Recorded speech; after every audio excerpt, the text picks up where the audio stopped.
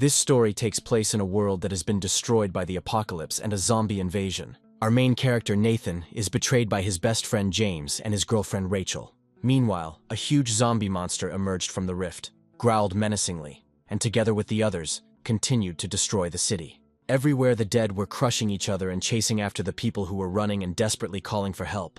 At that moment, Nathan was knocked down by his former best friend. Then his ex-girlfriend grabbed a can of oil and poured its contents onto the prone hero, smiling contemptuously. Rachel said that they would definitely see each other again in the next life. And James added that he would take everything from the main character. Then the scoundrel mentioned a certain mysterious stone, on which was carved the 6 great underground worlds. The hero desperately wanted to get his thing back, but he no longer had the strength. Meanwhile, the green-haired guy was already freeing the demonic bear from the relic. James reminded that Nathan's sister was dragged away by zombies because she refused to give him the stone. After this, the young man, with a mad smile on his face, marked the enemy, noting that his sister's blood could still be useful. Hearing this, the protagonist became furious, and with all his heart wanted to punish the scoundrel for what he had done. At the same time, people rejoiced at the appearance of the demonic bear, and decided that the strongest wielder of this power would be able to help them. Meanwhile, the boy and girl had already jumped onto the paw of the huge beast and continued to mock Nathan, wishing him to burn in the fire. Then a giant demonic bear, controlled by humans, rushed towards the monster to fight it. The attention of all survivors was riveted on the 2 giants who began a deadly battle among the ruins of the city. Yet no one noticed the bright flash of flame that appeared right above the protagonist, the scorching fire instantly engulfing Nathan. While he was still conscious, there was a determination in his mind that if the next life really existed, he would never let it go. At that moment, Nathan's right eye suddenly flashed with a bright golden light. Then the hero heard a voice, as if coming from inside, which suggested starting all over again, and from these words his heart began to beat with renewed vigor. At the same time, his unusual eye began to emit streams of shining energy, similar to tongues of flame. The next moment Nathan woke up in horror. To his surprise, he was completely intact. There were no wounds or traces of fire on him. However, the young man was especially preoccupied with the question of the mysterious voice that sounded in his head. He then quickly glanced at the date on his phone. It showed July 1st, 2028, meaning he had gone back 3 years before the apocalypse began. To recover a little, Nathan went to the bathroom to wash up, still finding it hard to believe that everything had started over again for him. Looking in the mirror, he noticed that his right eye had turned golden. The hero assumed that this was a fire seed left over from his death in the flames. After some time, the young man got himself together and went outside, wanting to make sure that he had actually made it back. He couldn't believe that in just 3 days, everything around would be destroyed, and most of these people would die or turn into mindless zombies. With the coming of the apocalypse, many will begin to turn into monsters, and although some will gain strength, the city will still turn into hell. Moreover, he remembered that his girlfriend Rachel and best friend James would not hesitate to betray him and thus contribute to his death. As soon as the hero thought about this, Rachel called him. It surprised him a little, but he still answered. The girl asked with displeasure why Nathan hadn't picked up the phone for so long, assuming that he intended to break up with her. Nathan didn't like that she threatened to break up every time. Before, he tried to please her, but now he wanted to put an end to it. Therefore, the main character calmly stated that he himself wanted to leave, since he was tired of everything and no longer intended to serve anyone. Without waiting for Rachel's answer, Nathan ended the call, knowing he needed to hurry and get things done while he had the chance. Rachel herself was furious at the sudden breakup and threw the phone on the bed. She was also angry that her ex-boyfriend had the audacity to simply hang up and blacklist her number, making it impossible for her to call back. James asked if Nathan had figured everything out, but the girl found it hard to believe, since she considered the main character to be dim-witted. James noted that it was necessary to take the ancient family heirlooms filled with spiritual energy, because something serious was coming. Then Rachel remembered that Nathan also had an antique trinket, that the relic was in the possession of the hero's sister, Shelley. She promised that when Nathan calmed down and crawled to her with apologies, she would ask him for the artifact and bring it to James. Meanwhile, the main character himself was already holding in his hand a small, ancient stone with hieroglyphs barely visible due to centuries of dirt. Shelley was extremely surprised that he so suddenly asked for the relic, and even traveled 30 kilometers by taxi to her school for this. The girl also noticed that Nathan's right eye looked unusual, but he suddenly asked his sister if she trusted him. Shelley was surprised by this turn of events, but still replied that of course she trusted her older brother. The girl then reminded the protagonist that they always helped each other. After this, she hurried forward and hugged her brother. continuing to say that she trusted him unconditionally because she knew that everything he did was for her good. After hearing this, Nathan asked his sister to go to school right away, pick up her things, and then immediately return home with him. The girl immediately agreed without asking any unnecessary questions, turned around, headed towards the school, and said that they would see each other in 2 hours. The hero was shocked that Shelley did not inquire about the reason for his request. In response, the sister merely noted that she simply believed her brother. Soon the girl left, and Nathan, looking after her, thought only that this time he would do everything possible to ensure that she survived. The hero clutched an ancient family heirloom tightly in his hand. Unexpectedly, while examining the stone, he noticed that it had clearly changed since their last meeting. But he could not understand the reason for these changes. Lost in thought, Nathan didn't even notice how mysterious energy began to emanate from his golden eye on its own. The next moment, a stream of power rushed straight into the relic, which greatly surprised the hero. The stone began to greedily absorb this energy. Moreover, the inscription, previously barely discernible, now flared with bright hieroglyphs, as if burning from within. When the relic absorbed enough energy, its aura began to rapidly expand, as if trying to absorb Nathan. Soon, the hero found himself in another world, in the center of which stood a multi-story building in a traditional style, from which massive chains stretched. An unprecedented force slowly descended from the sky, and thanks to it, the hero was able to discern that bloodthirsty monsters and demons were imprisoned on each floor. They were all clearly unhappy with the man's appearance and tried to break free to attack him. What they saw seriously frightened Nathan. Suddenly, bright lightning flashed in the sky and began to strike directly into the building. The rumble of thunder and explosions echoed throughout the entire space, and it soon became clear that the discharges affected only monsters and demons.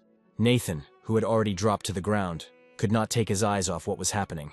To his amazement, the hero realized that the lightning served as a restraining force, preventing the tower's prisoners from breaking out and causing harm to the human world. He was distracted from these thoughts by a mysterious female voice, which he had already heard once. Turning around, the main character saw an unusual girl quietly approaching him. He immediately asked who she was. The stranger with fox ears and tails introduced herself as Serenity and greeted him with a smile as the warden of the underworld prison.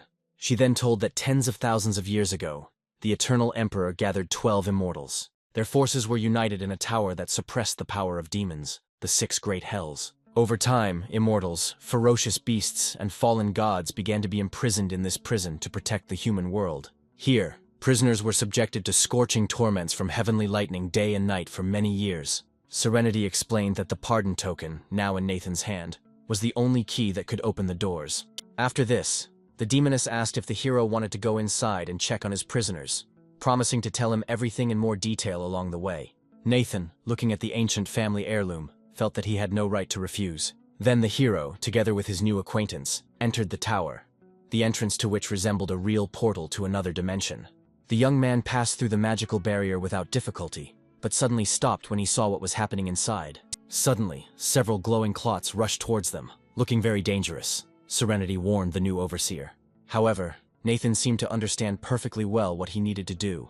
Concentrating, the hero released a stream of fiery energy from his eye.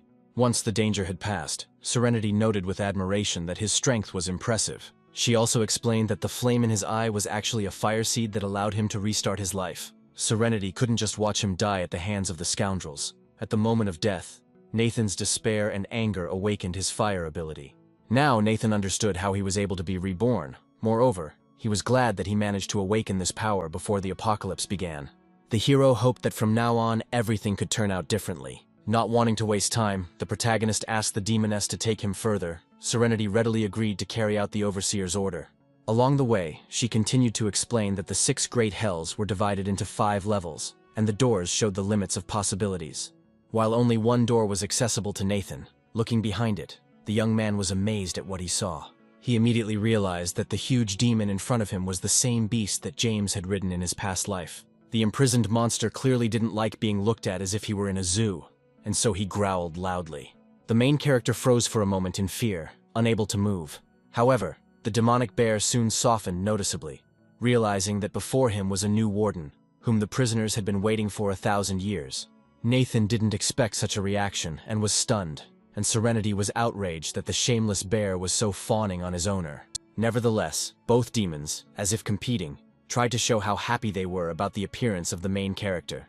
Suddenly, an ominous voice came from the darkness, saying that the 1,000-year-old demon kings, after sitting in prison, had turned into dogs. He added that there was nothing special about the Warden, and if he wanted to achieve obedience, he should make heavenly lightning strike him for another 1,000 years.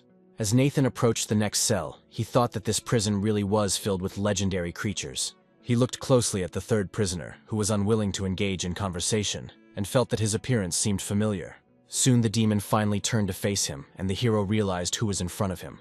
He assumed that this was the legendary Lei Genzi, and this meeting left a strong impression on him. Serenity was surprised that the Warden was able to recognize the demon at first sight, and decided that nothing less could be expected from such a person. The girl continued to explain that in this world, monsters are divided into many ranks, and now she and the main character were at the lowest. Now the only thing that worried the young man was that this prison turned out to be even more dangerous than he expected.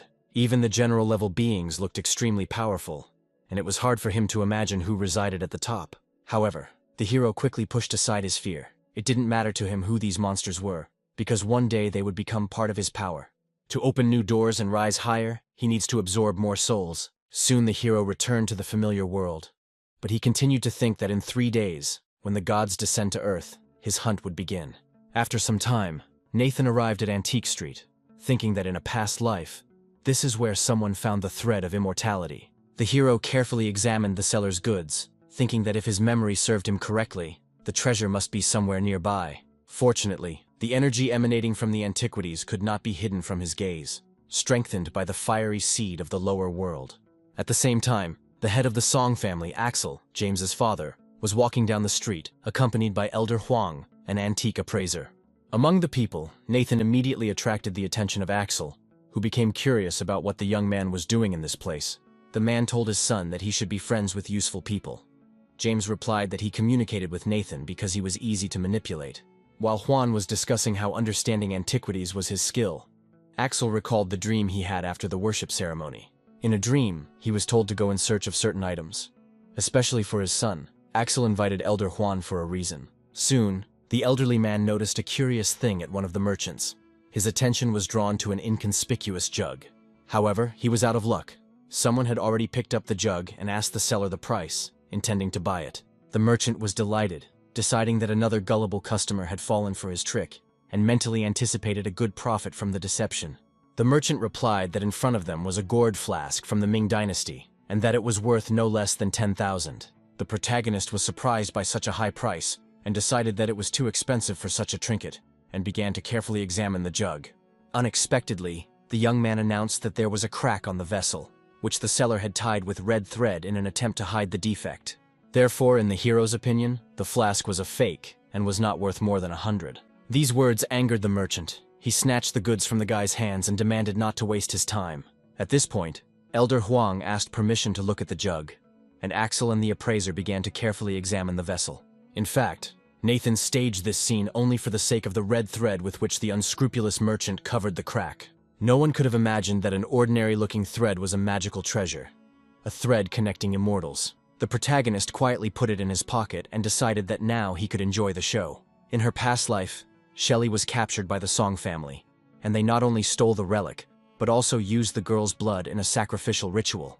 As Elder Huang continued his inspection, he noted that the jug emitted a faint spiritual aura, indicating that it was genuine antiquity. Axel was about to buy the artifact when he heard Nathan's voice, asking if he had also come to admire the antique. The man was surprised that the main character was interested in antiquities, and then remembered his son's words about the boy having some kind of family heirloom. Suddenly, Nathan loudly declared to the whole street that the Song family was very rich, and therefore it was strange that its head was haggling over some flask. Passers-by heard these words, and soon someone recognized the famous appraiser, and people believed that the vessel was truly ancient and expensive. Very quickly, a crowd of people gathered around wanting to buy the flask at a price much higher than the one originally quoted. However, the seller was only delighted by the excitement, and suggested an auction, declaring that the item would go to the highest bidder. Everyone immediately started placing bets, and in the end, Axel got the jug he wanted, but he had to raise the price by another 70,000. He wasn't at all happy with the purchase. The man understood that the vessel had originally cost only 10,000, but because of Nathan, the price had skyrocketed. Soon, the hero turned to Axel and asked if he was really interested in the relic of his family. The man confirmed this, and asked to see the item. Then Nathan, without hesitation, took out the ancient stone from his pocket and showed it to Elder Juan. The elderly appraiser was shocked and immediately thought that he had a real treasure in front of him. He asked permission to examine the stone more closely. However, the young man hastened to put the relic back in his pocket, explaining that he could not allow anyone to look at the family treasure. Axel, even more interested, began to ask for more time to examine him, insisting that his son James was a friend of the hero. In response, Nathan coldly remarked that he did not know any James. The man hastened to stop him and asked what he wanted to get in return. Without thinking twice, the protagonist replied that he needed money. He set the price: 1 minute of inspection, 10,000, 5 minutes, 50,000. Axel was furious at the insolence and the inflated price, but still agreed to pay. Having heard his consent, Nathan immediately handed the stone over to Elder Juan, while Axel himself, with displeasure, transferred the money to the specified account. While the elderly appraiser examined the valuable relic, the hero checked his banking app and was pleased to see the amount received. He had a little more than 50,000 in his account, so the young man decided to stock up on food and water first. The prison of the 6 underground worlds had enough empty cells in which to store supplies, and everything placed there remained unchanged. Using the online app, Nathan quickly ordered everything he needed and even purchased the necessary goods, as well as various animals and livestock. Given the scale of the purchases, it was no surprise that the money soon ran out, which left him a little upset. After this, the protagonist informed Axel that the paid minutes had expired and offered to extend the inspection time. In response, the man asked if he would like to sell the relic, but the hero stated that he wanted to receive at least 10 million for it. Hearing this, Axel and Elder Huang were shocked and did not even try to hide their shock. Noticing their reaction, Nathan snatched the stone and pointed out that the relic had been in his family for thousands of years, so it wasn't that much of a price. After this, the main character headed away, as he had other things to do. Elder Huang admitted that the relic was indeed ancient, but he valued it at a maximum of 500,000 and suggested bargaining. Axel, however, lost his previous enthusiasm for the purchase, thanked the elder for his help, and said that he could go. After this, the man called his son and told him to gather the clan members, and then immediately find Nathan along with her sister and the relic. Axel was furious, and therefore was ready to take drastic measures. Moreover, his ancestors told him to find blood for sacrifice. Nathan seemed to sense an impending threat, but he was pleased. Everything was going exactly as the young man had planned. Soon the hero met with Shelley. As they agreed, Shelley, having already packed her things, was ready to go where her brother said. Nathan took his younger sister's things and explained that they would go home first, and the girl was happy with this decision. Suddenly, Shelley's class teacher, whose name was Beatrice, ran up to them in a worried voice and asked them to stop. The teacher began to ask why her student was suddenly leaving, since tomorrow she had an exam on which her future depended.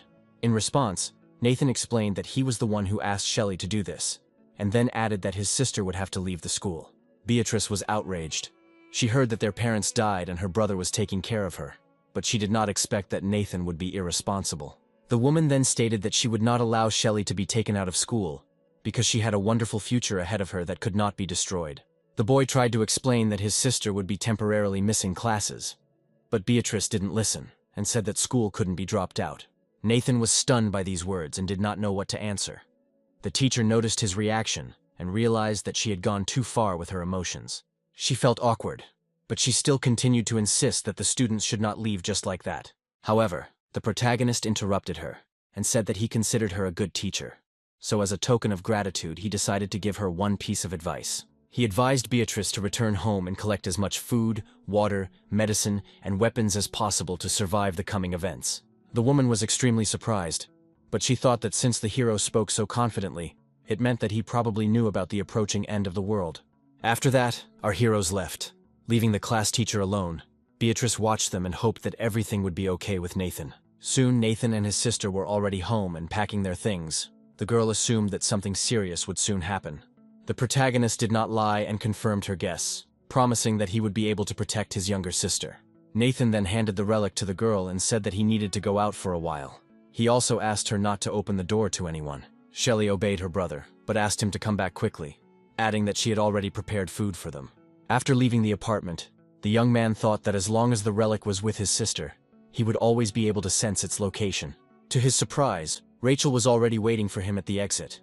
At that moment, the girl was talking on the phone and asking James to go to Nathan's house. James was very pleased with the information he received and asked her to somehow detain the protagonist until their arrival.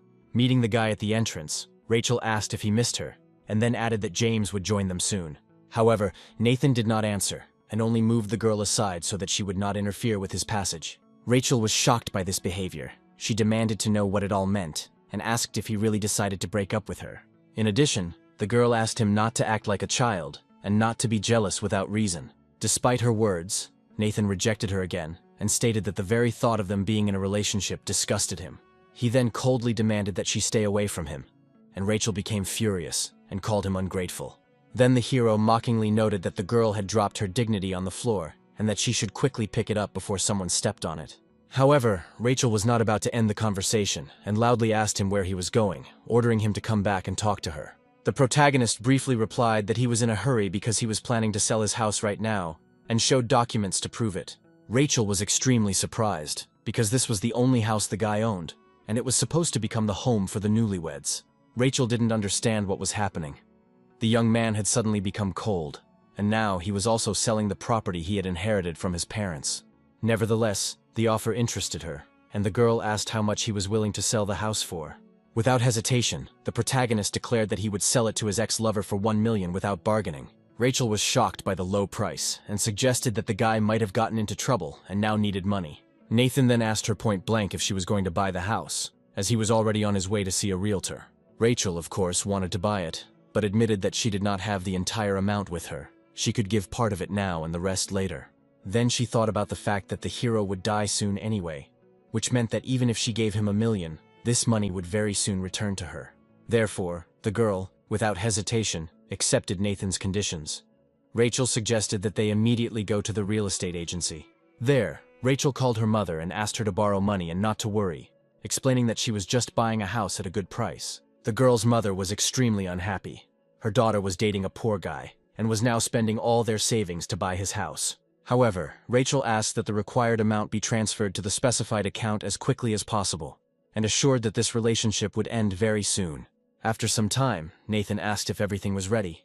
Rachel replied with a satisfied smile that she had already sent the money. At the same time, the girl thought that the main character would not have time to spend these funds anyway, since he had very little time left to live. The hero was very pleased, because he understood perfectly well that when the apocalypse came, houses would cease to be worth anything. However, without this $1 million, Rachel will certainly lose all chances of survival. As agreed, immediately after receiving the money, he signed the necessary papers. Then Rachel invited the hero to celebrate this event. Meanwhile, a group of guys armed with baseball bats were heading towards Nathan's house. James and his henchmen intended to break into the hero's home in his absence and talk to his sister. Meanwhile, an unsuspecting Shelley, as promised, was diligently preparing dinner for herself and her older brother. The girl was so carried away by the process that she did not notice how the relic on her neck began to glow brightly, as if warning of approaching danger. After some time, a group of intruders led by James was already standing at the right door and preparing to enter the apartment. First, the guy knocked loudly and turned to Shelley, asking to let him in, adding that he was a good friend of Nathan. Hearing this, the girl immediately went to the door and was surprised by James's unexpected visit. Looking through the peephole, the protagonist's sister asked why he had come if her brother was currently absent. In response, James smiled slightly and stated that he was well aware of this. He then added that Nathan had gone to buy ingredients and asked him to come early so the girl could open the door quickly. Shelley, unaware of the impending danger, had already reached for the handle to let the guest in. However, at the last moment she remembered the words of her brother, who had recently strictly ordered not to open the door to anyone. The girl then apologized to the uninvited guest, and, without explaining the reasons, suggested that James wait for her brother to return. Hearing this, the guy instantly became angry, began to furiously pound on the door and complain about not being trusted, demanding an explanation. Shelley was taken aback by such an inadequate reaction, but again only apologized without revealing the reasons for her refusal. Meanwhile, one of the scoundrels realized that no one would open the door voluntarily, and took out a set of tools. The young man began to select a suitable master key, assuring James that such doors could be opened without much difficulty. Anticipating the door would soon be opened, James turned to the girl again and asked if she had the ancient family heirloom with her. Naive Shelley honestly confirmed that Nathan had recently given it to her for safekeeping. The next moment the lock clicked, and with a satisfied grin, James opened the door, declaring that now he had nothing to worry about. Immediately after this, several armed scoundrels with clearly bad intentions burst into the apartment, which greatly frightened the girl. One of the guys quickly grabbed Shelley, and James said that things could have turned out differently if she had voluntarily opened the door earlier. The villain then took the relic from her and taunted Nathan, saying that he would soon be on his knees begging for forgiveness. Shelley, who managed to escape for a short time, asked why James did all this, since he and the main character were best friends. In response, the guy said that he was friends with Nathan only because he considered him an idiot who could be made a scapegoat if necessary. Hearing this, the girl was shocked, because before she had not suspected that James was such a vile person. The smug guy also added that it was thanks to the main character that he met Rachel, whom he really liked. Shelley didn't want to listen to any more of this and demanded to be let go. But the next moment James hit her in the face with all his might. He then ordered her to be quiet, threatening to hit her again, while his friends watched the proceedings with obvious satisfaction. After this, the villains had dirty thoughts about the girl, and they stretched out their vile hands towards her. And suddenly, at that very moment, a bright light flashed, and a female voice addressed the guys with a question whether they had ever heard of a lake of wine. A moment later, all the men suddenly found themselves waist-deep in warm water, surrounded by beautiful girls. All the guys were extremely surprised by what was happening. The strangers happily served the guests, and several of them were already cutting a juicy piece of meat. James was the first to be honored to taste meat from the hands of the beauty, who called him king. The girl then asked the king if he liked the meat she offered him, and James, delighted, asked for more. The mysterious stranger was delighted, and took his words as the highest praise. However, suddenly an ominous aura appeared around her, and her eyes glowed bright red. She reported that he had just eaten his own meat. At that very moment, the villains finally realized that something terrible was happening around them. They were horrified by the blood that filled the water. But even more terrifying was the realization that some of them had their hearts cut out alive. Looking back, instead of beautiful girls, they saw lifeless skeletons hanging from the trees. It soon became clear that this was all the work of Serenity, who, with a frightening smile, suggested that the villains try other parts of each other's bodies. The bandits who broke into the protagonist's apartment were affected by an illusion created by Serenity, and were now dying of horror after what they had experienced. Shelley, who was watching from the sidelines, was also scared, as she had no idea what was happening. The villains thought they saw a ghost, but James insisted that they had all killed people before, and therefore should not be afraid of such a creature. Then the guy took out of his pocket that very same family heirloom of Nathan's, deciding that it was in it that the monster was hiding. James, unable to contain his emotions, began to loudly curse at the stone, threatening to break it, and assuring that then the monster inside would definitely die. Suddenly, the relic seemed to react to the threats. It glowed with a bright light and released ominous energy, which frightened the guy again. The next moment, a demon's clawed hand burst out of the stone and attacked the man. James's face was left with several deep scratches that caused him excruciating pain. The boy dropped the relic in surprise. The stone bounced across the floor with a loud thud several times and rolled toward the front door. It was at this moment that the owner of the apartment returned home, and Nathan immediately picked up the valuable artifact, which brilliantly fulfilled its mission. The boys, seeing the young man, were shocked by his sudden appearance and the fact that he took the stone in his hands without fear. In addition, Rachel also arrived here, and seeing James's condition, the girl became very scared for him. Alarmed, Rachel ran up to her lover and started asking if he was okay. James didn't spend much time explaining the situation and ordered his accomplices to take the relic from the main character. The next moment, a group of guys rushed towards Nathan, who stood calmly in place and was not at all afraid of them. At this time, a worried Serenity warned the hero that the relic's spiritual power was exhausted, since Lei had broken out. However, Nathan stated that it was now his turn to protect his sister and the family heirloom, as he wanted to test his own abilities. A stream of scorching flame erupted from the protagonist's golden eye and rushed towards the villains. The villains were instantly engulfed in flames. They experienced unbearable pain, and no matter how hard they tried, they could not extinguish the flames. Some even ran into the shower and stood under the streams of cold water. But this did not help at all. The fire continued to devour their clothes. Soon, everyone who was touched by the flames, and James, who was watching what was happening, was overcome with horror and did not understand how this was possible. Then the excited guy, trembling with fear, turned to the main character and asked if he really knew how to use magic. Rachel was also scared and demanded that Nathan stay away from them, reminding him that they were his good friends. The protagonist was amused by these words, because just recently James had broken into his house, taken his sister hostage, and intended to steal the relic.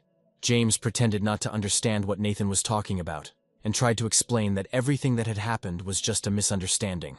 Then, hiding the knife behind his back, he asked Rachel to talk to him, as she was his girlfriend and was soon to marry him. Rachel turned to Nathan and reminded him that he really was going to marry her. Moreover, the girl stated that she didn't even need a ransom. Then, in a soft voice, she asked him to tell her where he got such magical power from, promising to love him forever. However, at that very moment, James pulled out a hidden knife and rushed towards Nathan with a scream, intending to kill him right then and there. However, the protagonist did not succumb to the sweet words of the lying girl, so he was able to react in time and use his power again. Nathan calmly watched what was happening and wondered why he had the ability to control fire. The young man came to the conclusion that there were too many dirty creatures in this world, and therefore, he intended to burn them all to the ground. Meanwhile, a large number of people had gathered at the Song family temple to perform the obligatory service and honor their ancestors. Axel stood before the altar and respectfully addressed the spirits of his ancestors, asking them to bless the Song clan. Then the man said that the wind and rain were gradually increasing in strength, step by step gaining strength. Immediately after these words, the stone tablet on the altar began to radiate energy, and from this flow, a spirit emerged. He told the man that in order for him to descend to Earth, he needed an artifact of spiritual energy and the blood of a young girl as a sacrifice. Axel assured the spirit of his ancestors that he would fulfill the order, and that his son would soon prepare the required gift. Then the spirit added in an ominous voice that the end of the world would come within 3 days, so we needed to hurry. These words struck Axel, and he wanted to know the details, but the spirit had already disappeared. Only then did the head of the clan realize the seriousness of what he had heard, which caused him great anxiety. Without wasting a moment, Axel turned to his subordinates and ordered that food supplies be purchased immediately, as the day of the trial was approaching. In addition, he ordered to contact James and tell him to urgently bring people to sacrifice them to the ancestors. At that moment, the gates leading to the temple grounds swung open with a roar, greatly frightening those present. Nathan walked inside with a confident gait. The hero threw James's body to the ground and stated that the head of the Song clan should not worry so much, since he himself came here. Axel was furious that the young man dared to barge into his family's ancestral temple, as if it were some kind of public place. In a fit of anger, he ordered his subordinates to immediately kill the protagonist. Everyone immediately rushed to carry out the order. Several men with bare hands rushed towards Nathan, intending to teach him a lesson for his insolence. However, the main character remained absolutely calm. The next moment, the guy suddenly opened his eyes and released the accumulated energy. It felt like time had slowed down, and he could clearly see cores of heat in the heads and chests of the people rapidly approaching him. The next second, the protagonist rushed forward, dodging blows with lightning speed, burning his opponents with scorching flames. Just a few seconds later, the young man calmly walked towards Axel, who was stunned by what he saw. With a smile on his face, Nathan greeted the head of the Song clan, while behind him, his enemies were burning alive and writhing in pain. Axel was furious that the guy would do something like that in the ancestral temple, but it turned out he had a backup plan. The next moment, the man pulled a hidden pistol from his belt and pointed it at the protagonist, intending to kill him on the spot. However, Nathan had nothing to fear. He could clearly feel the core of heat inside the weapon, and knew that he was capable of incapacitating the enemy. To do this, the hero only needed to snap his fingers and use his power. And then the pistol in Axel's hand was blown apart by a small explosion, with shrapnel wounding the man himself. Nathan, watching the blood ooze from the wounds on the clan leader's hands, remarked that he shouldn't have been playing with firearms. He then thought that although his abilities were still only in the first stage, he was already able to control 10 gallons of fire at once. Meanwhile, the wounded Axel quickly crawled to the altar and addressed the spirit of his ancestors, calling the protagonist a fiend along the way. The man told the spirit that the Song family was on the brink of destruction, and asked for it to show holiness, as the lineage of their clan must not be interrupted. Hearing this, the spirit became angry, and loudly declared that he, the ancient fiery constellation named Inko, intended to cut off the source of evil. After this, the spirit directed several streams of fire directly at the main character, who clearly did not expect this. At this time, Axel noticed that his hands no longer hurt, which surprised him greatly. Moreover, all his subordinates also felt good. The head of the Song clan realized that the advantage was now on his side, and declared that the righteous god was destroying evil, meaning that Nathan's end was near. The next moment, the protagonist saw in front of him the spirit of the Song family, which had taken physical form and had become truly enormous. Initially, the young man only wanted to steal a few ancient items and make money, but he did not expect to encounter such an opponent. Inho had no intention of engaging in conversation with the hero, and, intending to rid the Song family of the threat as quickly as possible, attempted to crush him with his foot. Luckily, Nathan managed to jump to the side and avoid the crushing blow. However, Inho did not stop and immediately attacked the young man with his hand, not giving him time to react. The next moment, a deafening roar echoed throughout the area. Axel was delighted, and was sure that now the main character would definitely die. However, his enthusiasm quickly faded when he saw the sequel. It turned out that Nathan was completely unharmed and was now looking at his opponent with a satisfied grin, with a demon bear standing next to him. Nathan, towering on the back of the ferocious beast, turned to Axel and asked who he had already managed to bury. Not long before, Serenity reported that the Firestar Lord had been accumulating power for over 1,000 years and was one step away from descending to Earth. The girl was sure that if the main character managed to capture and absorb this spirit, he would significantly strengthen his fire abilities. The great token of crime is currently lacking in mental strength, but if the young man takes a risk, he will have a chance to win. Serenity added that he could extract some of his own soul power and infuse it into the token, then call upon one of the prisoners for help. Nathan agreed that he was theoretically capable of doing this. But if he didn't manage to restore his soul in time, the demon would be able to escape from the prison. The young man already had his own plan, so he confidently stated that anyone could take the risk, but definitely not him. The next moment, the hero concentrated energy in his golden eye and directed a bright beam straight at the relic. The protagonist addressed the prisoners and said that he had placed hellfire in the token, and if he died, this fire would destroy the relic. He added that without the token, no one in the world would be able to open this prison, and then the prisoners would never see the light of day again. Nathan demanded that they help him return alive, immediately after which the hero separated parts of his soul and sent them to the relic. In the world of the six great hells, a bright beam of light suddenly appeared in the sky, illuminating a multi-story prison. The prisoners, seeing this from the windows, realized that the path to freedom was before them, and began loudly demanding that the warden release them. Nathan's silhouette appeared in the sky, summoning the spirit of the black demon bear, the guardian of Mount Luogia in the southern sea, to fight alongside him. The cage holding the bear began to rise slowly, allowing him to be released for the first time in 1,000 years.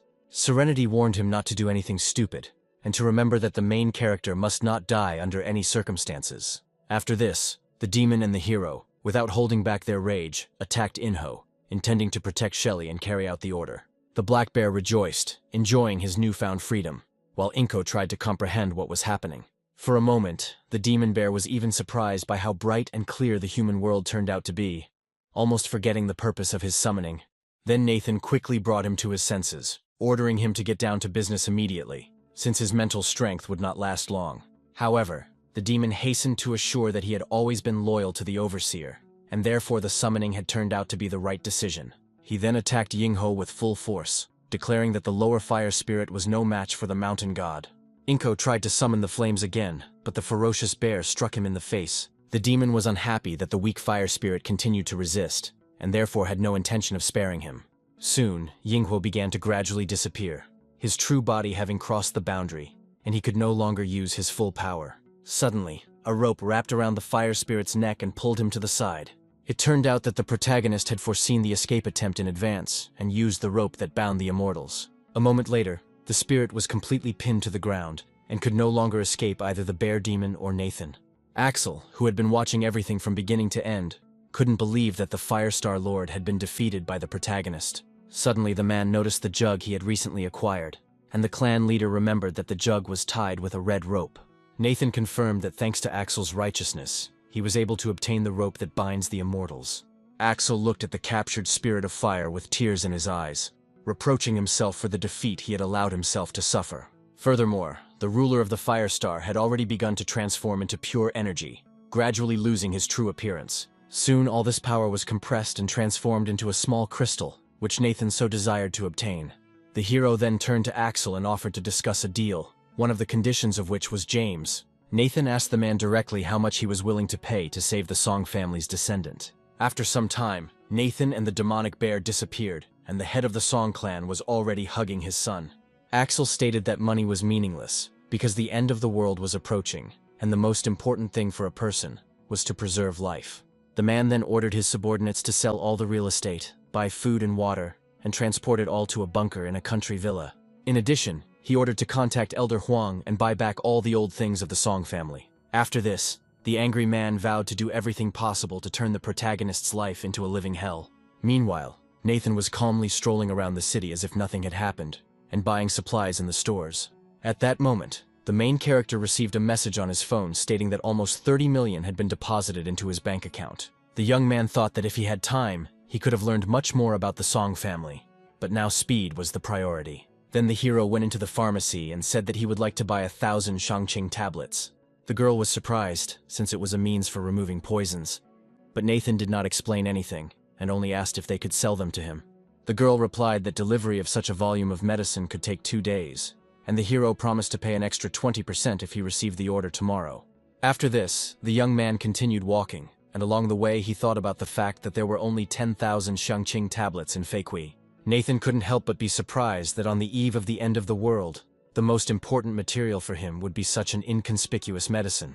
Then the young man remembered how in his past life he had become seriously ill and even thought that he would die. At that time, he regretted not having stocked up on Shangqing pills in advance, as they accelerated the awakening of abilities and effectively suppressed the zombie virus. After this, the girl decided to go to the pharmacy to find medicine and help her brother, despite the fact that he asked her not to leave the house. Nathan remembered with pain that his younger sister was gone forever then, as she was soon captured by the Song clan's people. While thinking about this, the main character didn't even notice how he was already at home, but now he has nothing to worry about. The hero was determined not to let the same thing happen to Shelley again as in his past life. The Song clan already knows about the approaching end of the world and is therefore actively stocking up on food. However, they had no idea that the most important resource in the early stages would be people with awakened abilities. That's why the protagonist believed that by obtaining the Shangqing pills, he would be able to master many abilities and become like an entire army. Without wasting any time, Nathan picked up the family heirloom and began absorbing the fire spirit's energy to enhance his skills. The next moment, a huge stream of raging energy burst out of the stone, taking the form of a lotus flower. Serenity congratulated the guardian on absorbing the fire spirit and reported that the youth's hellfire skill had successfully improved to the Scarlet Lotus level. The girl also added that Nathan's abilities had been upgraded to level 2, and he could now control the shape of the fire much more precisely. The boy immediately tried it out, creating a fire sword in his hands, and noted that the spirit of fire turned out to be much more useful than he had previously assumed. Suddenly, a demonic bear approached the young man, continuing to rejoice at having finally escaped from the cage. However, the protagonist quickly grew tired of the prisoner's excessive attention, so he pushed them away and asked them not to disturb him while he thought. Then Lei approached him and warned him that it was better not to call him, since he would not help anyway and would simply escape from prison. In response, Nathan stated that as his abilities grew, he would be able to open new chambers and summon more powerful evil spirits. Therefore, he does not need the services of the Child of Thunder, and one day the time will come when Lei will beg him for a summons. After this, the hero returned to the human world.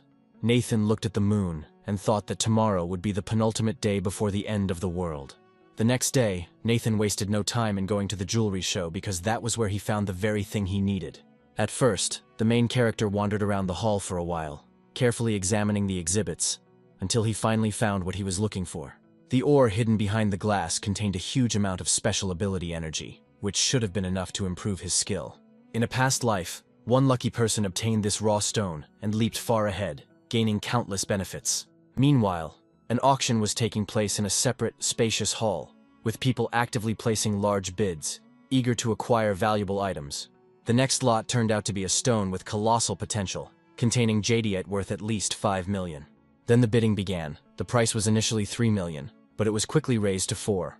Unexpectedly, one of the guests increased the bet to 5 million, and those present were surprised. However, they quickly realized that nothing less could be expected from Theo, since he represented a large investment group. It seemed like the bidding was over, but suddenly a bid of 6 million was made, and Theo, surprised, turned to the side and saw Nathan. Soon, the administrator approached the hero and timidly informed him that the auction had a membership system, and that a black card was required to participate. Nathan didn't argue and showed his gold card, asking if the man had any more questions for him. The administrator allowed him to continue participating, reflecting on the fact that this unknown guest had a gold one, which was quite unexpected. Meanwhile, the presenter announced that the young man had placed a bid of 6 million and asked if anyone was ready to continue bidding. Theo, without hesitation, raised the price to 7 million, but then Nathan, without the slightest hesitation, increased the bid to 10 million. Everyone present was amazed, because this amount significantly exceeded the actual cost of the unprocessed stone. The girl next to Theo tried to calm him down, suggesting that the young man was only pretending to be rich. Unexpectedly, Theo turned to his rival and asked his name. The hero calmly stated his name. After this, the man praised the main character and said that he would remember him, since he gave the impression of being a very cool person. After some time, Nathan was already taking the thing he so desperately needed. The young man was incredibly happy, because this ore guaranteed him a brilliant future. Then the protagonist was about to leave the hall and overheard that the next lot would be a glazed glass fan. However, suddenly behind him, cries for help were heard. People were shouting that a real monster had appeared. Nathan turned around to see terrified patrons trying to escape from an entity emitting ominous energy. Taking a closer look, the protagonist spotted a monster. It was a huge snake with a human head, and it seemed as if the entity had emerged directly from the fan. Then Nathan assumed that the monster had come for him, because the fan was next to the unprocessed stone and had absorbed some of its energy. In addition, Nathan believed that the approaching end of the world would inevitably be accompanied by supernatural phenomena. Meanwhile, Theo, not wanting to simply run away, grabbed a collapsible club and rushed towards the monster, intending to defeat it in a fair fight. However, his hopes were not fulfilled. The monster easily knocked the weapon out of his hands without even slowing down, and continued moving towards Nathan. However, Nathan had already stopped the monster. The creature tried to break free, but the hero's strong grip instantly stopped all attempts. Deciding not to delay, the young man began to concentrate energy in his golden eye in order to quickly end the problem. The next moment, a bright flame completely engulfed the monster, intending to burn it to ashes. Very soon, the otherworldly creature disappeared, and in its place a small energy crystal formed, which Nathan immediately absorbed. However, the protagonist felt that the cultivation level of this evil spirit was low, so it only received a slight boost. Theo, still unable to believe what he saw, fell to his knees, trying to comprehend what had happened. The man then admiringly called the protagonist a true master, and expressed a desire to bow to him as a mentor. Meanwhile, a crowd of people had gathered near the house where Nathan lived, and everyone was surprised by the number of boxes and cages with animals. The neighbors knew that Nathan had bought all of this, but they couldn't believe that he had become so rich. Someone suggested that he was going to open his own business. However, one grumpy woman believed that Nathan was just a cocky boy who would definitely have no luck with his plan. She was skeptical about the idea that he was going to open his own business. She was sure that he was not capable of running even a store. Suddenly, one of the girls asked Aunt Zhang if it was true that she had previously wanted to rent his family's warehouse and open her own supermarket there. The woman said that she was not at all interested in this crappy place. Meanwhile, the main character had already approached his house, not paying attention to those around him. Suddenly, one of the loaders turned to the young man and informed him that everything ordered had already been delivered, after which he asked him to check the goods. The worker also added that another truck with cargo would arrive tomorrow, but there might not be enough space for it here. Hearing that another truck would arrive the next day, Aunt Zhang was furious and couldn't believe that Nathan had actually become rich. The woman did not understand how the orphan had managed to achieve such prosperity. She was irritated that he was going to open a supermarket in this place. All this time, Aunt Zhang's grandson needed to go to the toilet, and so he couldn't think of anything better to do than relieve himself right in Nathan's warehouse. The boy, not at all embarrassed by the fact that the owner was nearby, went inside and began to do his business. When he managed to relieve himself, he breathed a sigh of relief. Surprisingly, the woman not only did not scold the child for such an outburst, but on the contrary, was pleased and even praised him for his independence. Then she turned to Nathan and said that the baby was still very young, so she hoped that the young man would not object. However, the main character had a different opinion. He grabbed the child by the clothes and roughly pulled him aside.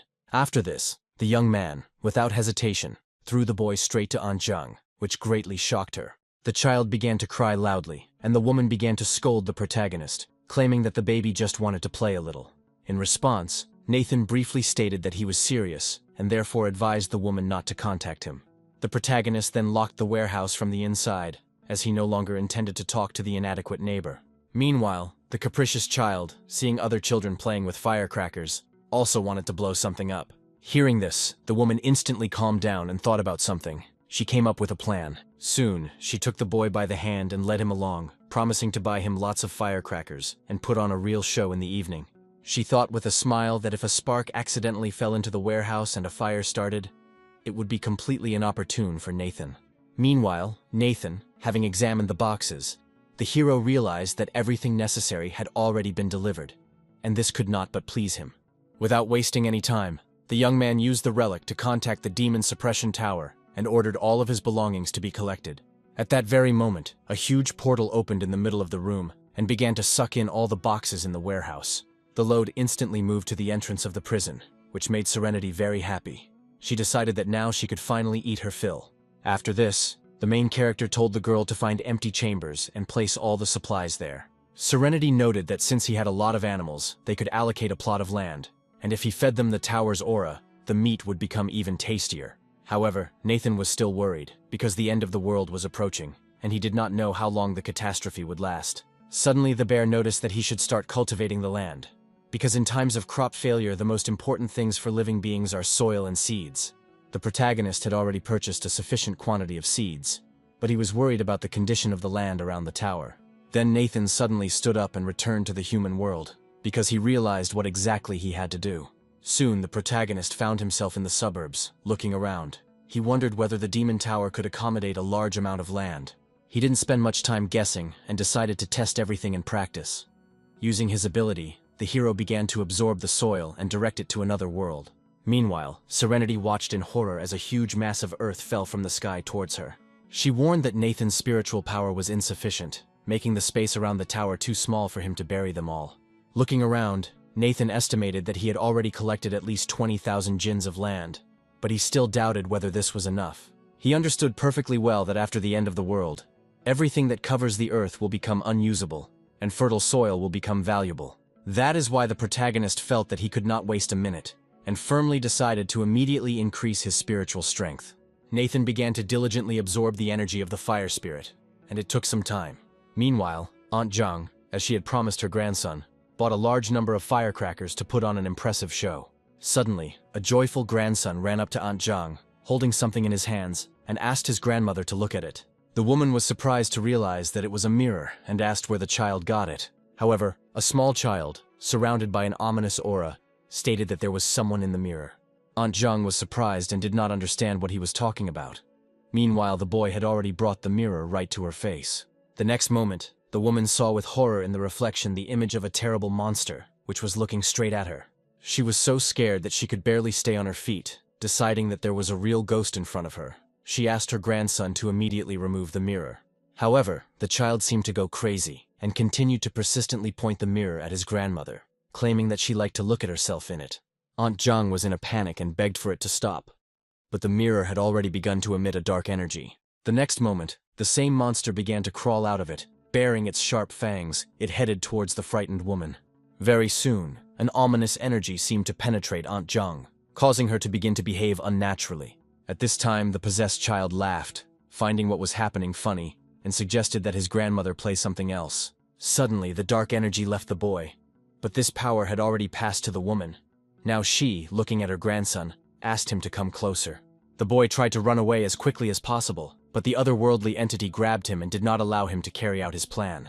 Meanwhile, that night, strange phenomena were occurring throughout the city.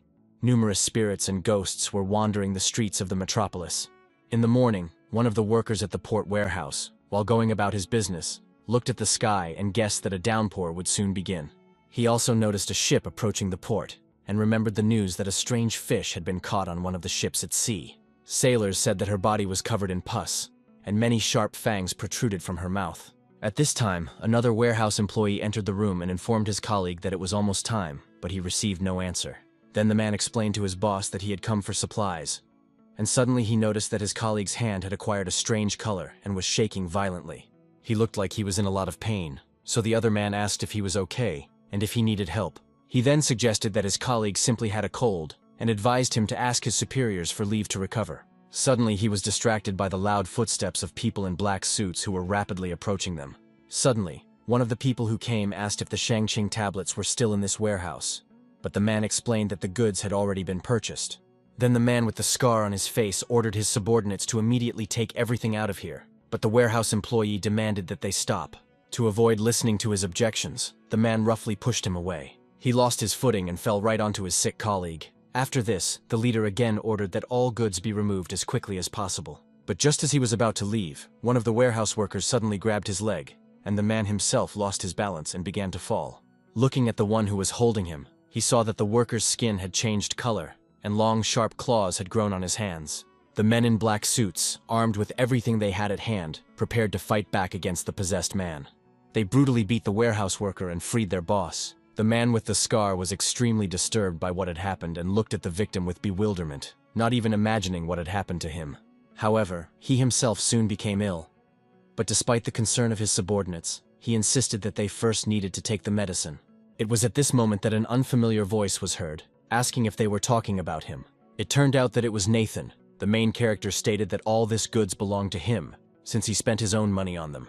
Then Nathan noted with a slight smile that although the end of the world had not yet come, these people were already in a hurry to die. In response, the man with the scar said that the entire logistics port belonged to his boss, and he could sell them the goods at a good price. However, Nathan briefly replied that he had no intention of selling anything. Moreover, he added that he was giving them 10 minutes to leave the place voluntarily. Otherwise, he would not be held responsible for the consequences. Then the main character noticed a warehouse worker lying on the floor and was surprised to realize that zombies had already begun to appear. However, the men in black suits were not going to tolerate such arrogant attitude from Nathan. So the men in black suits decided to grab the main character, but Nathan disappeared from sight in the blink of an eye. It soon became clear that the young man, using his abilities, had quickly climbed to the very top of a tall mountain of boxes. Looking into one of the boxes, Nathan wondered if all the goods in this warehouse really belonged only to their boss. The gang leader didn't understand what the mysterious young man was getting at. Meanwhile, Nathan, preparing to use the ability, stated that he intended to use the enemy's knowledge against him. The next moment, the protagonist activated his power and moved all the goods to another world. The next day, the owner of the cargo, Sally, who lived in a luxurious mansion, received unpleasant news. The woman was extremely dissatisfied that her subordinates not only did not return the medicine, but also allowed the rest of the goods to be stolen. The man with the scar on his face timidly made excuses and explained that the person who stole everything had some kind of superpower. There were many boxes in the warehouse, but after the hero threw them out into the street and closed the doors, all the contents suddenly disappeared. After hearing this, Sally was first surprised, and then demanded to know the name of the person who dared to rob them. One of the subordinates replied that he had already checked the recipient's details indicated in the documents, and found out that this person's name was Nathan. The woman suggested that the young man possessed an ability similar to a vault, and therefore he should be captured at the first opportunity. However, her thoughts were interrupted by a subordinate who suddenly became very ill and could barely stand on his feet. Suddenly the man collapsed to the floor and began breathing heavily, his appearance clearly indicating that he had completely turned into a zombie. Sally, seeing this, calmly stated that the virus had already penetrated the brain, and even taking the Shangqing pill would now be useless. Therefore, the man had to be thrown out into the street and burned. But under no circumstances should the zombie be grabbed or come into contact with his blood. At that moment, the infected man began to rise to his feet. Then he suddenly rushed at the woman. However, the owner of the mansion kept her cool and immediately used her ability. A strong gust of wind blew open the large windows behind her, causing tree branches to rush into the room. They mercilessly pierced the zombie, not allowing it to reach its target. Then the branches began to retract back into the street, taking the zombie with them. And outside, the infected's body was torn to pieces. The man who was watching what was happening was so shocked that he could not utter a word. Sally herself remained calm and warned that this was only the beginning. She ordered them to continue searching for medicine and stock up on weapons. In conclusion, the hostess ordered that all the workers be gathered and mentally prepared for the approaching end of the world. Meanwhile, Nathan at home handed his sister a pack of Shangqing pills and told her to take them. He explained that water and air are no longer clean, so only mineral water should be used for skin contact and drinking. Shelley agreed to follow all the rules, but she was curious about what was really going on. The main character suggested that we first go to one place and take a walk. The girl admitted that she was leaving her apartment for the first time since returning from school, and added that she had a bad feeling. The hero suggested that this was due to the fact that bad people were beginning to show their true colors. Suddenly, a voice came from behind the door of one of the apartments, complaining of hunger and that all the food had run out. It was Aunt Zhang, eating the remains of her grandson. The woman was outraged that the neighbors owned everything and gave her nothing. Suddenly, a loud sound came from above, which made her furious. She repeatedly asked her neighbors to keep quiet, as it was preventing her from sleeping peacefully. She decided that people were deliberately annoying her, and in a fit of anger she ran out of the apartment, intending to teach her noisy neighbors a lesson. Meanwhile, Nathan and his sister were already getting into a taxi, but the heroes did not notice that guests had arrived. Rachel's mother looked around and asked her daughter if the apartment complex was safe. The girl replied that even if it was unsafe here, Nathan was a very strong man, and from now on, her home would always be near him. The woman believed that the money spent on a first-class plastic surgery was well spent, because now her daughter has become very beautiful. Rachel herself thought the same, because she was sure that Nathan liked her appearance. Otherwise, he would not have been so kind to her before. The girl was sure that the main character would bow before her again, and then they would even be able to command the rain and wind. Moreover, Rachel kept insisting that as soon as she appeared in front of Nathan, he would certainly become her obedient little dog. At that moment, the girl's mother noticed that the guy was leaving somewhere in a taxi, and in order not to miss the chance, Rachel asked her mother to get into the car immediately. Rachel couldn't let the other girls take this young man out from under her nose. Soon our heroes arrived at the fake city zoo, which is where Nathan wanted to go for a walk with his little sister today. However, they suddenly heard one of the visitors indignantly saying that the animal had attacked his son. Hearing about the aggressive animals, Nathan assumed it had something to do with the end of the world. During the trip, the older brother explained a lot to his sister, and so the girl gradually began to understand what was happening. The hero understood that he had not revealed the whole truth, because he did not want his sister to know about his painful experience in his past life. Shelley then suggested that they should probably go into hiding to survive the end of the world. In response, Nathan noted that this would only help temporarily, and that for real survival, they needed to gain strength. The young man believed that with the onset of the apocalypse, anything could happen, which meant that Nathan should also become strong like him. Shelley was surprised and admitted that she really wanted to become stronger so she wouldn't be a burden, but she doubted she could. That's why the hero decided to take his sister to the turtle zone without explaining anything to her yet. Meanwhile, Rachel and her mother also reached the zoo. The girl did not understand why Nathan came here. Rachel suddenly stopped at the llama enclosure because she needed to put on lipstick before meeting the main character. At the same time, she completely did not notice the ominous looks of the animals. It was obvious that they were already influenced by the approaching end of the world. At the same time, Nathan and his younger sister were walking past a lake where turtles were swimming. It was then that Serenity informed the caretaker that she could already smell the strange creatures, which was getting stronger with every step. The bear also noted that he never liked fighting with such creatures because they were stubborn and lived much longer than him. After wandering around the vast zoo grounds for a while, Nathan was pleased to think he had finally found what he was looking for. The young man and his younger sister headed towards a large turtle, which was sitting quietly on a rock and basking in the rays of the bright sun. Nathan mused that she had been living here since the zoo was founded, which meant that she had been here for over 100 years. When he read the name on the sign, he felt a little awkward. The turtle's name was Tiny. In a past life, 3 gods tried to seize her abode, but the turtle refused to leave the house and even bit the gods. They fought with her for several days, but were unable to penetrate her shell, and then the hero regretted that he had not entrusted his sister's life to her. Nathan then walked closer to the huge turtle, bowed respectfully and intended to talk. As expected, she didn't react in any way, and the protagonist immediately realized that she was just pretending, and therefore decided to resort to radical measures. Having demonstrated his strength, he declared that after the walk he was hungry, and now would like to drink some turtle soup. The turtle said that since ancient times, elders have been bowed to with respect, and therefore she is curious why the hero does not observe decency. In response, the young man gave his name and introduced his younger sister, who was amazed that Tiny could actually talk. The turtle was embarrassed by her name, and hastened to justify herself, explaining that she had received it by accident from the zoo director. She also added mysteriously that hundreds of years had passed since then. But compared to the 3,000 years of her life, this was only a moment. Serenity and the black bear immediately told the caretaker that if he could absorb the spirit of this turtle, he would extend his life by hundreds of years. Then the main character turned to the turtle and said that he had come to ask her to protect Shelley, and the guy was ready to fulfill any condition. In response, the turtle noted that after the appearance of the blood moon, all living creatures are alarmed and her turtle clan will certainly suffer. Then Nathan suggested that if Tiny was talking about turtles swimming in the pond, then he could move them to the demon suppression tower. Upon hearing about the demon suppression tower, the giant turtle was extremely surprised. The hero did not waste time on long explanations, and instead demonstrated to her the tower itself and his ability to control it. The tortoise immediately remembered the god's words that this was the only opportunity for Xuanwu to ascend to the stage where the furious thunder rumbled.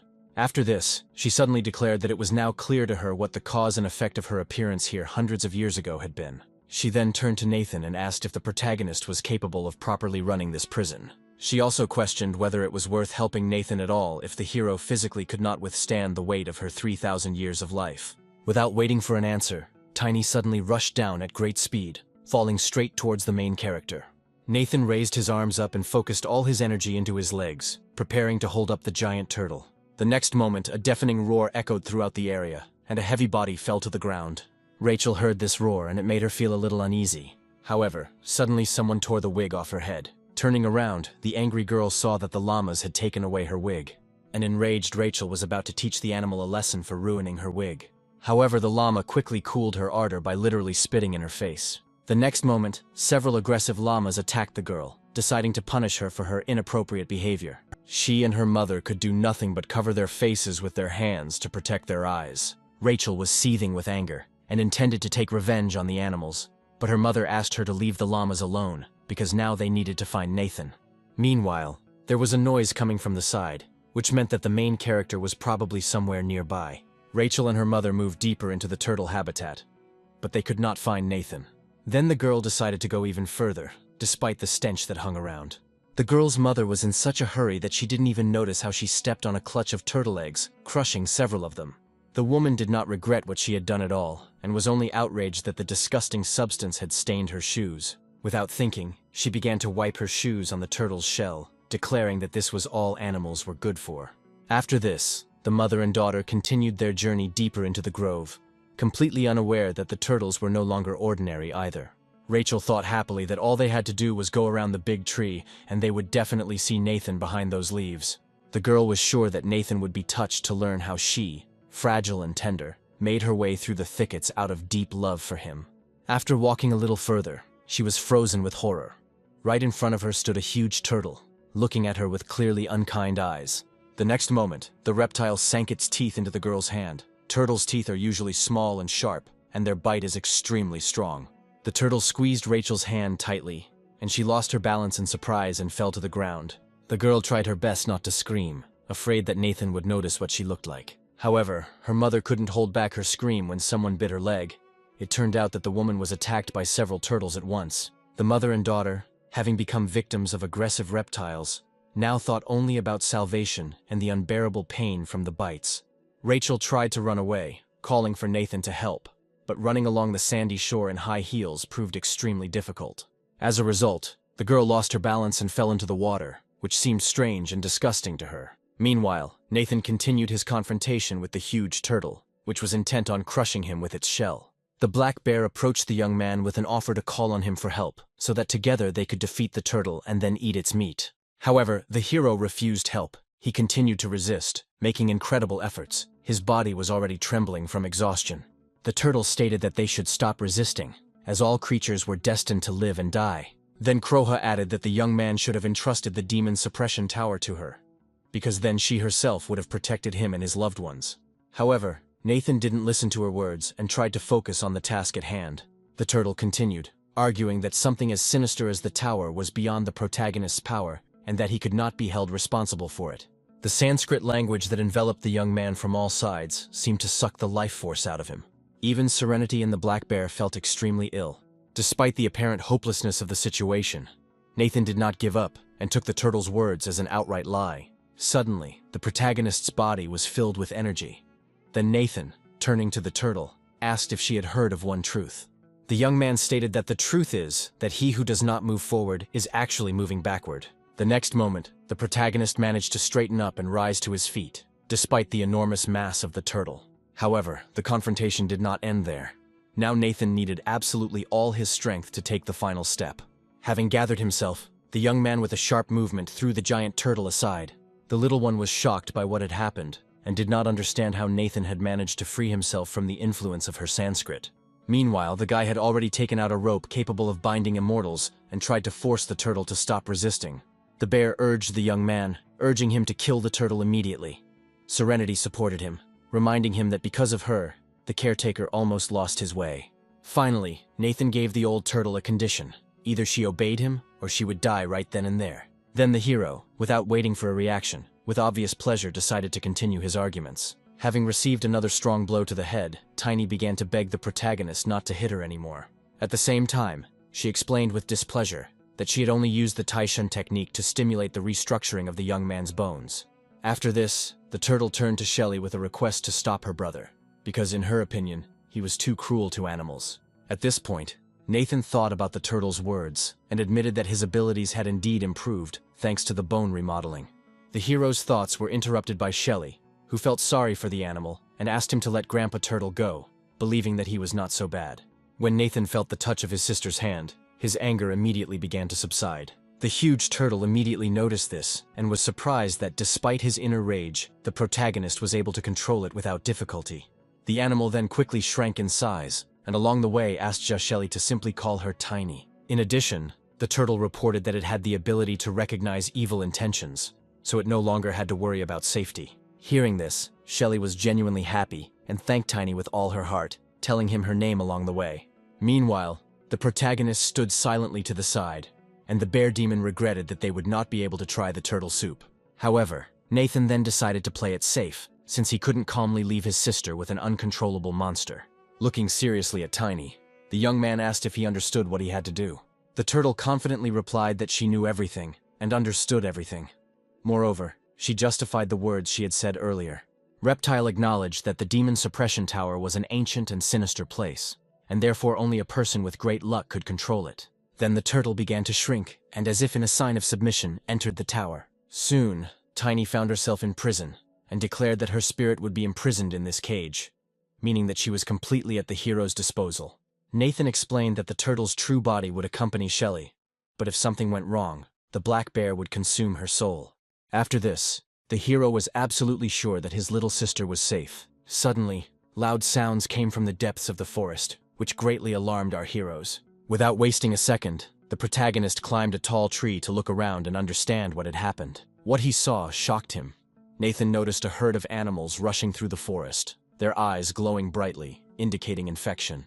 The hero thought that such a rare diversity of species was a great success, so those who had not yet mutated needed to be transferred to the tower. After this, the hero quickly climbed down from the tree and headed towards the pond where the turtles were swimming. To save them from infection, Nathan immediately used his abilities and transported the animals to another world. The little one was very grateful to him for not allowing these turtles to die. Then the main character had to safely leave the zoo and deliver his sister to a safe place. Taking Shelley's hand firmly, he began to quickly and silently jump from tree to tree, avoiding collisions with animals. However, suddenly the hero heard a loud voice behind him addressing him. Stopping and turning around, the guy was surprised to see Rachel and her mother. The girl continued to call Nathan and claimed that she was his beloved. The shocked protagonist asked what they were doing there. Despite his question, Rachel continued to insist that she was ready to make peace because she knew how much he loved her. With a mad expression on her face, she declared that she forgave him for his past rudeness, and therefore he should be grateful to her. However, Nathan had no intention of helping Rachel, and, despite her pleas to come back and continue the relationship, he quickly left the place. The girl did not understand why the main character suddenly began to treat her like that, because in her opinion, she was very beautiful. Suddenly, Rachel heard the growling of aggressive animals behind her, which scared her greatly. Without wasting any time, the predators rushed at their victims. A frightened Rachel tried to drive them away with screams, but it was all in vain. Meanwhile, the protagonist continued to search for a safe place for his sister, while simultaneously transferring healthy animals to his other world. Nathan was pleased with the variety of species he had collected, but now he had to focus on finding a place to sleep. He soon came across the zoo's administration building, and Nathan realized that everyone inside had long since fled. Then he decided that he could stay there for now, since the zoo was located in a remote suburb, and there was no one around except predatory animals. Shelley agreed it was a good place, suggesting her brother still had unfinished business, and said she could take care of herself. Nathan asked if his sister was afraid to be here alone, but Shelley reminded her that Tiny was next to her. The girl also added that she had already made an agreement with the turtle, and it would teach her to develop her abilities. The protagonist was delighted by these words and praised the girl for her determination. Nathan then turned respectfully to Tiny, intending to ask her for a favor. The turtle noted with satisfaction that the young man should not behave so politely, and then assured him that she understood perfectly well what she had to do. At the same moment, a mysterious barrier began to form around the administrative building, serving as protection for those inside. No matter how hard the aggressive animals tried, they could not break through the barrier. Seeing the result, Nathan breathed a sigh of relief, deciding that at least one problem had been temporarily solved. After this, the guy, without wasting time, went about his business. Shelley asked her brother to be careful and promised to wait for him here. Soon the hero had already left the zoo and quickly headed to the city, wanting to complete everything he had planned as quickly as possible. Along the way, the young man noticed that chaos had already gripped the city, with abandoned cars parked on the roads. The zombies were the cause of what was happening. But despite the terrifying picture, the main character felt neither fear nor surprise. Looking up at the sky, Nathan saw that it was completely covered with black thunderclouds, and the huge moon was painted blood red.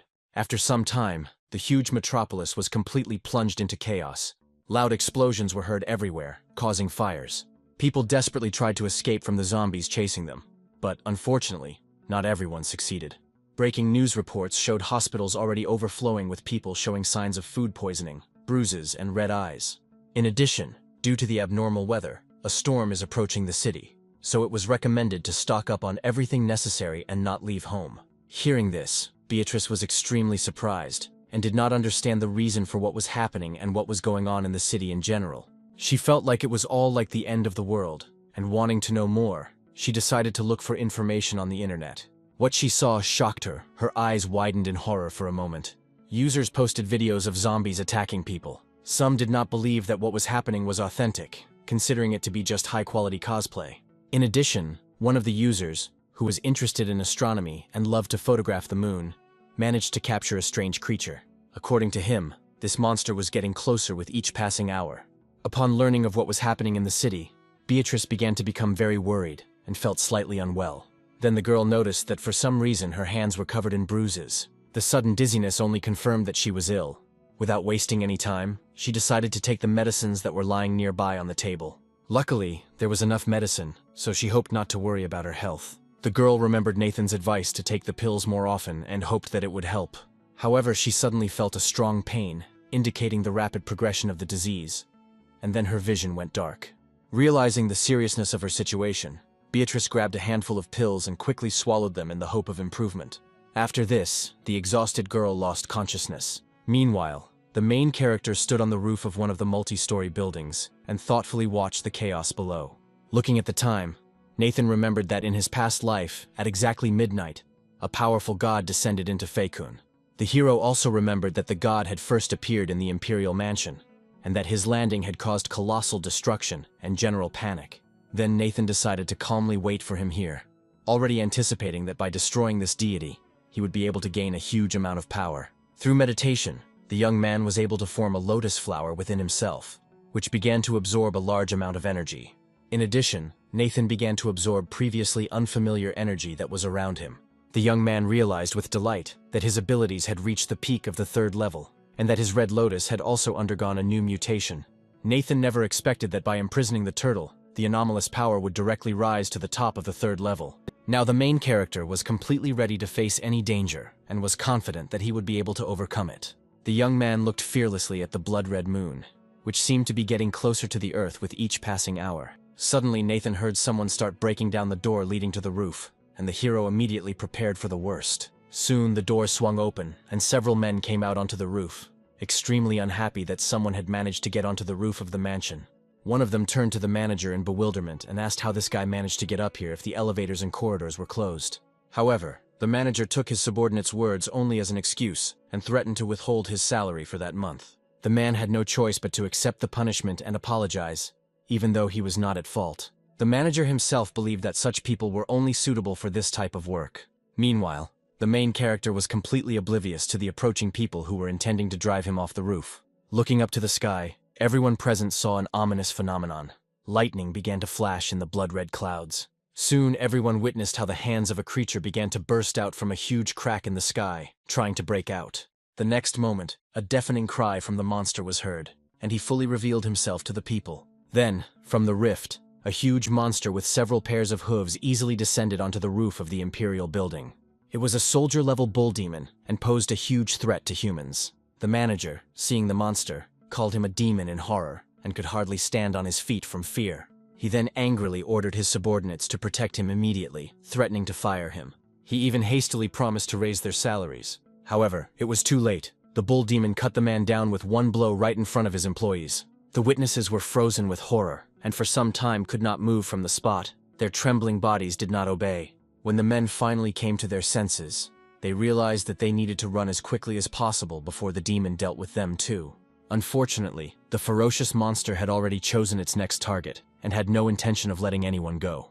Despite the impending danger, Nathan stood calmly in place and looked fearlessly at the enemy. The bull demon had no intention of wasting time on a long fight, and decided to simply crush the protagonist with his hoof, like the others.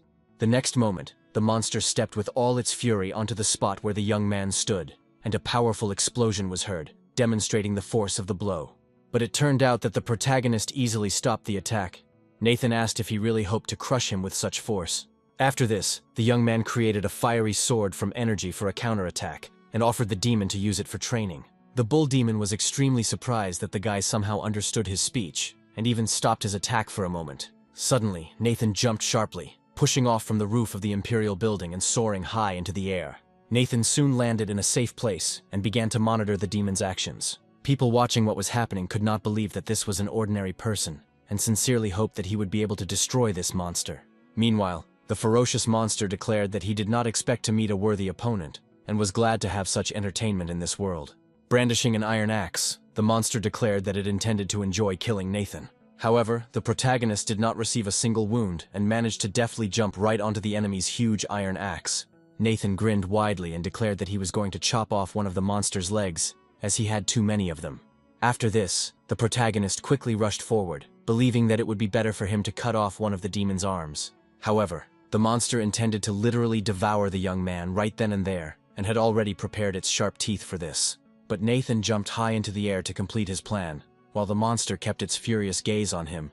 Meanwhile, the main character had already swung his sword and was rapidly heading towards his opponent. The next moment, Nathan rushed through the enemy with lightning speed, cutting off his arm with one blow. The shocked bull demon, looking at the splashes of his own blood, asked how he dared to do this to him. In response, the hero advised his opponent to relax, adding that he still had 5 legs and 1 arm. The demon bull was extremely dissatisfied with the threats coming from the protagonist's mouth, and did not understand what to expect next. Meanwhile, the young man had already attacked the enemy, not giving him time to recover. The spear deeply pierced the monster's flesh. In the end, the bloodthirsty monster was cut into pieces and could only think about why this happened to him. Meanwhile, the hero rejoiced at his victory and noted that the enemy turned out to be much weaker than he expected. Despite this, Nathan remembered well that this was only the first demon. The boy then calmly turned to the bull demon and offered to give him his spiritual power instead of continuing to suffer. The demon was about to object, declaring that he would fight to the end, but at that moment he noticed a tower of demons behind his enemy. The demon bull saw the other monsters imprisoned in this prison, who were looking at him with a sly smile. Suddenly the monster began to experience strange sensations. Then the monster literally burst from the inside, which the main character did not expect at all. After this, the demon's spiritual power headed to the top floor of the tower, but Nathan had no idea what was happening. Despite all attempts to completely destroy the demon, he did not want to give up. But as soon as the hero looked at the tower, he was immediately overcome with horror. As a result of this battle, the protagonist's spiritual power increased by 5%, and he also became more proficient in using fire. The guy then guessed that it was about 7 o'clock in the evening, which meant he should be thinking about the approach of other demons. However, the men who witnessed what was happening began to thank him for saving them and asked what was going on. The young man briefly replied that the end of the world had come and advised them to take care of themselves. Then Nathan jumped from the roof of a multi-story building, and the people were left alone among the remains of the demon bull and did not understand what to do next.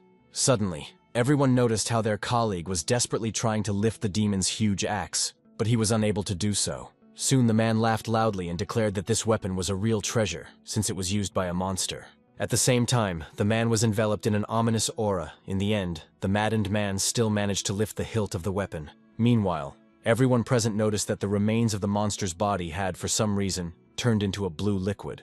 People were wary of the unknown liquid, so they tried to avoid letting it come into contact with their shoes and clothes. Meanwhile, the guy who was trying to pick up the demon's weapon was increasingly falling under the influence of the aura, which is why he quickly lost the rest of his consciousness. Finally, the distraught man turned his gaze to his colleagues. Seeing this, the men were very scared and did not know what to do. Soon the madman nevertheless attacked his comrades, growling loudly like a wild animal. After this, loud human screams echoed throughout the area. The Song family's villa remained relatively quiet, as if the end of the world had not affected its inhabitants at all. Suddenly, a worried subordinate approached the head of the family, who was in a bomb shelter, and reported that another person had fallen ill. Axel, studying ancient relics, calmly ordered his subordinate to send the sick man to the isolation ward. The young man, having received the order, hastened to carry it out, since he had to report who exactly was sick. The head of the Song family immediately realized that they were talking about his son, which made him very worried. Then the man, together with his subordinate, wasted no time in heading to the isolation ward, where there were already many infected people. Finally, running up to the right cell, he looked inside and asked his son if everything was okay. James, who had not yet recovered from his skirmish with the protagonist, felt extremely ill and begged his father with all his might to help him. Then Axel turned to his subordinate and demanded to know where the medicine was. He was extremely unhappy that they still hadn't been found. The young man replied that only one person had taken 2 Shangqing tablets, which had only succeeded in reducing his temperature. Soon, Axel, without entering the isolation ward, threw the necessary medications to his son and told him to take them immediately. James grabbed a handful of pills with a trembling hand and swallowed them in the hope that it would help him recover. After some time, the young man sighed with relief and, although he remained extremely exhausted, reported that he felt better. Axel was very happy about this and ordered to find more of these pills. The guy replied that the Song family only had 3 boxes of this medicine left. Then the man became furious, reminding them that he had long ago ordered a stockpile of similar drugs to be made. Axel ordered that the necessary pills be obtained at any cost, even if it meant using weapons. But he said that there was no more medicine, since a man named Nathan had bought it all up.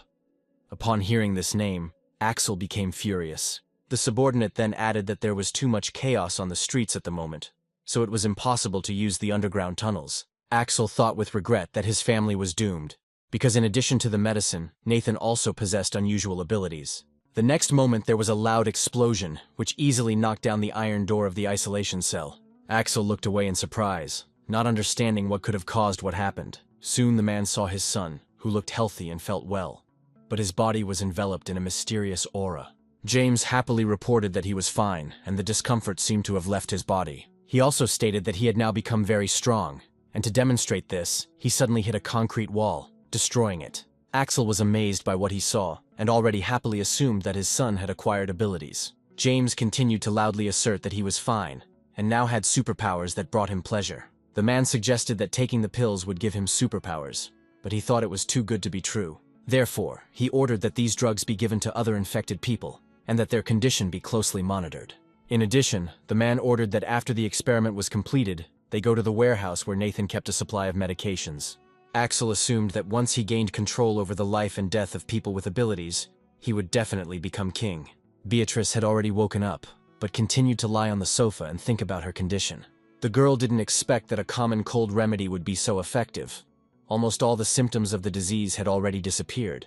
Suddenly she felt a strange sensation, and the hand that held the pills began to emit light, which greatly surprised the girl. Beatrice looked at her hand again, but now everything looked as usual. The girl did not understand whether she imagined it. The girl's thoughts were suddenly interrupted by a loud, unexpected knock on the door, which immediately made her wary. After this, the girl heard a familiar voice behind the door asking for help. Then the girl, without thinking, ran to the door. Her friend named Cheryl said that almost all the residents of their house turned into zombies and are now killing everyone in sight. In addition, people who are affected by zombies also turn into them, so she could not get home and begged for help. Beatrice was extremely surprised by what she heard, but without hesitation she decided to let the girl into the apartment. However, the chain on the front door got stuck, and the girl tried to solve the problem as quickly as possible, not understanding what could have happened to the lock. Meanwhile, Cheryl heard the loud roar of zombies approaching down the stairwell, which made her very scared. Then she began to beg her friend to hurry up and open the door faster. Beatrice was shocked when she looked out onto the landing and saw a crowd of zombies slowly climbing the steps. The monsters were getting closer and closer, but Beatrice still couldn't open the door, so she asked her friend to wait a little. Cheryl stood in front of the closed door again, watching the merciless monsters approach her. Finally, Beatrice managed to open the door, and then the girl immediately told her friend to go inside. As soon as Cheryl ran into the apartment, Beatrice was shocked by what she saw. There were large bleeding wounds on her friend's back. Alarmed, Beatrice immediately turned to her friend, asking if she had noticed that she was wounded.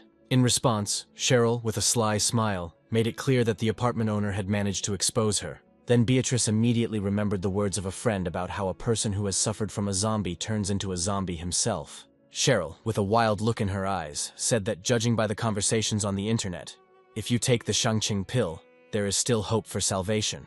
The girl then pinned her frightened friend against the front door, preventing her from escaping, and demanded to know if she had the medicine at home. Suddenly, zombies began to break down the front door, wanting to feast on human flesh. The monsters were becoming more and more persistent, and it seemed that at any moment they could break inside. Cheryl was extremely unhappy with what was happening, and feeling her condition worsening, realized that she had already lost too much time. Then the girl pushed Beatrice out the door straight into the clutches of bloodthirsty zombies, hoping to buy herself a little time. Beatrice desperately knocked on the door and begged to be let back in. Meanwhile, the zombies were already approaching her. For a moment, Cheryl thought about what she should do, and it seemed like she was about to realize her mistake and open the door to her friend. However, the girl was suddenly overcome with rage, and then she admitted that she had always hated Beatrice because she was born into a richer family. The girl continued to knock on the door, and through tears asked why her friend was doing this to her, since she had always helped her. In response, Cheryl laughed loudly and declared that her friend had indeed helped her before, so now she should do it again. Behind the door, the screams of a friend were heard, mixed with the growling of zombies, who seemed to have already caught up with their victim. The girl was very pleased and only hoped that the monsters would eat the girl to the last piece. However, Cheryl's joy was short-lived as she suddenly felt intense pain coming from the wounds on her back. Looking in the mirror, the girl realized that she needed to find the Shangqing pills as soon as possible. Otherwise, she would soon turn into an ugly creature. Without wasting any time, the scoundrel began to look around the stranger's apartment in search of a box of medicines. Soon she noticed a table in the living room on which stood a small box of medicines. After reading the name of the pills, Cheryl was very happy, because this was exactly what she was looking for. The girl was sure that she was now saved. However, when she opened the box, she found it empty. She did not understand where the pills could have disappeared to, and assumed that Beatrice had eaten them all. Luckily for her, the girl found a receipt that showed her friend had purchased a large quantity of these pills. For some time she carefully searched the entire apartment, looking into every corner, but this did not bring any results. Because of this, the girl began to get very nervous, realizing that with every minute spent she had less and less time left. She panicked, not understanding where the necessary medications could be hidden and why she could not find them. Meanwhile, Cheryl's condition worsened. She felt weak, and her hands changed color, becoming more and more like zombie hands. Out of despair and hopelessness, the girl could not contain her emotions and screamed loudly. Suddenly, Cheryl's attention was drawn to a musical ringtone that sounded very close to her, but it was an alarming sign. The girl was very surprised, because she knew that this was the melody that sounded when Beatrice called her. Cheryl was shocked, and didn't understand how this was possible, but she still accepted the challenge. Thanks to the video call, the girl saw that Beatrice was completely safe and sound, which could not help but shock her. Then Cheryl, in a trembling voice, asked if her friend had really died and how she had managed to survive. In response, Beatrice merely showed her friend a handful of Shangqing tablets and asked if these were exactly what she had been so desperately looking for. Seeing the medicine, Cheryl asked with both despair and anger whether her friend really had all the pills. However, Beatrice did not answer directly and only briefly asked if the girl wanted to receive this medicine. Hearing this question, Cheryl felt hope and decided to act immediately to save her life. The girl tearfully began to apologize, claiming that she had simply lost her way because she was very scared when the zombies attacked her. She even began to bow low and beg Beatrice to share the medicine, insisting that she was a kind person. At the same time, the girl thought that Beatrice would never abandon her in trouble, and immediately after receiving the pills, she would definitely deal with her friend. Watching her friend humiliate herself and ask for help, Beatrice coldly demanded that it stop. The girl then asked if Cheryl really hoped that she would trust her again. Beatrice always considered her just a child who did not receive proper upbringing in childhood, so she always tried to support her. After these words, she suddenly fell silent for a moment, listening to the zombies growling echoing throughout the stairwell. The girl wasn't at all worried about what was happening, so she continued asking if her friend had decided to take off her hypocritical mask. Cheryl, whose condition worsened due to illness, admitted her mistake and began begging a friend for help. Hearing this, Beatrice could not hold back her tears, but replied that she was not that naive, after which she wished her friend to go to hell. Then the conversation ended, and Cheryl collapsed to the floor, gasping for breath, no longer able to fight the illness that was taking over her body. The girl was quickly losing her mind, and the last thing she said was the admission that she did not want to die this way. Soon, a loud human scream was heard from the direction of the stairwell, near Beatrice's apartment, which died down almost immediately. Lost in thought about what had happened, the girl did not notice how a zombie began to approach her. Beatrice quickly came to her senses, noticing the bloodthirsty monster, and suddenly she used her newly acquired ability. The girl's body literally became transparent, thanks to which she avoided the zombie attack and quickly ran away. As Beatrice walked down the stairs, she remembered how the moment Cheryl pushed her out the door, she had decided her life was over. Then the girl was very scared of the zombies that quickly surrounded her, and did not even notice how strange changes began to occur in her body. Only after some time, realizing that she was still alive, she opened her eyes and saw that the zombies were in no hurry to attack her. Looking at her hands, the girl could not believe that her body had become transparent again, which meant that what had happened earlier had not been a hallucination. Taking advantage of the moment, the girl quickly ran away, thanks to which she was able to hide from the bloodthirsty monsters. The monsters did not see their victim, but they heard her steps well, but did not even try to pursue her.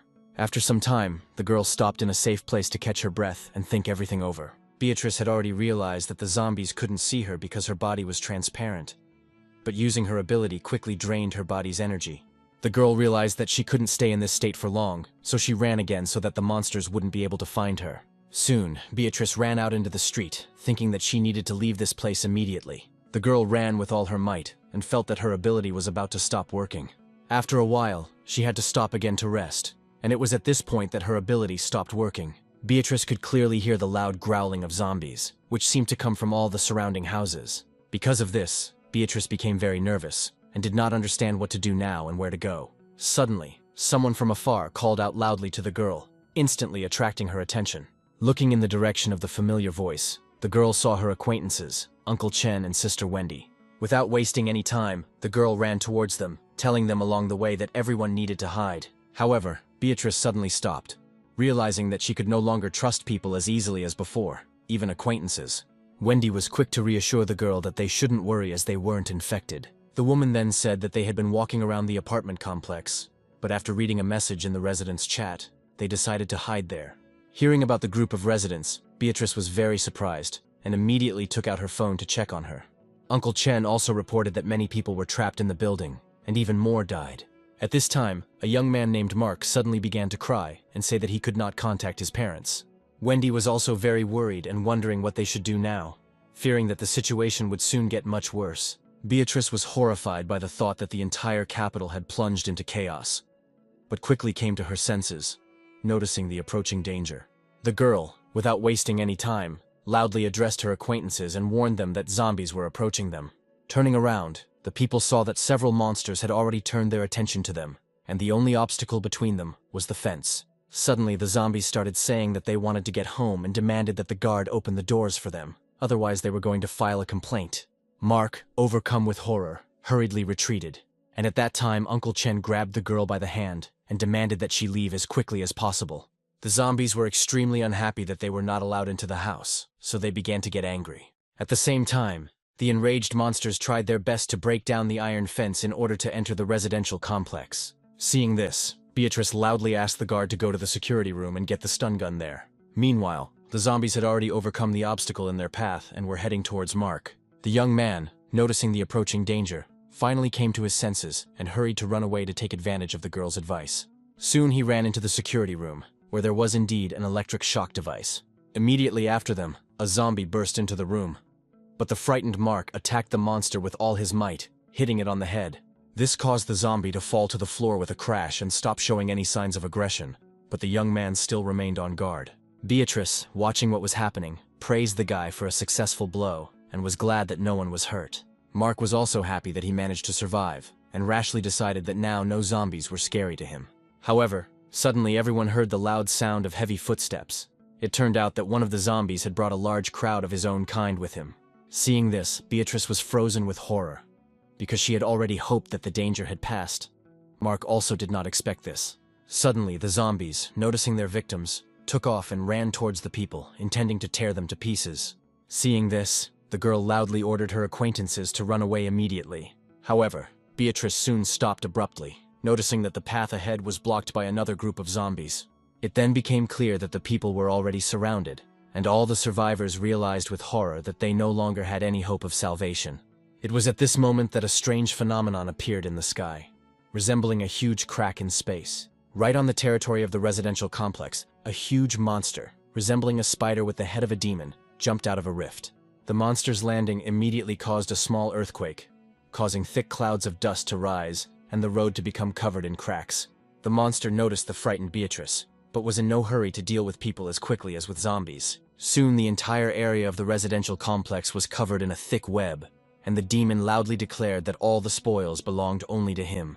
Beatrice was caught in the web and completely immobilized. Wendy also asked for help and begged the monster to let her go. Then the monster fell silent and froze on the huge web, as if waiting for something. Meanwhile, Beatrice was wondering what kind of monster it was, and why it suddenly appeared from the sky. The girl then looked up and became very worried that other similar monsters might soon emerge from the rift.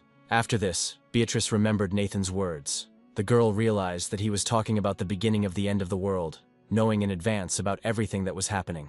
However, the girl's thoughts were suddenly interrupted by an approaching spider demon.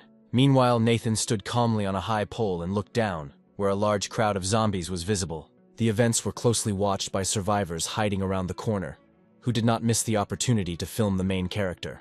By using the crystal, the hero was able to slightly enhance his anomalous abilities. The young man then decided to continue on his way, thinking that zombies also evolve and become stronger. Suddenly, one of the survivors approached Nathan and, thanking him for saving him, said that he had been broadcasting live the whole time. Hearing this, the protagonist snapped his fingers, after which a small explosion was heard in the survivor's hand. The young man didn't immediately understand what had happened. It turned out that Nathan had used his abilities to blow up the boy's phone. After this, the young man silently headed into one of the shops, and people watched in bewilderment at what he was going to do.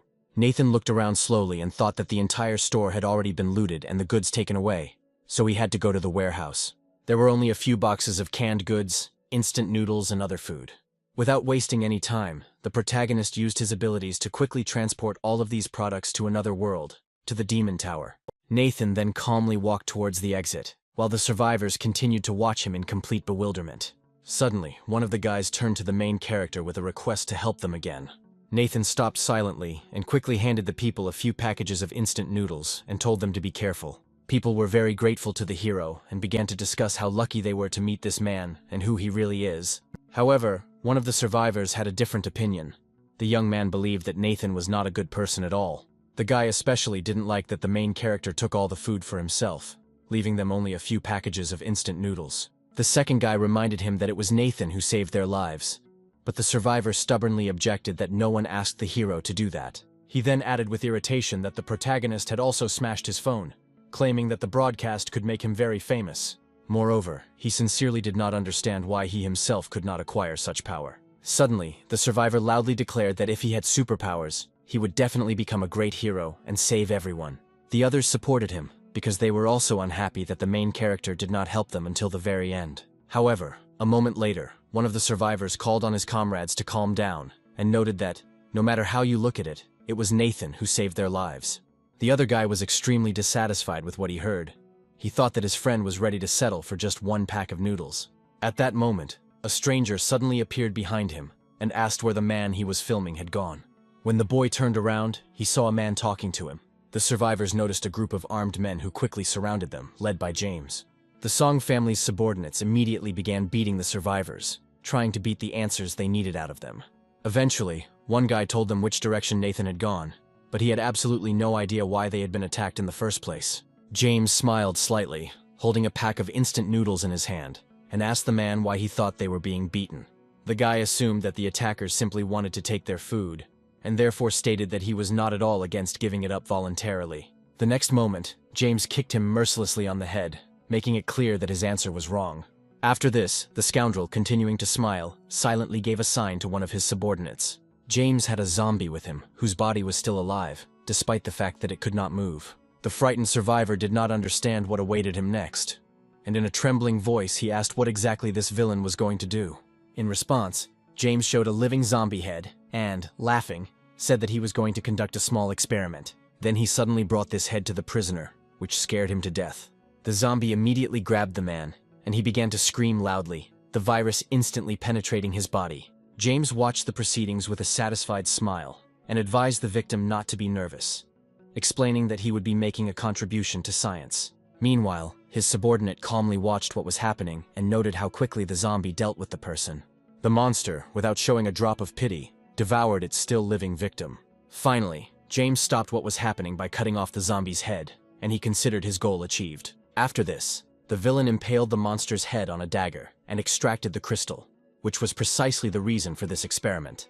Without wasting any time, James immediately used the item and felt his abilities become stronger. He came to the conclusion that by using a few more of these crystals, he could overcome the barrier and become even stronger. His subordinates added that they had already mastered the method of mass production of these crystals. James stated that killing Nathan was more important to him now, and there was no need to worry about the crystals, since there were still plenty of level 2 zombies in the city. After this, he ordered his men to get rid of the survivors so that they would not spill the beans. One of his subordinates waved the weapon that was literally growing out of his hand with cruel joy, and blood instantly flew in all directions. People saw that the attackers also had superpowers, and then they finally realized that they would not be able to get out of here alive. The survivors realized that in the eyes of the gifted, they were no different from pigs or dogs, and therefore there was no point in counting on mercy. As they watched their comrade get hacked to pieces, they bitterly wished that Nathan had just left right after saving them.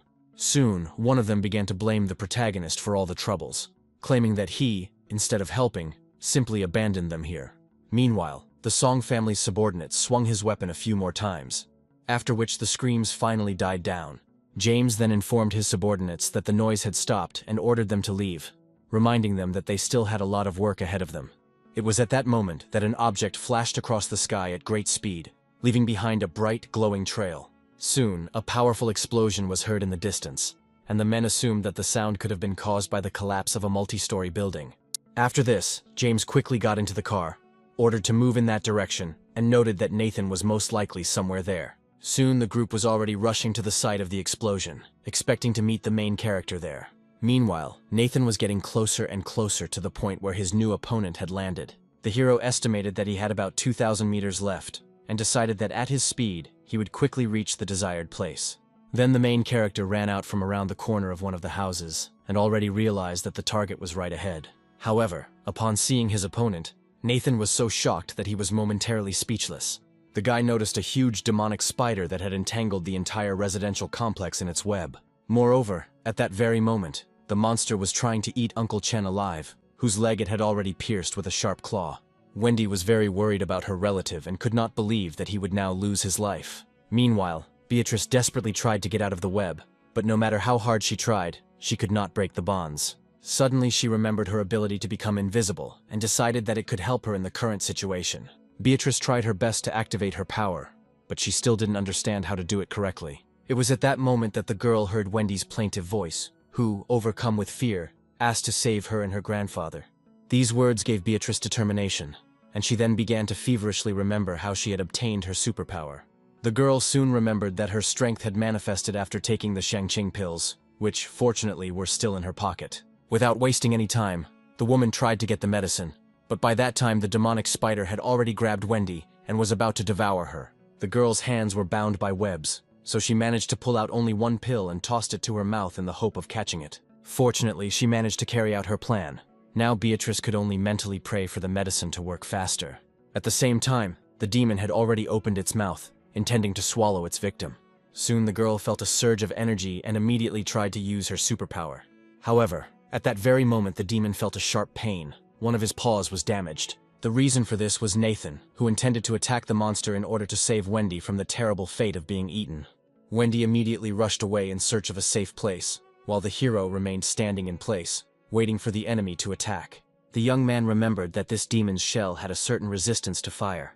Meanwhile, the monster, having noticed the main character, was already anticipating what he would taste like and wanted to devour him as quickly as possible. The demon rushed at Nathan with lightning speed, trying to grab him, but Nathan easily jumped to the side and prepared a counterattack. The guy stepped towards his enemy and swung a huge fire axe. The next moment, there was a loud explosion, but it did not harm the demon. The monster released a network of strong web at Nathan. At that very moment, the web burst into a bright flame and began to burn rapidly, which noticeably discouraged the spider demon. Soon the guy heard strange sounds coming from the multi-story buildings around him. They gradually became louder. A few moments later, Nathan saw hordes of red spiders begin to crawl out of all the doors and windows, responding to the demon's call. Very soon, Nathan found himself surrounded by small spiders, who posed no less a danger to him than their leader. Meanwhile, James and his subordinate were casually racing through the city streets, knocking down zombies that fell under the wheels of the car. One of the people from the Song family clearly took pleasure in killing monsters, and from time to time he obtained crystals for it. James himself was also pleased and assumed that by absorbing 8 of these crystals, he would be able to raise his abilities to the next level. Suddenly, one of his subordinates, with an alarmed voice, drew his attention to what was happening ahead. It turned out that the villains had almost reached the right place, as a huge web began to appear in their path. As they moved further, Song's men noticed a passage in the web and immediately assumed it was Nathan's work. One of the subordinates felt uneasy and asked James if they were really going there. At that moment, another noticed a large red spider and warned his comrades of the danger. This alarmed the men, so one of their subordinates had to take out his gun and also use his ability. Eventually, James decided to intervene personally, and the boy mercilessly attacked the suddenly appearing enemy with his bare hands. After a powerful blow, blood gushed out of the monster's body and splashed onto James himself, which he found disgusting. However, he assumed that there might be crystals inside, and so he tore the enemy apart, but found nothing. Suddenly, the man began to lick the spider's blood from his hands, as he felt that it contained the same energy from the crystals. He was distracted from this activity by a sudden explosion. Raising his head, James and his subordinates saw a huge spider that was being attacked by someone. It turned out that Nathan was the cause of the explosion. Overcome with rage, he quickly rushed at the demonic spider. James was quite surprised, but assumed that the hero was fighting the monster for the enormous benefit he would receive after killing it. Hearing this, one of the subordinates asked what they should do next. Then James, continuing to watch the hero, decided that it was worth waiting until the young man attracted the attention of all the opponents. He intended to take advantage of the moment, absorb as much energy as possible, and then destroy the demon and deal with Nathan at the same time. Meanwhile, the main character, not yet aware of the enemy's plan, was completely focused on the battle with the demon. To withstand the onslaught of so many enemies, the hero was forced to use his abilities and create a fire wave. Nathan made wide swings with his weapon, spreading tongues of flame around him and pushing back the spiders. Then the guy decided to go on the offensive and rushed forward with lightning speed, continuing to wave his weapon. Despite the danger, Nathan used his abilities in time and burned the web with fire, thereby clearing his path. After this, he asked the monster whether it really intended to devour him using its little spiders for this purpose. Unable to withstand such an onslaught, the demon finally collapsed to the ground, exhausted, but still alive. Thanks to this, the main character was able to distract himself and pay attention to what was happening below. He was extremely surprised to see James and his subordinates. The men were actively destroying small spiders. Finally, the monster's shell was broken and green blood gushed out. James took sip after sip with obvious enjoyment, feeling himself getting stronger with each time. Meanwhile, Nathan watched what was happening and could not believe that James also became the owner of superpowers. The hero remembered that in his past life, this scoundrel had indeed achieved impressive results. One of the subordinates was amazed at how strong his boss had become, and believed that Nathan would no longer be able to escape. James agreed with this, but suggested taking their time and continuing the spider hunt. At this point, Nathan calmly addressed the enemies, stating that they were behaving disgustingly, and that their tastes were even worse than those of zombies. The villains were surprised by the hero's appearance, but one of them suddenly wondered where the spider demon was now if the hero was here. Then Nathan calmly pointed his finger at the monster, which was quickly approaching the villains, and asked if they were looking for him. Afterwards, he began to retreat to a safe place, and added that since James loved to eat spiders so much, he should apologize to their mother. The monster saw a terrified James and his subordinates standing among the corpses of small spiders, covered in their blood. The enraged demon loudly called his cubs and ordered them to tear the enemies to pieces. A frightened James could only desperately fight off the attacks and hope that he would not die today. Meanwhile, Nathan watched the proceedings and noted that his former best friend deserved to be in this situation. James, upon hearing this, became furious and demanded that Nathan wait for him, claiming that he also had superpowers. In response, Nathan smiled and praised his opponent, adding that he would like to discuss something with him. However, the hero's speech was suddenly interrupted by a spider demon that appeared in front of him and growled. Then the protagonist decided that he had to finish off the monster first, and asked James to wait and try not to die before his return. The guy was extremely unhappy that the hero underestimated him so much, and even began to tremble with rage. At that moment, one of James's subordinates ran up to him and excitedly announced that he had run out of ammunition, so they would have to retreat. However, James immediately stated that retreat was impossible, as they needed to kill Nathan. Suddenly, the main heir of the Song family was overcome with furious anger, and his subordinates did not understand what was happening to their master. Meanwhile, James's body began to change right before our eyes, gradually increasing in size. Then, a maddened James sank his teeth into the spider and tore its head off, causing green blood to spray everywhere. After drinking this liquid, the guy laughed loudly and noted with satisfaction that he had become stronger again. After this, he strictly ordered his subordinates to continue catching spiders and bringing them to him so that he could become stronger. Suddenly, without even looking, James caught the spider that was trying to attack him with one hand. He then crushed the monster with ease and threatened his subordinates that he would do the same to them if they ever spoke of retreat again. The people of the Song family were amazed by their master's strength and promised to kill as many spiders as it took to defeat Nathan. Meanwhile, the main character was completely focused on the battle with the spider demon. However, his blow was not effective enough, and the hero realized that the reason for the failure was the excessive hardness of the monster's shell. That is why the demon was not going to stop the fight, and did not give the enemy a second of respite. Suddenly, from the strange movements of the monster, it became clear that it had something in mind and was going to use the web. The next moment, the demon pushed off powerfully and jumped high into the air, ending up above Nathan. Choosing the right moment, the spider released a giant web capable of covering not only the main character, but the entire street. A few minutes later, the hero was completely encased in a thick cocoon of webbing, preventing him from even moving. The monster was extremely pleased with his victory, and carefully examined his prey, wanting to enjoy the sight of the man. However, Nathan himself only wondered how the monster dared to come so close to him, because it was extremely risky. The demon was angered by his opponent's self-confidence, but the protagonist's words still made him wary. The next moment, a small spark flared up inside the cocoon, and soon the entire web caught fire, and along with it the demon himself. The monster couldn't believe that the hero had managed to turn the trap against him, but he couldn't change anything.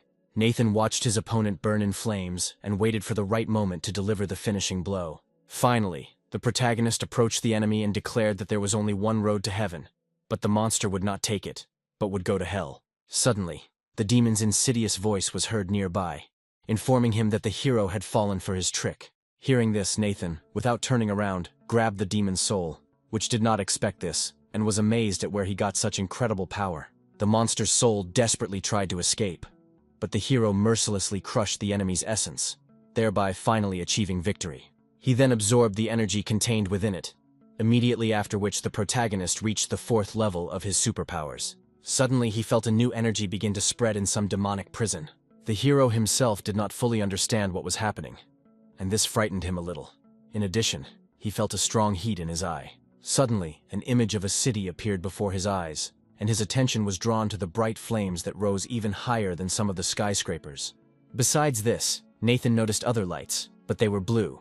The guy assumed that these were demons that had already fallen from the sky. The hero then concluded that his new ability allowed him to intuitively see powerful anomalous energy. Now the young man understood why the ability was called Fire Gaze, and decided that it was indeed extremely useful. Suddenly, Nathan turned his attention to the girls, who were completely exhausted after their encounter with the spider demon.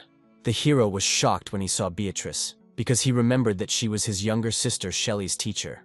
However, the main character did not have time to think everything through properly, as his attention was drawn to loud sounds nearby.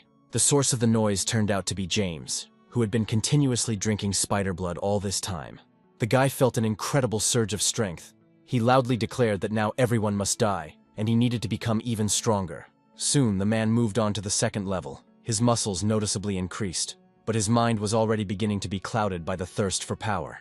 James knew that abilities were divided into 10 levels, and considered it a real blessing. He anticipated that upon reaching the 10th level, he would become a god, and claimed that he had already embarked on this path. Suddenly, James noticed Nathan nearby, who was calmly watching him. Unable to contain his murderous impulse, the boy rushed at the hero with lightning speed, believing that he now had enough strength to fight him. With malice in his voice, he stated that Nathan had always been worse than him in everything, and this case would be no exception. Moreover, James proudly announced that he had already reached the 2nd level of his superpower, and the hero would be unable to do anything against it. However, the next moment a strong blow to the face made James suddenly fall silent. The blow was so powerful that James flew far back, turned over several times in the air, and fell heavily to the ground. While the guy was trying to come to his senses and catch his breath, Nathan slowly approached the defeated enemy. James didn't understand how this was possible, since he had already reached the 2nd level of superpowers. In response, Nathan asked what level James considered himself to be, and thanked him for the fact that his family had given him a lot of money at the time. Hearing this, James began to deny what was happening and repeat that all this was impossible. The alarmed man reached for the remains of the spiders to drink their blood again and become even stronger. The protagonist watched this with a slight smile and did not even try to stop the enemy. Suddenly, Nathan noticed that James had always been a cautious man, but this time he had clearly rushed. The scoundrel did not understand the meaning of these words. The hero explained that in the past, he would have first conducted an experiment and looked at the results before swallowing demonic blood. James decided that his opponent was saying all this just to prevent him from becoming stronger, and demanded that Nathan shut up. He insisted that he was following the path of God because he was the chosen one and had to become stronger. In response, the hero only grinned at the mention of the path of God and suggested that the enemy take a closer look at this very path. Suddenly, James seemed to find himself in another world, where he was completely alone. He saw a huge tree and was amazed by its grandeur and beauty. However, the man again decided that the protagonist was simply afraid of his strength and was therefore trying to distract and confuse him. In the end, the villain declared that he was ready to continue the fight with Nathan and threatened that this time he would not remain unharmed. Without wasting any time, James swung his fist and rushed at the main character, but suddenly the man stopped abruptly. He imagined that he was standing on the edge of an abyss, and below, demonic creatures were reaching out their hands to him, wanting to grab him. Then he heard many dark voices calling him to come down to them and merge with them. This scared James to the core, and he even started asking for help. He soon noticed that his hands were gradually turning blue, which alarmed him even more since he had no idea what was happening. Nathan, watching this, realized that his opponent was being devoured by the zombie virus. The hero was surprised that James had not noticed this earlier. The guy himself was in shock and couldn't understand why this was happening to him, since he had superpowers. Nathan then explained that absorbing too much zombie energy causes a form of indigestion, but it is still possible to escape. Hearing this, James began to ask how everything could be fixed and began to beg the protagonist to help him. In response, Nathan said that the way to salvation was to take Shangqing pills. James was shocked by this answer, because he did not expect at all that the main character would actually help him. Nathan then added that he should take several tablets a day, as they calm and cleanse the body. Hearing all this, James could not contain his emotions and burst into tears. He asked for pills and promised to carry out any orders in return. However, Nathan responded with surprise that he did not demand anything in return, because, according to him, they were true friends. James was glad to hear this, and already believed that he could survive. But the next moment, a powerful kick hit him. By doing this, Nathan wanted to speed up his end, without waiting for the disease to completely take over his body. The hero then reminded that James had intended to harm not only him, but also his sister, and despite this, he had already spared him once. Now Nathan came to the conclusion that this man does not know gratitude and, on top of everything else, is driving himself into the grave. Then he was about to leave, taking the Shangqing pills with him. However, he suddenly showed a small box of medicine and asked if these were the same pills the guy was talking about. James immediately confirmed that they were the ones in question, and immediately reached for the medicine. However, Nathan noted that one box would not be enough to save himself, and James was shocked to hear this. The hero then replied that at least a ton of this medicine was needed to painlessly strengthen his gifted subordinates. Besides, if he and James were still close friends, he would not hesitate to give him the medicine he needed. After these words, Nathan headed towards the exit again, and finally said that he deserved to die from illness. James became furious. He gathered all his strength and rushed at Nathan, wanting to take revenge on him for everything he said. However, suddenly someone struck James in the head with a powerful blow and pierced his head with an iron rod. Nathan was surprised to see that it was Beatrice who had struck. Only after making sure that the danger for the main character had passed, she exhaled heavily and began to tremble with excitement. Then Nathan turned to the girl and admitted that he did not expect such an act from her. Beatrice replied that the reason was their recent conversation. The girl remembered her friend who betrayed her, and therefore understood what the main character felt. She believed that the young man did not want to kill the villain himself, so she did it instead. Moreover, Beatrice, still worried, thanked him for his advice to buy pills a few days ago. After that, the girl began to beat James's body. She had heard that after killing a strong zombie, crystals would fall out of it. Soon Beatrice's efforts were crowned with success, and a shiny object flew out of the villain's head. The girl was delighted with the find and immediately wanted to take a closer look at it.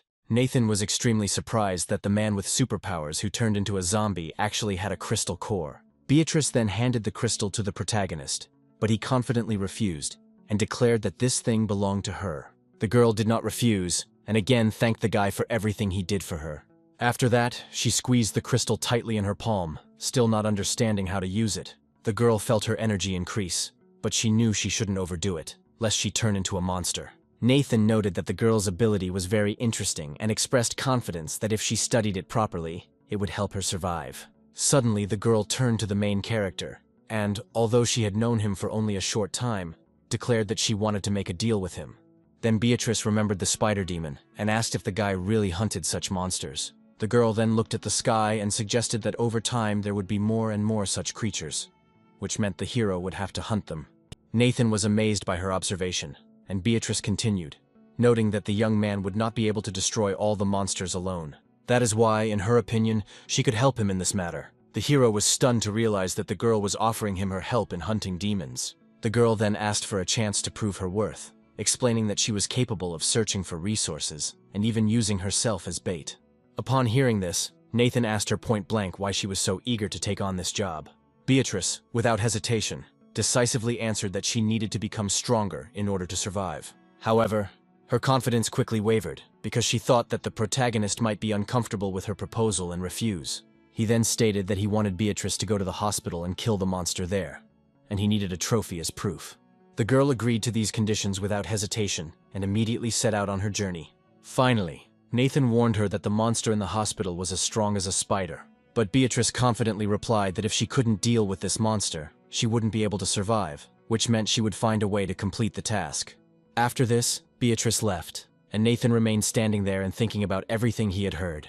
The main character liked that the girl was so ambitious, so he decided to help her a little.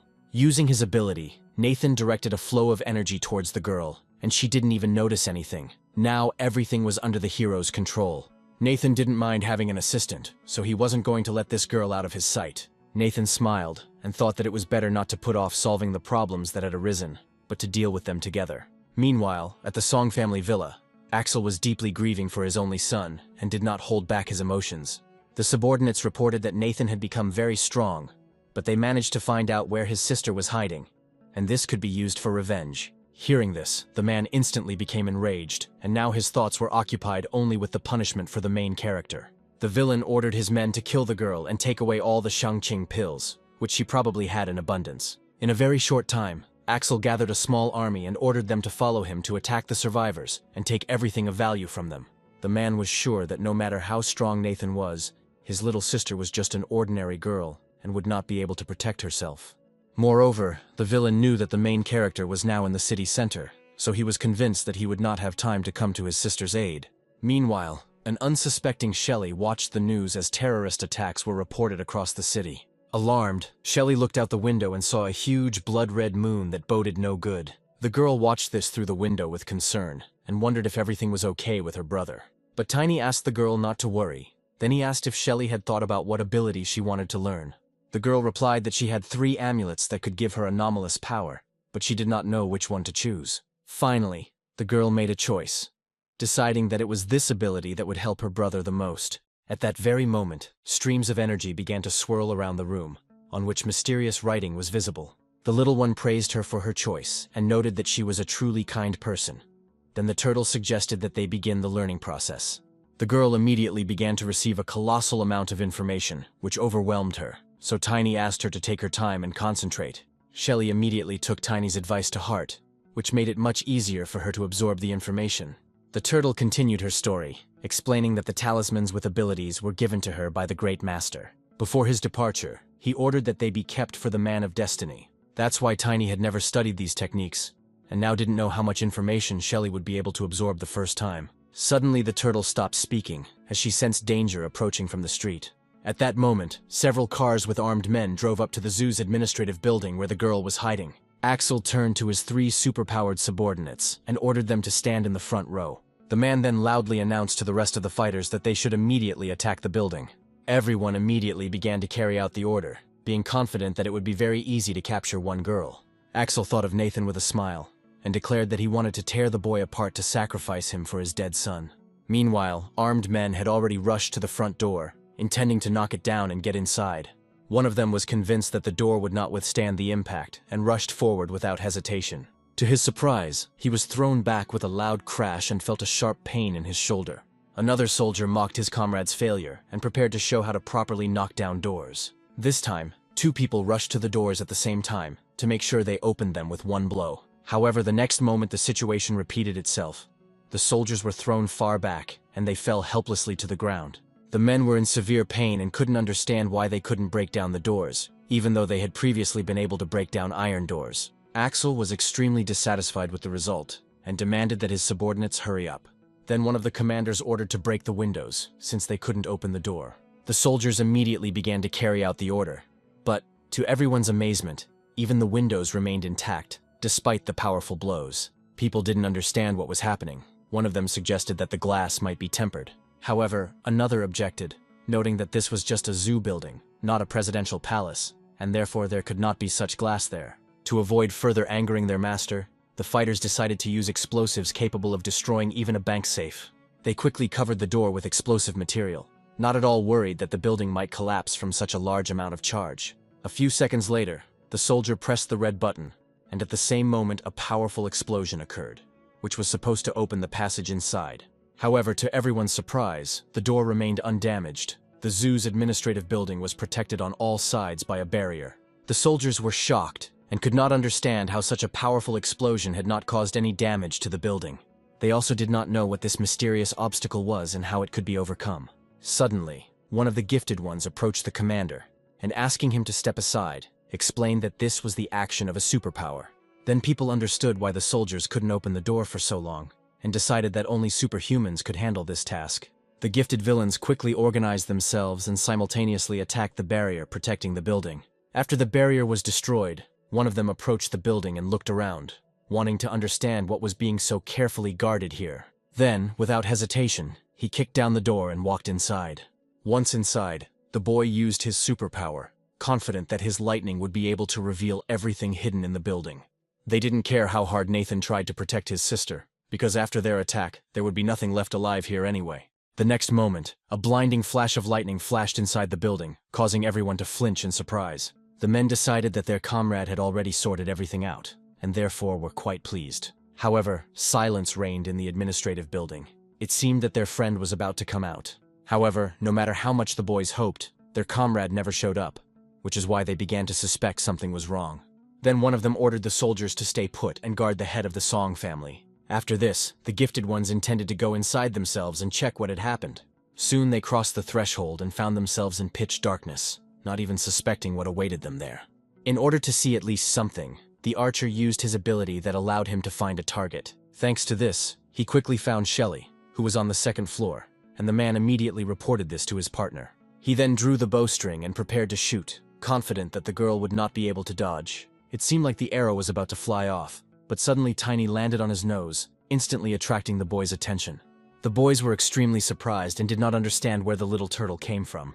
The guy angrily threw Tiny aside, outraged that she had interfered with his plan. However, Shelley had already disappeared by this time, and in the meantime, Tiny turned to the villains and asked them not to hit him, explaining that he was just a turtle. Moreover, he asked her not to use physical force here anymore, warning that otherwise she would have to defend herself.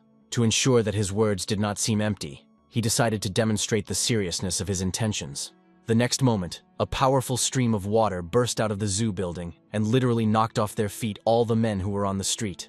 The gifted ones managed to hold on, but they were shocked and did not understand at all what was happening. Soon one of them saw their unconscious comrade floating out of the building on the waves, with Kroha sitting on him. The turtle stated that he was calm and peaceful by nature, and did not wish harm to anyone. However, the men did not even intend to listen to her words. One of them immediately ordered to open fire on the turtle. At that very moment, the armed men pulled the triggers and began shooting at the enemy. The bullets flew towards Kroha at great speed, but the shells began to crash into an invisible barrier, which easily stopped them. The next second, bullets began to bounce off the barrier and ricochet back towards the soldiers, injuring them and killing some of them. However, one of the gifted, albeit with difficulty, managed to dodge thanks to inhuman reflexes. The boy then tried to rush at the turtle to stop it from attacking its comrades, but he was unable to break through Tiny's strong barrier. Suddenly, the archer decided to come to the aid of his comrade, and putting all his strength into it, fired a powerful shot. As soon as the arrow touched the barrier, there was a loud explosion, and tongues of flame engulfed the baby. As a result, the protective barrier was destroyed, which the turtle did not expect at all. Meanwhile, the men rejoiced, deciding that they would now finally deal with the enemy. And suddenly their enthusiasm disappeared.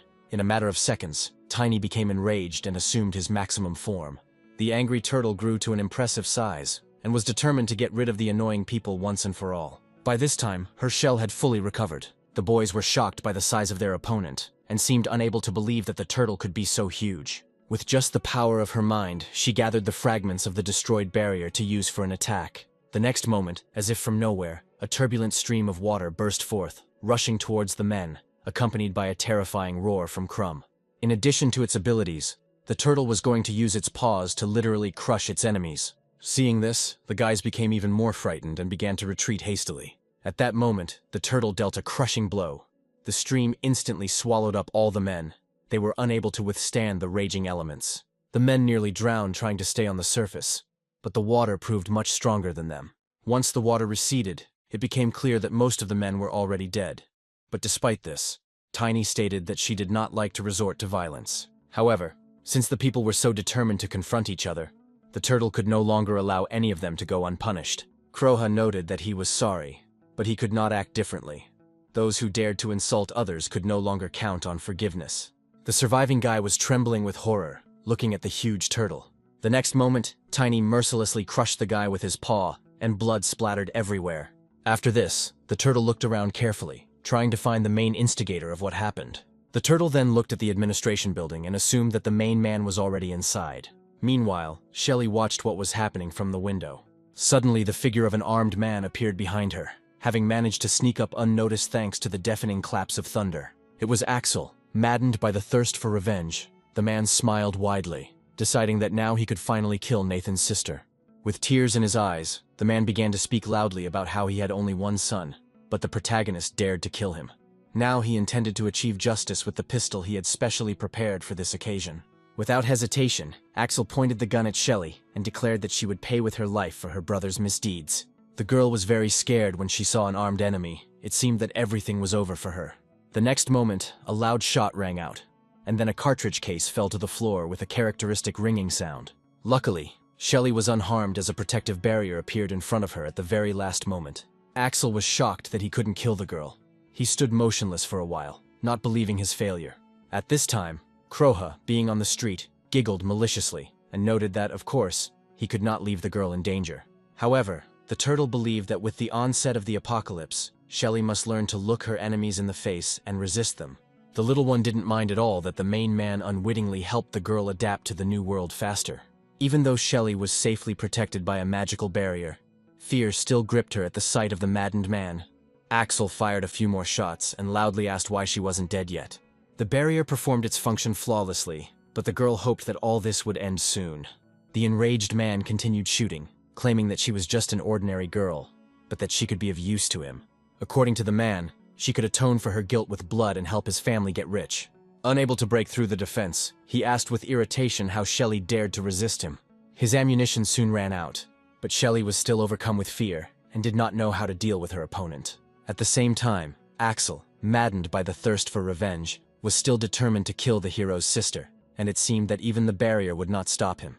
When the pistol was empty, the man threw it aside and quickly pulled out a long knife, deciding to use it immediately. The man began to furiously strike the protective barrier, and after another blow, cracks actually appeared on the surface.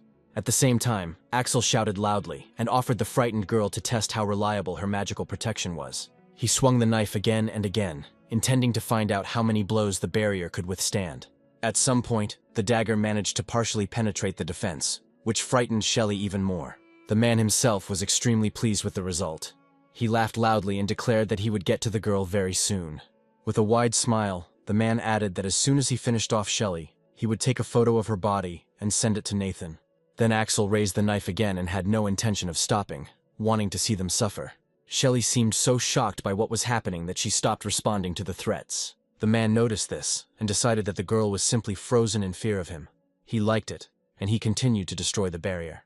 Suddenly, Nathan's sister slowly rose to her feet and said in a quiet but firm voice that she couldn't just die. However, Axel did not take her words seriously, believing that victory was already within his grasp. Despite this, the girl continued and said that if she died, her brother would be upset, so now she needs to kill the man. These words made Axel laugh loudly. He was convinced that the girl was not capable of killing even an insect, let alone a person. After this, the man swung the dagger again and mockingly suggested that Shelley try to kill him right there. Unexpectedly, during another blow, the protective barrier was completely destroyed, and the protagonist's sister was left completely defenseless. Luckily, the girl managed to dodge Axel's attack in time, and his knife pierced the window glass. At this time, Kroha didn't even intend to interfere in what was happening. He was fascinated by the sight of a huge bloody moon hanging over the city. Of course, the turtle immediately sensed the scale of the battle inside the building, but for some reason did not dare to go to Shelley's aid. Nathan's sister, on the other hand, seemed eerily calm. Despite the danger she found herself in, the girl calmly accepted the man's challenge and wished him rest in peace. The next moment, she noted that the Qi technique, which had previously created the protective barrier, was capable of more than just saving lives. Shelley was very upset that Axel was going to hurt her brother, so she was now determined to stop him. Using the same technique, the girl formed a cloud of energy on her fingertips, resembling a sharp needle. With a flick of her wrist, Shelley released an energy needle that shot towards Axel at incredible speed. The man instantly recoiled and experienced a strange sensation, as if his life was about to end. At that moment, the man regretted that he had not managed to avenge his son, and the Song family found itself on the brink of extinction. Unable to bear the emotional tension, the man suddenly plunged the knife into his neck, loudly shouting that he hated Shelley. A distraught Axel, already on the brink of death, cursed Nathan and his sister with his blood and the Song family's fortune. After that, he pulled the dagger out of the wound, and a powerful stream of blood gushed from the neck, which shocked the girl. Just before his death, the man decided to take one last look out the window and saw a huge bloody moon there, as if watching him. This ominous phenomenon struck him and seemed to hypnotize him. The anxiety instantly disappeared. It seemed to him that giant, terrifying monsters were looking at him, and the main one of them was clearly showing interest in him. Seeing these monsters, Axel fell to his knees, deciding that a real deity had appeared to him before his death. He bowed respectfully, hoping to avoid the creature's wrath. Then the monster, smiling, offered him to give up his pure soul and everything he had left, promising in return to perhaps help him for fun. These words made the man grip the dagger tighter. He was scared to death, but he still accepted the offer. The next moment, the man plunged the knife into his neck again, completely sacrificing himself to the unknown creature. The cunning monster, watching this, burst out laughing and called the man a stupid insect, although he was pleased with the victim. At that moment, Axel's mind completely went blank and he began to laugh madly. Shelley could only see the ominous energy and blood rushing out of the man's wound and quickly rushing away. She could only shield herself from the endless streams of blood. This energy rushed into the sky, which, of course, attracted the attention of the crumb and alerted him. The flow headed towards the blood moon. Suddenly, a crack appeared right in the sky above the city, from which a huge clawed hand emerged. She grabbed Axel's soul tightly and pulled it towards her. The monster then devoured the man's soul with obvious pleasure, praising its exquisite taste along the way. Watching what was happening from the ground, Tiny assumed that the creature in the sky was a real demigod. The turtle understood perfectly well the danger he posed, so without delay she began to erect a magical barrier. And suddenly a huge snake's tail descended rapidly from the sky. A moment later, the monster landed with a crash right in front of Tiny. The turtle couldn't see its enemy because of the dust that rose up. When the clouds settled, the demigod turned his attention to the heroes. He was pleased that he had managed to find them, and smiled slightly, sticking out his long tongue. Seeing Tiny, the monster decided that the turtle looked quite nutritious. Moreover, the monster could not pass by the frightened Shelley, calling her a charming little girl. After stretching a bit, the demigod declared that he had been hungry for thousands of years, and therefore now intended to be properly satiated. He then introduced himself as the great Yamada no Orochi, and expressed his joy at the upcoming dinner. At the same time, in another part of the city, Nathan had just dealt with another monster that had stood in his way. The hero noted that each time as he became stronger, it became easier for him to kill these freaks. When the monster's purple blood touched plants, they died instantly, and even mighty trees could not cope with this poison. If the monster's blood got into a body of water, the water immediately turned black, and all living organisms inevitably died. Seeing this, Nathan realized that no matter whether the monsters were alive or dead, they still continued to destroy all living things. Therefore, it can be assumed that very soon, there will not be a single living place left in this world, because the number of creatures has not decreased. The next moment, the hero, using his abilities, created a raging stream of flame and directed it at the poison-infected area. At that very moment, the grass and trees around burst into a bright flame that was supposed to burn everything to the ground. Meanwhile, the guy was already getting ready to go to the next monster. Nathan made his way quickly through the chaos-ridden city, trying to find a new target as quickly as possible. Soon the hero arrived at the place and saw a huge tree with a human face, under which a group of people had gathered. The guy was amazed by what was happening, and he was especially worried about this unusual tree. The main character could not believe that there was a demon in front of him. Meanwhile, a group of people retreated back, trying to escape from the bloodthirsty zombies. Suddenly, several armed men rushed at the walking dead to hold them back and give the others a chance to escape. Amidst all the confusion, Nathan quietly descended to the ground and infiltrated the group of survivors, intending to figure out what was going on. At some point, one of the people ordered everyone else to quickly move closer to the tree, because the zombies were not approaching it. And indeed, the dead did not even dare to step on the shadow of the tree with a human face, and therefore simply stopped. The protagonist was extremely surprised, and decided to continue observing to find out everything. There were quite a few people gathered under the tree trunk, but they looked strange. There were smiles on their faces, but there was no sense of goodwill in them. Despite this, the survivors did not attach much importance to this, and were glad that they had managed to escape from the zombies. Suddenly, someone clapped their hands loudly, attracting attention. A young man in a business suit turned to the people and suggested they take a little rest, noting that he had enough work for today. At that moment, the young men who had been repelling the zombie attacks breathed a sigh of relief. They were very tired, but were glad that they had saved many people. Then the guy with glasses turned to the new arrivals and said that if they wanted to survive, they had to listen to him carefully. Nathan remembered the man. It turned out it was Charles, with whom he had previously worked in the same place. Then Charles loudly announced that the end of the world had already arrived, and everyone could see what was happening on the streets. He emphasized that all that remained around were zombies, monsters, and death. The survivors understood this perfectly well, but it didn't make things any easier for them. No one knew what to do next. But Charles asked people not to worry, and insisted that the most important thing now was to stay close to the tree. These words noticeably encouraged the crowd. People were confident that the zombies would not get here, which meant they had a chance to survive. However, the man added that, of course, everything is not so simple, because life has its price, at which point his comrades smiled faintly. The survivors were shocked by what they heard, as they did not understand what price was being discussed. Then Charles explained that the tree was a demigod and their protector, with a kind heart, and therefore it protected people. Therefore, if they want to survive, they need to make offerings to this tree. Hearing this, people even rejoiced, deciding that they were incredibly lucky, because now it became clear why the zombies were afraid to approach the trunk. Suddenly, Nathan asked what exactly should be presented to this demigod, and it was obvious that it was not about money. Charles immediately recognized the main character and was very surprised to see him there. He did not understand how he managed to survive, but was glad to see him.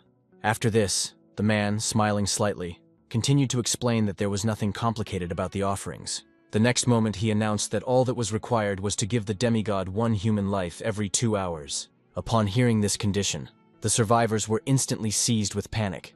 They were shocked and could not believe that this tree was a man-eater. Then Charles, trying to convince people, declared that he did not know for certain whether the gods ate people. However, he reminded them that right now there were bloodthirsty zombies standing behind them, who would certainly not refuse a snack.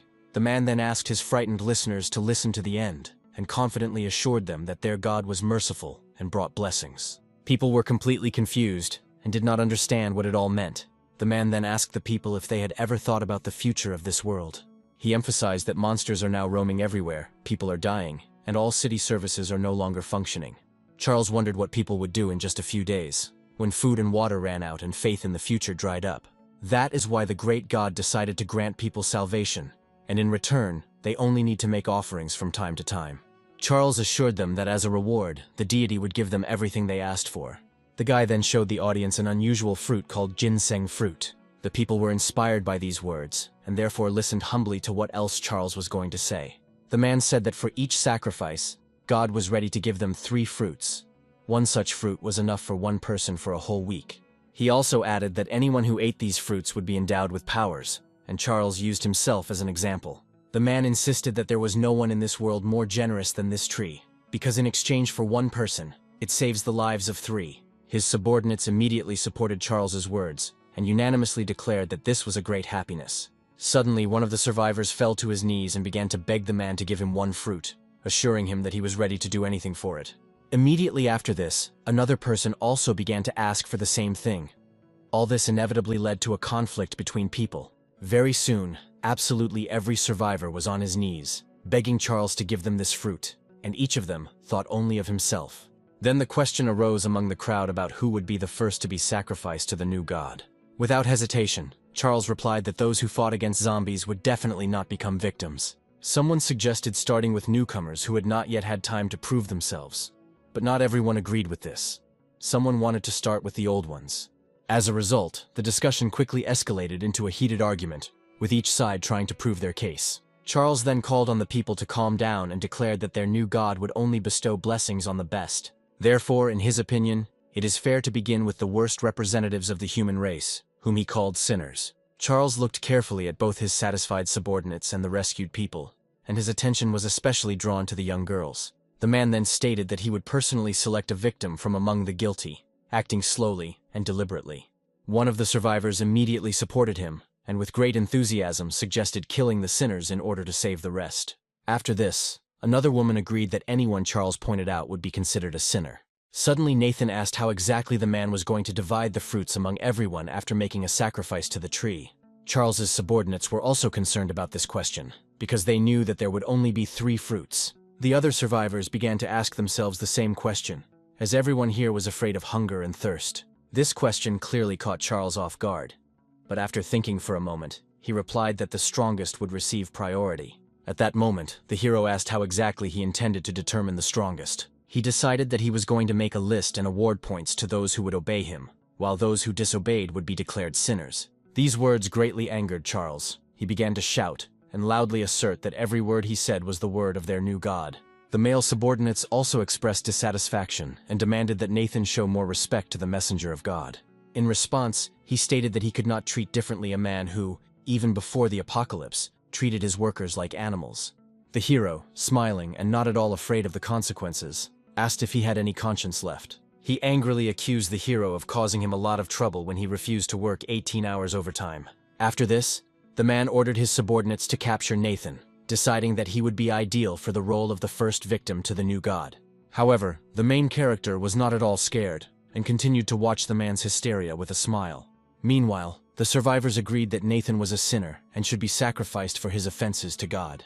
Then the guy said that in fact, after the sacrifice, they would only receive demonic fruits created from the flesh, blood, and souls of the victims. According to the hero, those who eat these fruits will become slaves of the tree, not blessed, and will turn into half-monsters, similar to zombies. The survivors were outraged by what they heard, and, of course, did not believe the hero. But then they demanded that Charles comment on this. Nathan then turned to the guy and asked what was going on with his hand, demanding to see it for everyone present. People began demanding that Charles show his hand, and asking if they would really become slaves if they ate the fruit. Charles was clearly stunned that his secret had been revealed, but he did not deny anything, and confidently stated that the most important thing now was to survive. Then the scoundrel slowly raised his hand to show it to the crowd. Soon everyone saw a mutilated limb that resembled tree branches. At the same time, the distraught man claimed that even in the world of the apocalypse, life still has meaning. After this, he demanded that people protect the tree, and to do this, according to him, they need to kill the main character. In addition, he promised that whoever killed Nathan would receive the fruit. These words made people quickly change their position. The next moment, the enraged people, armed with everything they could find, rushed at the hero, believing that if he died, they could survive. Charles was extremely pleased with this, and loudly declared that people like Nathan would die at his feet. However, the protagonist remained absolutely calm, and only noticed that his former boss had already reached the end of his path. Suddenly, as if out of nowhere, several streams of bright flame appeared and rushed rapidly towards the man. Charles was completely unaware of such an attack and did not have time to dodge. The fire hit its target. Then the hero quickly approached the enemy and delivered another blow. One blow was enough to knock the man off his feet. Charles couldn't believe that his life would end this way. The next moment, bright flames burst from his mouth and eyes, indicating that the fire had passed through his entire body. However, the hero was not at all happy about the victory, because he did not even perceive Charles as a serious opponent. After this, the charred man flew far back, unable to withstand the blow of the protagonist. It crashed into the tree with a loud bang, causing a small explosion that sent tremors through the area and scattered leaves.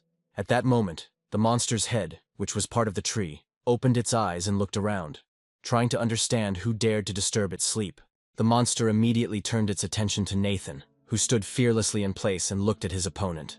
At this time, the silhouette of Charles began to emerge through the thick smoke. It turned out that he was still alive, despite the powerful attack. The man was badly damaged by the fire, but he still wanted to kill Nathan, and loudly declared that he could not kill him. The disfigured man once again reminded us that he is a representative of the tree.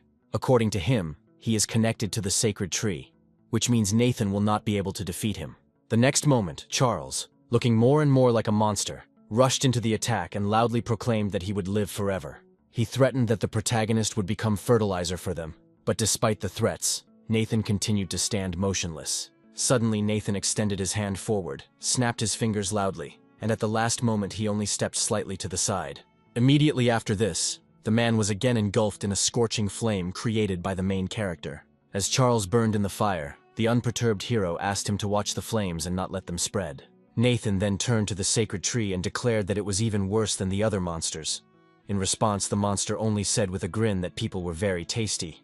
The next moment, the tree branches pierced the survivors, taking control of their bodies. People started to blame Nathan for provoking God.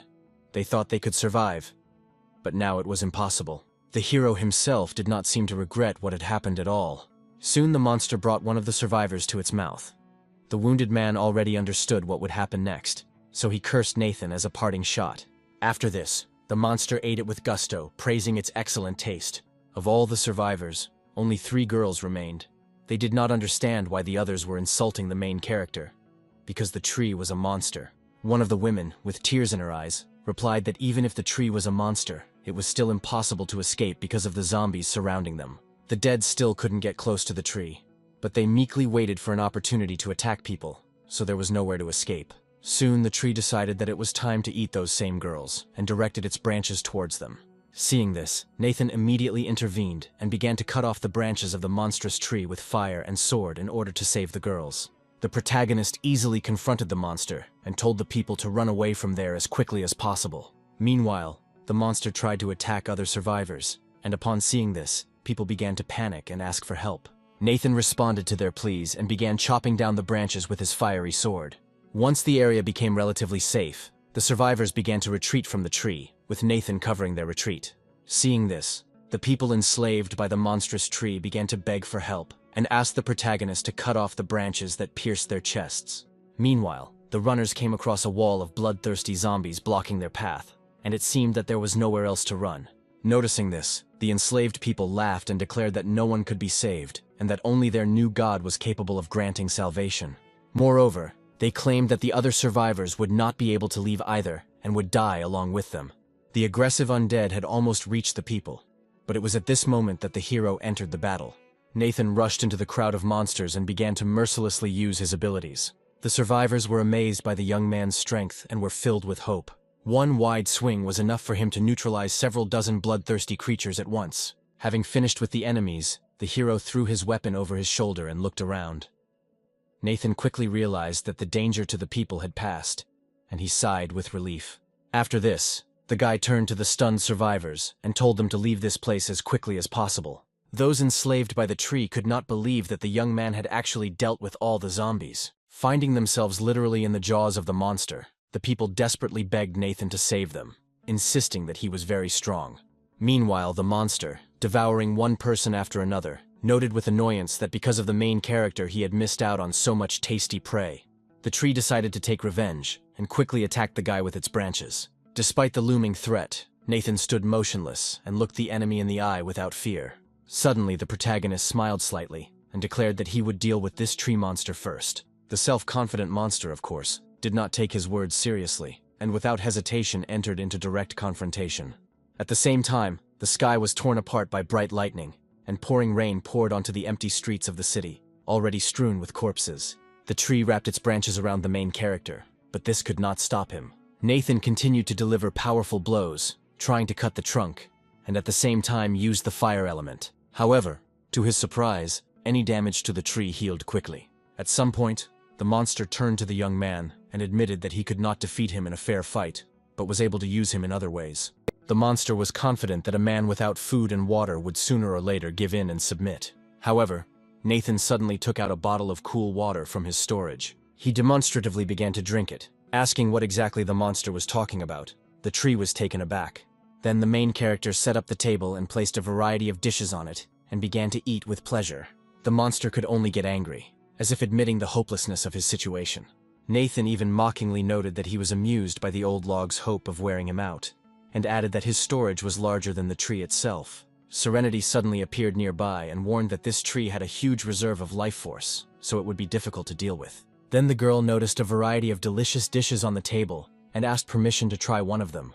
The black demon bear also wanted to have dinner, and was especially interested in a drink he had never seen before. Nathan told his subordinates that whoever could figure out a way to quickly destroy the tree would get all the food. Hearing this, Serenity thought about it and soon suggested using lightning, which is especially effective against trees. The girl added that if the Thunderlord Lei wishes to help, the monster will instantly turn to ashes. Suddenly their conversation was interrupted by a bright light, a sign that someone was trying to contact the hero. It turned out that it was Tiny. He was extremely alarmed and hastened to report that Shelley was in danger. These words shocked the protagonist. He became afraid for his sister and demanded details. Then he raised his head to the sky. Since the branches of the tree did not close tightly, the young man could see everything.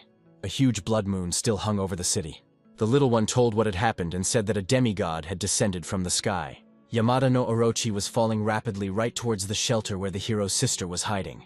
The little one admitted that he could not cope with this demigod alone, and therefore begged the hero to hurry to help and protect the girl. Suddenly, Tiny cried out in pain and the connection with him was broken. Serenity was shocked by what she heard and realized that the situation was extremely serious. Nathan himself realized this instantly, and the next moment he suddenly disappeared. A moment later, Nathan was already standing at Lei's cage, but the god of thunder declared that he didn't care what the protagonist said. Nathan didn't say a word and suddenly opened the cage, as if releasing Lei. Then the young man calmly remarked that he had no time to argue with the god of thunder. After this, the hero reminded that as the ruler of the great prison, he has the right to rule it and summon prisoners. Moreover, he is the master of all prisoners and has the right to declare their immediate execution. Lei had no choice but to accept his terms. The thunder god dropped to his knee, thereby expressing submission to the hero. Looking closely at Nathan, he realized that he was absolutely serious in his words. Moreover, the thunder god was afraid that he might die today, and therefore decided to submit to the prison warden. After this, the prisoner turned to the main character and asked him to give an order. Meanwhile, the bloody moon illuminated the empty streets. The tree, having overheard the conversation, was surprised that Yamada no Orochi had descended to Earth so early, and decided that now the hero would certainly receive punishment. The next moment, a powerful explosion was heard, which literally tore apart the branches of the tree. The monster was stunned and did not understand what was happening. Then Lei burst out of the trap, making a deafening noise as he emerged. The protagonist sat on the shoulder of the thunder god and listened to the tree monster beg for mercy. However, the guy cold-bloodedly ordered his subordinate to destroy this monster. At that moment, Lei swung a huge lightning bolt and carefully aimed at the frightened tree. Without a moment's hesitation, and following the prison lord's orders, the thunder god unleashed a blinding bolt of lightning on the enemy. There was another deafening explosion that literally tore the monster in half. When it was all over, all that was left of the tree were charred fragments, and now this monster could no longer harm anyone. However, Nathan did not feel any joy from his victory, as his thoughts were completely occupied with his sister. So the hero ordered Lei to set out immediately. The thunder god obeyed and quickly headed towards the zoo. Soon a small group of people arrived at the scene, wanting to find out what had happened. Looking around, Sally was struck by the terrifying force that destroyed everything around her, leaving no trace of life. Suddenly, one of her subordinates approached the girl and reported that movement had been detected in the area of the Chuhua hospital. On the way there, Sally thought with regret that the tree monster had already been destroyed, because it could have been useful to her. She also realized that someone had managed to deal with this monster before she had time to arrive. Now what interested her most was who possessed such power. Meanwhile, an ominous silence reigned in the city zoo. All these events also affected animals. Even herbivores became bloodthirsty and dangerous, not to mention predators. The lion, who had easily escaped from the cage, decided to test his new powers on his former neighbors. He became much more aggressive than before, and thanks to this, he was able to overcome other predators. However, in this new world, there was someone who even this ferocious beast could not defeat, and that was the demigod Yamada no Orochi. The lion did not know what kind of creature it was or what power it possessed, and seemed to intend to challenge it. At the same time, the monster stared intently at the predator. The next moment, his body literally tore apart from the inside, leaving behind only clots of mucus. Immediately after this, several huge snakes appeared out of nowhere and began looking for a new target to attack. The demigod exuded a sinister aura that had a detrimental effect on living beings, and even killed some of them. Snakes, brought about by Yamada no Orochi, were everywhere, and soon the entire zoo was filled with them. Meanwhile, Yamada no Orochi watched his opponent closely. The baby assumed its maximum form and surrounded the area around the administrative building with a protective barrier. Suddenly, one of the snakes received the order to attack the barrier. It rushed forward, not yet knowing what kind of resistance awaited it. As soon as the snake touched the barrier, it was immediately thrown back, torn into pieces. The demigod realized that it would not be so easy to deal with this enemy, and so he launched an attack on all his snakes at once. Although the protective barrier remained indestructible, the numerous blows still began to take their toll on the turtle itself. However, Yamada no Orochi was extremely surprised that there were still worthy opponents left in the upper world. Then the demigod suggested that since the turtle had the power of water and clouds, he should simply run away from there, and thereby prolong his life. In response, Tiny stated that he was already too old to escape, and besides, he did not want to receive punishment from his master in case of failure. The demigod knew that the gods and higher monsters had long been destroyed, so he became curious about the owner of the turtle if it was so afraid of him. In response to this, Kuroha only laughed. He remarked that he had heard that Yamada no Orochi was merely a servant of the god Susanoo. Hearing the name Susanoo, the demigod became furious and immediately demanded to know why the turtle was telling him such things. The little one explained that compared to his master, the god Susanoo was so insignificant that at that moment he only had the right to lick his boots. Suddenly, an incredibly powerful blow fell on the protective barrier, which Tiny did not expect at all. Because of this, the barrier began to rapidly collapse, leaving him without protection. The turtle made a great effort to withstand the sudden attack, but the forces were unequal, and the baby received serious injuries. Meanwhile, Shelly felt the ground shake violently, which made the girl feel truly scared. Meanwhile, Tiny finally realized who exactly had struck him, and he had no doubts left. It was the god commander Susanoo. However, the turtle did not understand why he had so suddenly decided to intervene in this battle. The little one continued to claim that his master had scared all 5 gods to death, and therefore Yamada should not underestimate him. The demigod was only amused by these words, but his laughter quickly died down, because the turtle still had something to show. The next moment, Tiny used the deadly whirlpool technique, declaring that Nathan would soon appear and take Yamada no Orochi's life. As if from nowhere, a turbulent stream of water burst forth, sweeping away everything in its path. Then this whirlwind threw a huge turtle high into the air. While remaining in the air, he used the Taishan technique to strengthen his body. Energy instantly filled the crumb and gave him the opportunity to carry out a devastating attack. Yamada no Orochi watched what was happening in amazement. But there was no time left to do anything. The next moment, the turtle fell to the ground from a great height with a deafening roar, causing a powerful explosion. The shockwave quickly spread in all directions, destroying everything in its path. Shelly was almost injured by the explosion, but the building still protected her. When everything calmed down, the girl opened her eyes and looked out into the street with alarm to assess the consequences of what had happened. Nathan was horrified to see the head of a huge snake right in front of her. Her mouth was wide open as if the monster was about to attack. It soon became clear that the snake was dead, the result of a powerful attack from Crumb.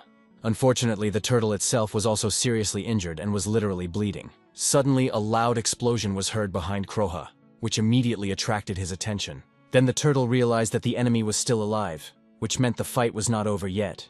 Yamada no Orochi was furious and couldn't believe that Tiny dared to hurt a demigod. The little one realized with regret that even having used up all his energy, he could not kill the monster. It had as many lives as it had snake heads. After this, the enraged enemy suddenly rushed into attack, believing that the turtle would not be able to stop it. The little one immediately admitted that he really couldn't cope with the demigod alone. Then he raised his head to the sky and saw in the distance the silhouette of a winged creature.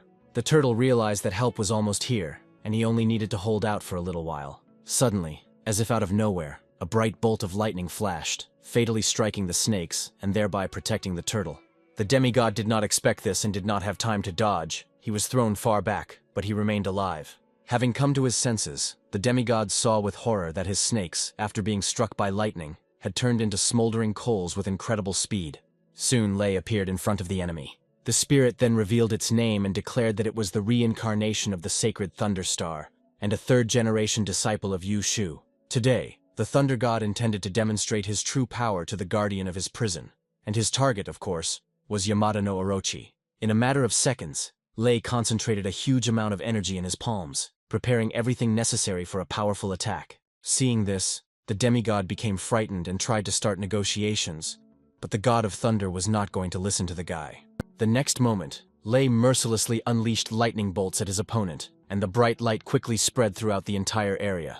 Yamada no Orochi didn't even try to dodge. The discharge instantly struck him and immobilized his body. Then the thunder god decided that the short battle was over, and in conclusion he called the enemy a non-entity who deserved only death.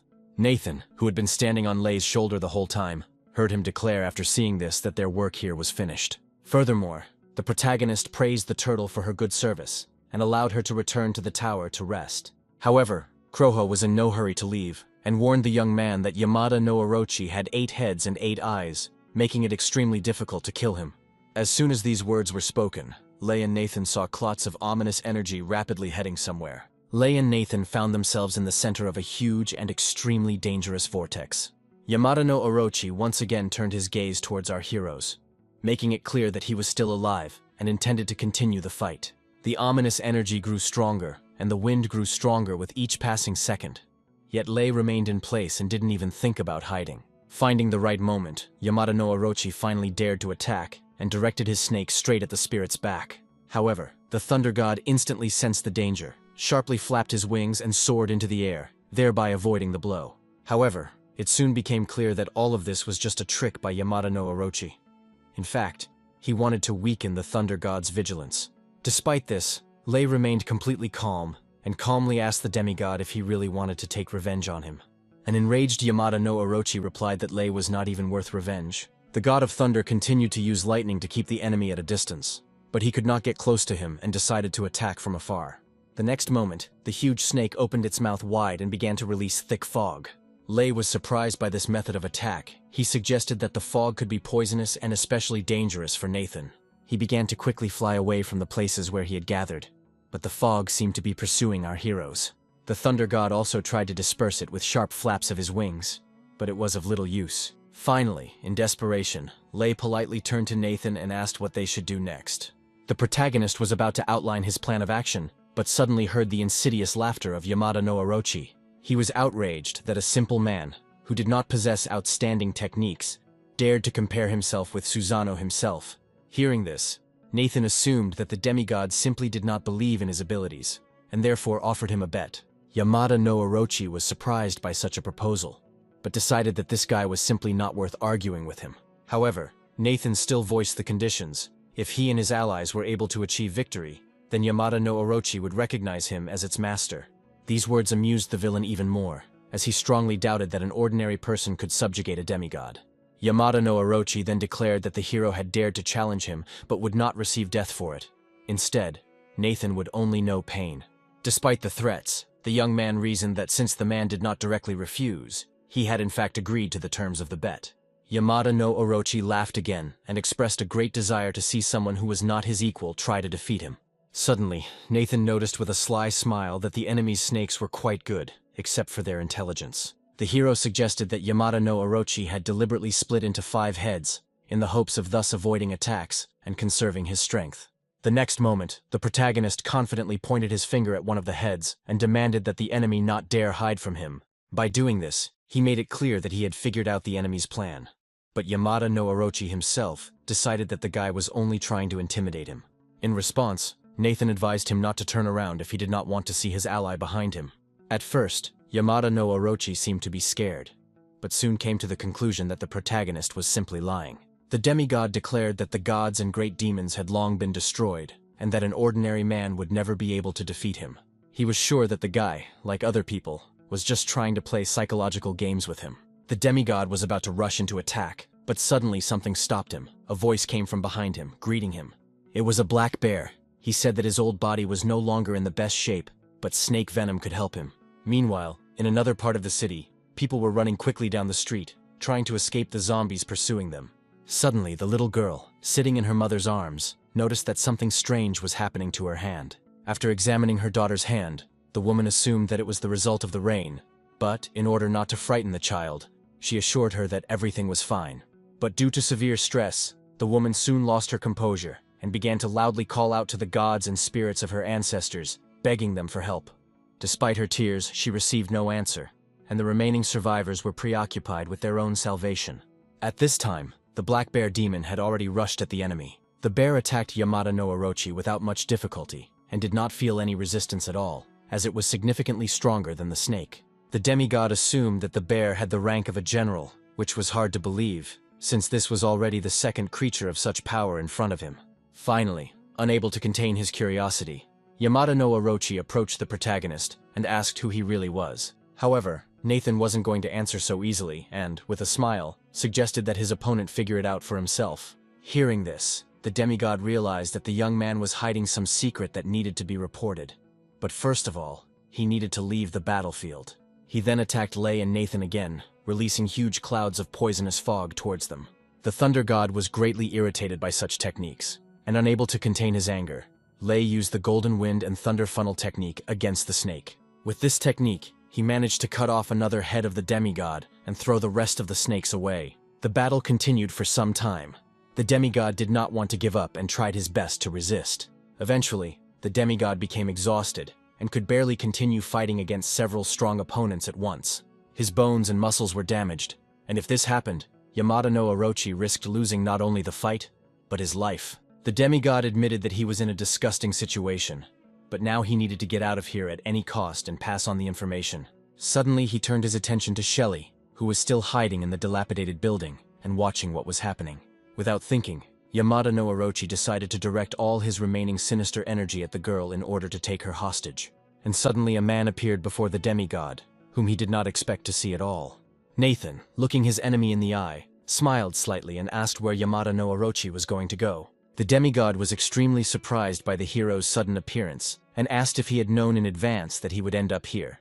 And the young man confirmed this. Nathan then explained that when the man attacked Lei, one of the snakes took advantage of the moment and slithered away to the ground unnoticed. If the demigod had simply decided to flee, he might have left him alone, since the 6 defeated snakes were already of great value. However, instead of running away, Yamada no Orochi chose to crawl here and try to attack Shelly. It was this choice that greatly angered the hero, so now the young man was determined to teach the monster a lesson. Pointing the tip of his sword at Yamada no Orochi, the boy declared in a rough voice that the demigod had chosen the path to his own death. Despite the main character's terrifying appearance, the demigod was not at all frightened, and decided that the demigod was simply overconfident. The distraught Yamada no Orochi began to loudly assert that even if he only had one head left, Nathan was still no match for him. Moreover, since Nathan calls himself a prison warden, it means that after his death the rest of the heads will be freed. Moreover, the demigod intended to gain great pleasure by dealing with not only the young man, but also his sister. However, Nathan demonstrated his power, which took the form of a huge fire dragon.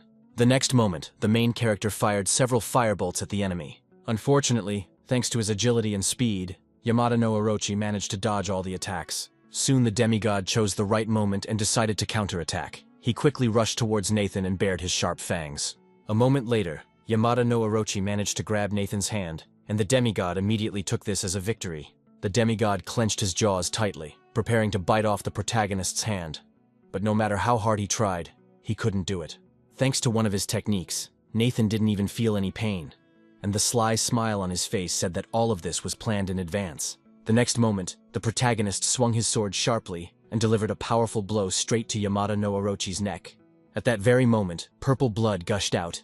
The demigod was amazed that the young man had managed to deceive and wound him. Although Nathan appeared to be normal in appearance, his powers were clearly beyond human capabilities. Meanwhile, the black demon bear also made significant progress in the battle with the 2 huge snakes. The bear liked this, so he continued the fight with even greater determination, and his next opponent was waiting for him ahead. At the same time, Lei managed to overcome one of the snakes, but during the fight he was seriously wounded. A through wound pierced his chest. However, even this could not kill the Thunder God. But in this state he could not continue the fight, so he spent time restoring his body. Soon the bleeding stopped, and only a large scar remained from the wound. After a short pause, the Thunder God again assumed a fighting stance, ready to continue the battle. He hoped that the last snake, which contained the power of Yamada no Orochi, would be smarter than the rest. Yamada no Orochi himself realized with annoyance that he only had 4 lives left, which meant he needed to escape as quickly as possible. The demigod understood that the protagonist still had a lot of energy and an amazingly strong body, so it was dangerous to drag out the fight. To defeat Nathan, the demigod decided not to engage in direct confrontation with him, and thought about the weakness of people. Very quickly, he came to the conclusion that the key was the human soul. Taking on a ghostly form, Yamada no Orochi rushed towards the hero. Soon, Nathan felt a strange feeling. A vibration spread throughout his body. It turned out that Yamada no Orochi had managed to penetrate the young man's soul. The demigod was delighted, deciding that there was nothing surprising in this. His spiritual barrier was nothing for a demigod who had lived for hundreds of years in other worlds. Now the demigod intended to look through the hero's memories and find out where he got such enormous power. Moreover, he intended to make the main character his personal puppet. However, after looking into Nathan's memory, Yamada no Orochi was shocked. He did not understand why a whole tower was rising in the young man's mind. Suddenly the demigod was struck by the same lightning that had held the prisoners back. The pain was unbearable, and now he needed to find shelter in a safe place as quickly as possible. Luckily for him, Yamada no Orochi quickly discovered the hole at the base of the tower and considered it his salvation. Not realizing what awaited him inside, the demigod entered inside, where he caught his breath and came to his senses a little. The demigod couldn't believe that just 2 lightning strikes had taken away such a significant part of his soul. He considered himself lucky to have found this loophole. Then Yamada no Orochi began to look around, trying to figure out where he was. He didn't understand why it was so dark around, and suddenly he was overcome by an oppressive feeling as if he was being watched. And it wasn't just one creature, but dozens of eyes were looking at him. The atmosphere in the tower filled the demigod with genuine horror. Even Susanoo had never subjected him to such a nightmare. Yamada no Orochi was afraid that those who were currently watching him might be stronger than even Susanoo. Moreover, he allowed the thought that the gods themselves could be imprisoned in this tower. But an even greater shock awaited him ahead. Suddenly, Yamada no Orochi screamed loudly and grabbed his head, his entire body pierced by unbearable pain. Nathan watched silently as the enemy, unable to cope with the consequences of the collision with the tower, writhed on the ground. At the same time, the snake that was fighting with the black bear also began to behave strangely. It wriggled in pain, and blood flowed from its eyes. The same thing happened with the snake that confronted Lei. Eventually, both snakes returned to Yamada no Orochi, who had been screaming in terror the entire time. The demigod himself did not understand what had happened to him, and what exactly he had seen. Everything that happened in the tower seemed to have been erased from his memory.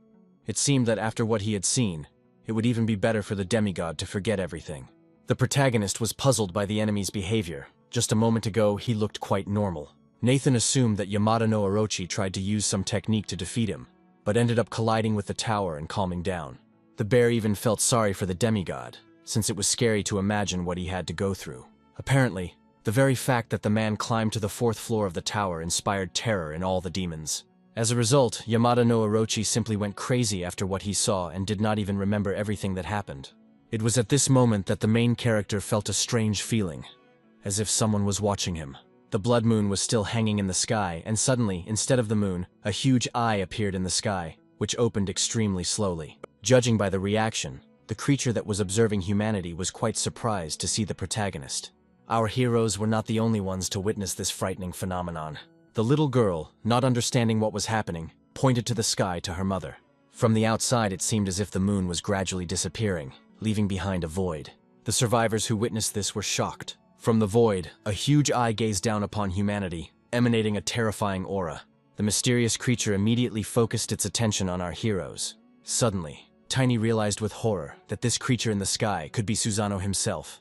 Meanwhile, the distraught Yamada no Orochi continued to repeat without stopping that he had one secret that needed to be told. Suddenly, the man rushed towards the huge eye. Lei tried to stop the demigod, but at that very moment, an unknown force threw the thunder god back and pinned him to the ground. The creature in the sky, filled with a frightening void, had a profound effect on our heroes and caused them to experience incredible horror. However, the demonic bear understood that they couldn't just stand there and do nothing, because at this rate Susanoo could be resurrected. Nathan felt the need to intervene urgently, so he prepared his fire sword in advance. The next moment, the protagonist rushed towards Yamada no Orochi and cut off his head with one blow. The young man then captured the demigod's soul because it could still reveal his secret to Susanoo. To prevent this from happening, Nathan placed the enemy's soul in the tower and imprisoned it there. As a result, Yamada no Orochi ended up in a cage and became another prisoner of the 6 great hells. At the same time, the hero was pleased with the work done and believed that the problem was solved. His subordinates were also happy and, sighing with relief, said that with the power of their prison lord, they no longer had anything to fear. However, the joy did not last long. Suddenly our heroes felt a strong earthquake. Susanoo carefully watched everything that was happening on Earth and was clearly dissatisfied with what he saw. Even Nathan's body began to tremble. Then Susanoo turned to them in a rough voice and demanded to know how they dared to resist his will. Even in the world where the prison was located, his anger was felt. Lightning around the tower began to flash more and more frequently and intensely, and it soon became clear that God had already descended to Earth. Nathan soon warned his subordinates that his energy was almost exhausted, so they needed to run quickly while he covered them. He insisted that the situation was critical, and the prison lord needed to urgently come up with a solution. Then Nathan began to remember that in his past life, before reincarnation, he had seen many demigods of general rank. Yamada no Orochi was supposed to ascend at midnight, but this time, because he was summoned by James, he ascended earlier than expected. That was why the out-of-control Susanoo also appeared so quickly. And now the entire spatial barrier was destroyed. The little one believed that humanity was destined to accumulate enough strength to defeat the gods, but now this had become impossible. The turtle was afraid that if the barrier finally fell, and the generals broke through here, humanity would be destroyed. Nathan watched the events with alarm, but he couldn't even imagine what would happen next. At that very moment, a monstrous explosion occurred at the very epicenter where the main character was located. Shelley, who was still in the zoo's administration building, was also unable to escape the effects of the attack. There was a deafening ringing in her ears, and the girl felt unbearable pain. Without wasting time, she created needles. First, she protected her ears with them. Then she quickly used the needles on the most important parts of the body. At that moment, the girl realized that her brother had taken the full brunt of the explosion, and she began to worry because she didn't know what condition he was in. Then Shelley timidly looked outside, still unsure if it was safe. When the smoke cleared, it became clear that Nathan was simply lying on the ground, showing no signs of life. Tears appeared in Shia's eyes. She hoped until the very end that the young man would rise. Meanwhile, the whole world was plunged into chaos. The few who survived covered their ears with all their might to block out the deafening sound that seemed to come out of nowhere. People saw the huge face of an unknown creature descending on the city and decided that there was no more hope. In addition, the space itself was destroyed, and now nothing prevented other monsters from entering this world. From the window of her home, a woman watched as bloodthirsty zombies mercilessly devoured people. She also saw a giant creature descending to Earth, wanting to destroy everything completely. This brought her to tears. The woman bitterly regretted that she had not stocked up on food in advance, because now she had nothing left. Gradually, all living things disappeared. Even the flower in the pot began to lose its petals. People's destinies were crumbling right before our eyes. Suddenly, one petal landed right in Nathan's hand. Next to the main character lay the very same family heirloom that had immediately attracted Susanoo's attention. God, observing the world plunged into chaos, was confident that whoever took possession of this object would become king. He believed that thanks to the relic, the world would be finally destroyed exactly as God wanted. Susanoo intended to summon other gods to Earth to help destroy humanity more quickly. He already imagined how everyone in this world would die, and this picture gave him great pleasure. At the same time, God considered the main character to be just trash, who would definitely not be able to resist him. Nathan heard Susanoo threaten to kill all the people at his hands, but it seemed he was powerless to stop it. After this, the deity, with madness in his eyes, began to laugh loudly. But the next moment, the hero fearlessly showed Susanoo the middle finger. The young man then demanded that the man return to his cursed island and laugh there. After this, the protagonist threw his family heirloom into the air, and it immediately began to emit a blinding light. A huge beam struck straight into the sky and banished the ominous darkness from this world for a few seconds. A mysterious man suddenly appeared in the glow. A young man with long hair appeared out of nowhere, a bright glow emanating from him. Seeing this man, Susanoo was horrified and began to claim that what was happening simply could not be reality. God carefully examined the stranger who had appeared, and could not believe that he had managed to incarnate so quickly. However, Susanoo believed that it was too late and no one could stop him. But the mysterious man had a different opinion. Suddenly, he created a huge bow that would help him in the upcoming confrontation. He himself called it the beginning of dawn, and was ready to fulfill his destiny. Now Kai had to give birth to 10 luminaries and destroy the monsters that tormented people. Susanoo was shocked that someone had actually challenged him, and decided to stop the impudent opponent immediately. Kai had already created a giant arrow from fire and remarked that the next time the god saw someone's house, he should remember about decency. Then the young man placed an arrow in the bow and pulled the bowstring with the power of thought, carefully aiming. The next moment, a shot rang out, an arrow flying straight at Susanoo's head. But God was not going to give up so easily. Taking a deep breath and loudly declaring that he was a god, the man created a barrier in front of himself that was supposed to save him. However, as expected, the flying arrow easily destroyed the barrier and pierced Susanoo's right eye, causing incredible pain. At the same time, Hai mockingly recalled his opponent's previous words about him allegedly being a god. This time he immediately loaded 3 arrows into his bow and declared that he had already killed many gods, and that Susanoo was the weakest among them. Hai decided that there was no point in continuing the conversation and intended to destroy the guy right then and there. The next moment, a shot rang out again. Susanoo screamed in pain and no longer looked so confident. The man then quickly retreated from the destroyed barrier to avoid further attacks. As a result of the short battle, Susanoo was blinded in both eyes, but still remained alive. The man, in spite of everything, laughed loudly, believing that he was now safe. He claimed that he was protected by a world barrier that Hai would supposedly not be able to break through to kill him. However, despite his blindness, Susanoo immediately felt that the enemy was suddenly right in front of him, and this shocked him. Hai, of course, had no intention of stopping, and began to extract from the relic a black sword, blazing with a bright fire. God instantly felt the pressure coming from the weapon and, with horror, assumed that the stranger was holding the Haoshin sword. The appearance of this blade led Susanoo to believe that before him was none other than the Emperor of Humanity. Hai remembered that tens of millions of years ago he had already led the gods into battle against Susanoo, and they had managed to imprison the god in the outer dimension. When this happened, the Emperor of Mankind warned Susanoo that when the world barrier collapsed, destruction would come after him. The next moment, the human lord swung his sword and literally cut the man in half. At that very second, a colossal amount of energy burst out of the gap in the barrier and burst into the human world. People watched what was happening in amazement, not understanding whether this was salvation or a harbinger of even more terrible disasters. After this, it suddenly started to rain, which surprised people because it was the most harmless phenomenon in recent times. However, the survivors soon realized that it was not rain at all, but the blue blood of a monster pouring from the sky. People decided that the terrible god had been defeated, and his blood was now dripping onto the ground. These drops helped many people recover from the deafening sound that recently shook the world. One of the surviving women began to become very nervous because she did not find her daughter nearby. She looked around in panic, trying to find the child, and suddenly she saw the girl next to a crowd of bloodthirsty zombies. To her surprise, the little girl was not afraid at all. Instead, she drank the blue blood that had collected in her palms. The woman tried to call her daughter and warn her of the danger, but it seemed that she did not hear her. Then the girl turned to her mother and said with a smile that everything was fine, while her eyes radiated a bright, mysterious light.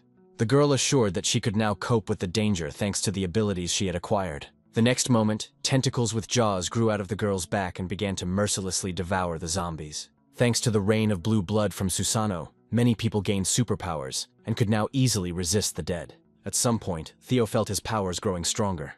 Moreover, all the scars on the man's body healed as if they had never been there. Then the man joyfully exclaimed that the heavens favored his fate. Now Theo was ready to confront the dead and fight for the future of people. He fearlessly rushed into battle, although just recently these zombies were extremely dangerous and inspired terror in everyone around. Those who watched the battle called Theo the strongest and considered his abilities a true miracle. At the same time, another group of survivors looked at the sky. Now it seemed that the sky was divided in two.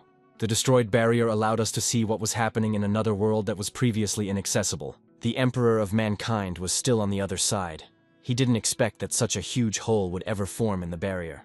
However, the first thing Hai did was to loudly address the gods of the five paths and demand that they listen to him. He recalled that it was he who had built the barrier around the human world, and therefore demanded that the gods not even dare to come close. Hai threatened that anyone who disobeyed would die that very second. He then added that if any minor demons were to manage to penetrate into the human world, they would be greeted as uninvited guests. Hearing this, the gods retreated into the depths of their world, and now nothing prevented the Emperor of Humanity from getting down to business. After quickly examining the breach, Hai came to the conclusion that there was indeed complete devastation here, which meant he needed to intervene. For him, all this happened at the worst possible time, but he still had to use one very valuable item. Without hesitation, the man took out a small stone and threw it towards the barrier. At that very moment, the huge hole in the sky began to close, becoming smaller with each passing second. Of course, he regretted that this left him with very few celestial stones, but it was worth it. Soon the rain stopped and the sun was able to fully illuminate the street. Hai enjoyed the beautiful sunrise and admitted that he would never get tired of the human world. At that moment, Nathan appeared right in front of the Emperor of Humanity, but this didn't seem to surprise him at all. The Lord of the People turned to him and informed him that he had done everything he had asked, but that he could not guarantee that the evil gods would not return again. Kai believed that if the gods decided to take revenge and attacked simultaneously, the human world would surely collapse. To this, the hero responded only by saying that deception is inherent in human nature, and he expected the same from the gods. The young man also believed that after such a battle, the gods would at least be frightened for a long time, and Susanoo's death would become an example for them. The Emperor of Humanity was surprised by the protagonist, because in a moment of despair, when he covered him with his body, then Hai asked why Nathan was so sure that they would come to his aid. The hero explained that the great prison contained many dangerous monsters, which meant that there must be gods guarding it. Nathan wasn't sure why the prisoners couldn't just break out and escape. However, he was willing to bet that there was a power sealed inside the tower that could destroy them all, and not even Susanoo could control it. Hai noted Nathan's resourcefulness, and added that they must never let the tower fall into the hands of those freaks. The Emperor of Humanity then assured that if his soul had been preserved, he himself would have broken through the barrier and destroyed all the gods and demons. To clear the protagonist's doubts, the man gave him fragments of his memories, hoping that they would provide answers to his questions. The soul of the Emperor of Mankind was severely damaged, and now everything was in Nathan's hands. For a moment, the protagonist doubted whether he had the right to take on such responsibility. However, the young man then gathered his courage and shook hands with the Emperor of Mankind, promising that the human world would never fall. After these words, the Emperor of Humanity begins to slowly disappear, but continues to smile, looking at Nathan. After some time, only residual energy pollen remains, which disperses into the air. Nathan suddenly begins to feel very depressed, and collapses from a severe attack of weakness. Shelley runs towards him and asks her brother if he is okay. After she gets closer to them, she discovers a small board lying next to them. This tablet lies motionless on the ground, but smoke emanates from it, indicating the strong aura of this object. We are transported to the outer chaotic world, where evil gods continue to weave their plans. One of them says that 3,000 years have passed, but the Emperor of Humanity still remains as powerful. He adds that if it weren't for him, they wouldn't have been sealed outside the world wall and would be walking free. They agree that it is a disgrace, and that they must break out to devour it and seize control. One of the gods asks why they are in such a hurry, since they have plenty of time. He adds that this wall will now soon split, and therefore it is unlikely that they will have to wait long. Another deity states that it will be too difficult to surround and destroy the Emperor of Mankind and Nathan, and they say that everything said is correct, because now Nathan is guarding his territory, and he will not be able to reach their divine possessions. He also adds that first they will be able to enjoy the people in their divine domains, and then restore their strength. They angrily declare that these lands will certainly be divided between them, and the inhabitants there will be swallowed up. The other evil gods begin to laugh furiously and say that everything must be exactly this way. After this, they rush forward to this planet in the hope of spreading their machinations. Each of them ends up in one of the wonders of the world in order to become a hotbed of corruption. Powerful cataclysms occur, and the news reports on mass transformations of people into monsters. People are wondering if the end of the world has come and trying to figure out who is ready to save them all. They say that monsters have been spotted in North Africa, and that 10 million people have already died in the Los Angeles area. Some believe that faith is their last resort, as the gods will surely descend to save this world. Sometime later, it is reported that Saudi Arabia is turning into a sea of fire and death. The world is destroyed, communication between states is broken, but the state of Xing becomes an island of salvation. In one of the cities, during the descent of the divine blood rain, a huge number of people are transformed into gifted ones. Soon several large gangs form, and one of them is a gang of jackals led by a man named Chester. He accepts into his gang those he deems worthy, and brutally purges the scattered gifted in the city. They try to destroy those who do not want to join them, so as not to leave witnesses and competitors. However, this time they are faced with a serious force of 2 gifted individuals who are still trying to rebel. However, they are unsuccessful, as Chester inflicts serious wounds on them with one powerful blow of his clawed paw. The rest of the gang members say that it is impossible to escape from his and the corporation's control, because he is too serious. One of Chester's henchmen says that the Eastern District has already been completely cleared and their fighting spirit is high. They offer him to destroy Theo's team, and he declares that he is just a thick-headed muscle man who will help them pull in talent. His minions claim that their elder is right, and that they now have the most important resources in the form of Shanshan pills in their hands. They claim that only with this miraculous elixir can one safely absorb the crystal cores. Chester says that whoever takes the pill gets a future, which means there is no need to worry if you stay close to someone who has it. Chester states that as long as they follow his orders, he will definitely make them the strongest adepts in this city. Suddenly, another sentry comes running to him and tells him that a small stronghold has been discovered in the city. He is immediately asked why he is bothering them, since robbery and cleansing is their advanced mission. The young man says that unfortunately, all the allies who entered there never returned. After some time, they reach this stronghold, which is a large mansion. Chester stops on the spot and asks if this is where the strange house is located. His henchman says that this house is very strange, as if it is devouring people because no one ever returns. Chester says that ghosts are unlikely to appear in a zombie apocalypse, and that this is most likely the work of gifted people. After this, he comes closer and addresses those in the house, stating that they have 5 minutes to take out the supplies. He also states that he is willing to forget old grievances and allow them to join the Jackal Gang if they prove themselves. All this time, Shelley and Beatrice have been watching them from the window of this house, trying to carefully assess the situation. Shelley says that a lot of bandits have come here, and Beatrice suggests that apparently they cannot avoid a fight. They look sadly at the unconscious Nathan, and Shelley hopes that her brother will get better. She wonders when he will wake up, hoping that they won't have to wait too long. Beatrice asks her to stay here and keep an eye on him in case the bandits suddenly attack unexpectedly. Shelley warns the teacher to be extremely careful because if she gets hurt or dies, it will be a disaster. Beatrice reassures her that there is nothing to worry about, as she has already taken out all the previous villains. Beatrice emphasizes that no matter what, they must hold out until Nathan awakens, because he is their savior. She also talks about how there is a fiery imprint left on her, so she feels like he is at a key stage now. Shelley says that all of her brother's demon beasts are now gone, and that even if she has to give up her life, she will protect him. Beatrice opens the door, steps outside, and reflects on the nightmare she has to go through to get here. She remembers that she is fighting in the hospital that day, and the situation is almost hopeless. But she is saved.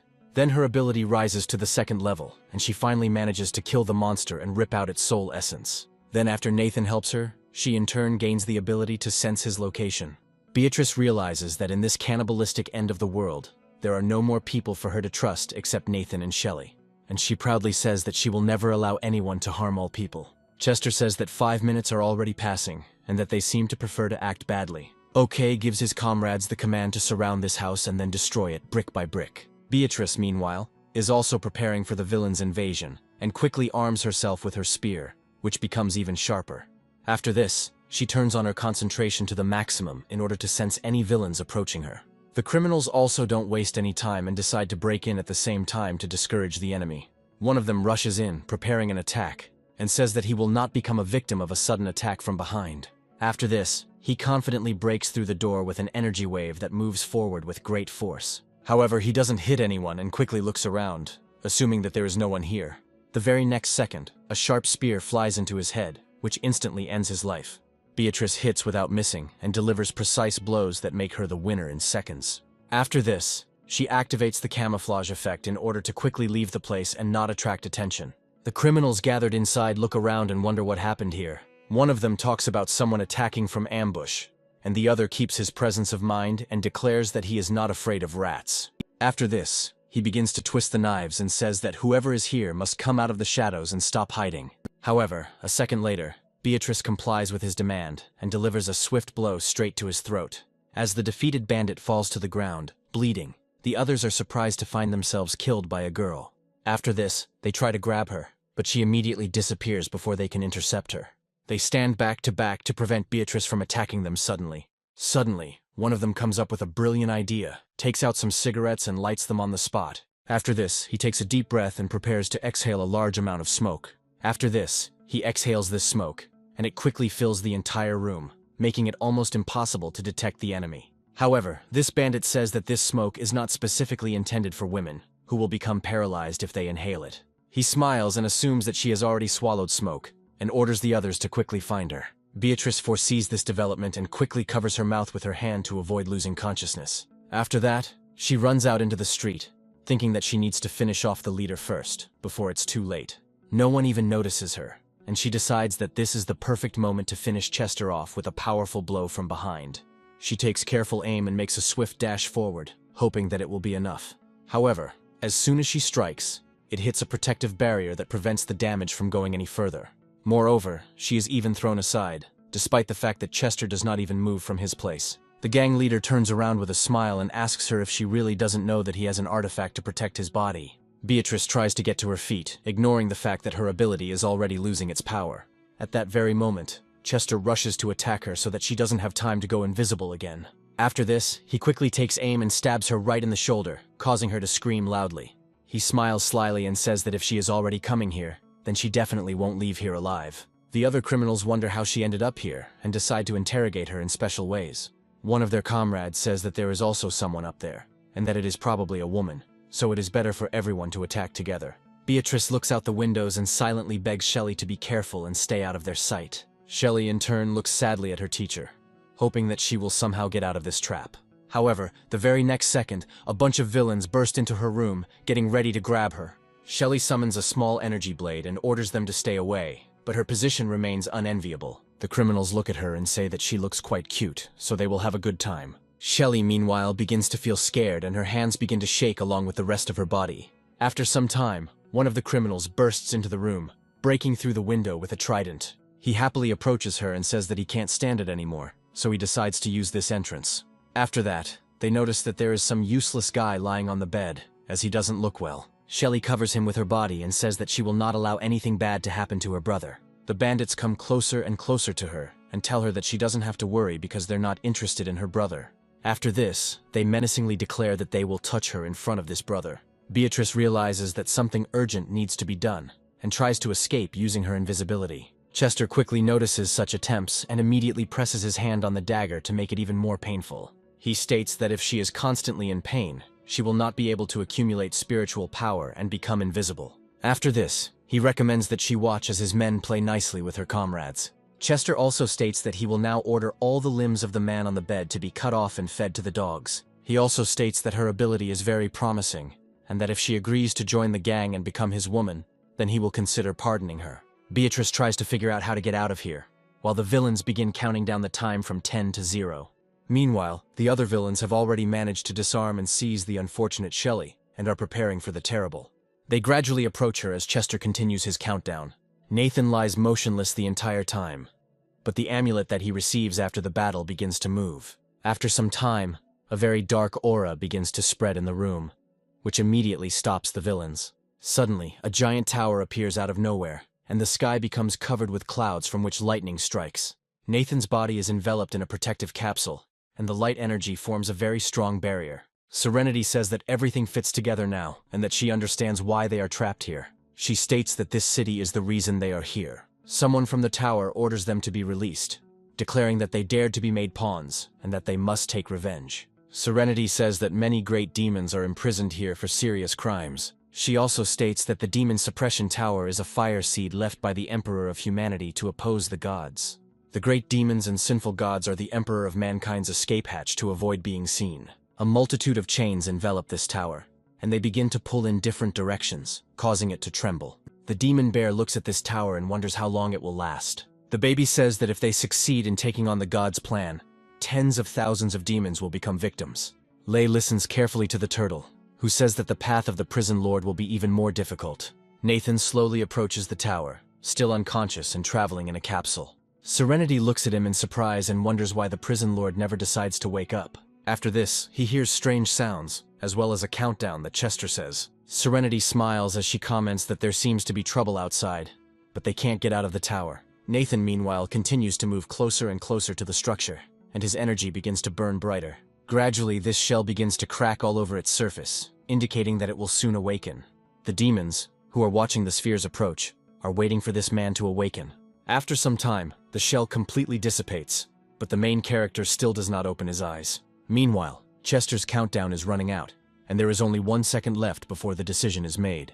Nathan finally opens his eyes and realizes that he urgently needs to save his comrades from the clutches of these villains. He immediately rushes forward in order to leave this mental space and break into the real world. Chester, meanwhile, happily says that it's time to act, since she refuses. The bandits rush at the hero in the hope that they will be able to quickly complete their planned crime. However, for a few moments they all freeze in place, as they clearly fail to achieve what they want.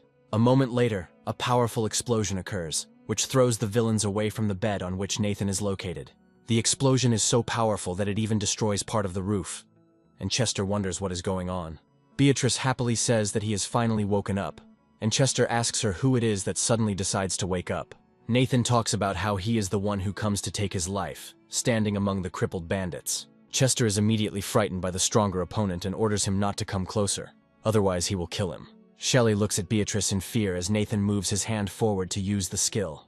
A bright and rather eerie light immediately begins to emanate from the eyes and mouth of this villain. He tries to resist the effects of his skill, but his fate is already sealed and rather unenviable. Nathan clenches his fist, as if holding the fate of this scoundrel, in order to finally destroy it. Chester instantly lights up like a match, and begins to experience real torment in the fires of hell.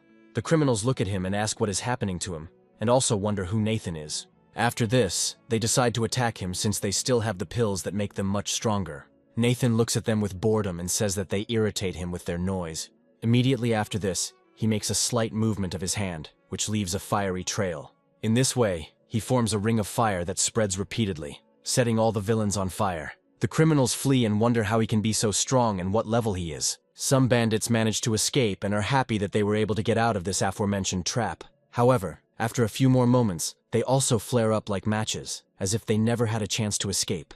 Nathan reflects on how, after the Emperor of Mankind uses his body to destroy his enemy, he gains new power. Nathan understands that he only needs one blow against these villains, since his soul is already at the 6th level. Chester, meanwhile, comes to his senses, laughs madly and says that he is not dying after all. He claims to have a rare family heirloom that protects his body. He grabs this bell and says that it should save him, hoping that he will somehow teleport from here. The very next second, Beatrice cuts off his hand with the dagger she has just removed from her wound.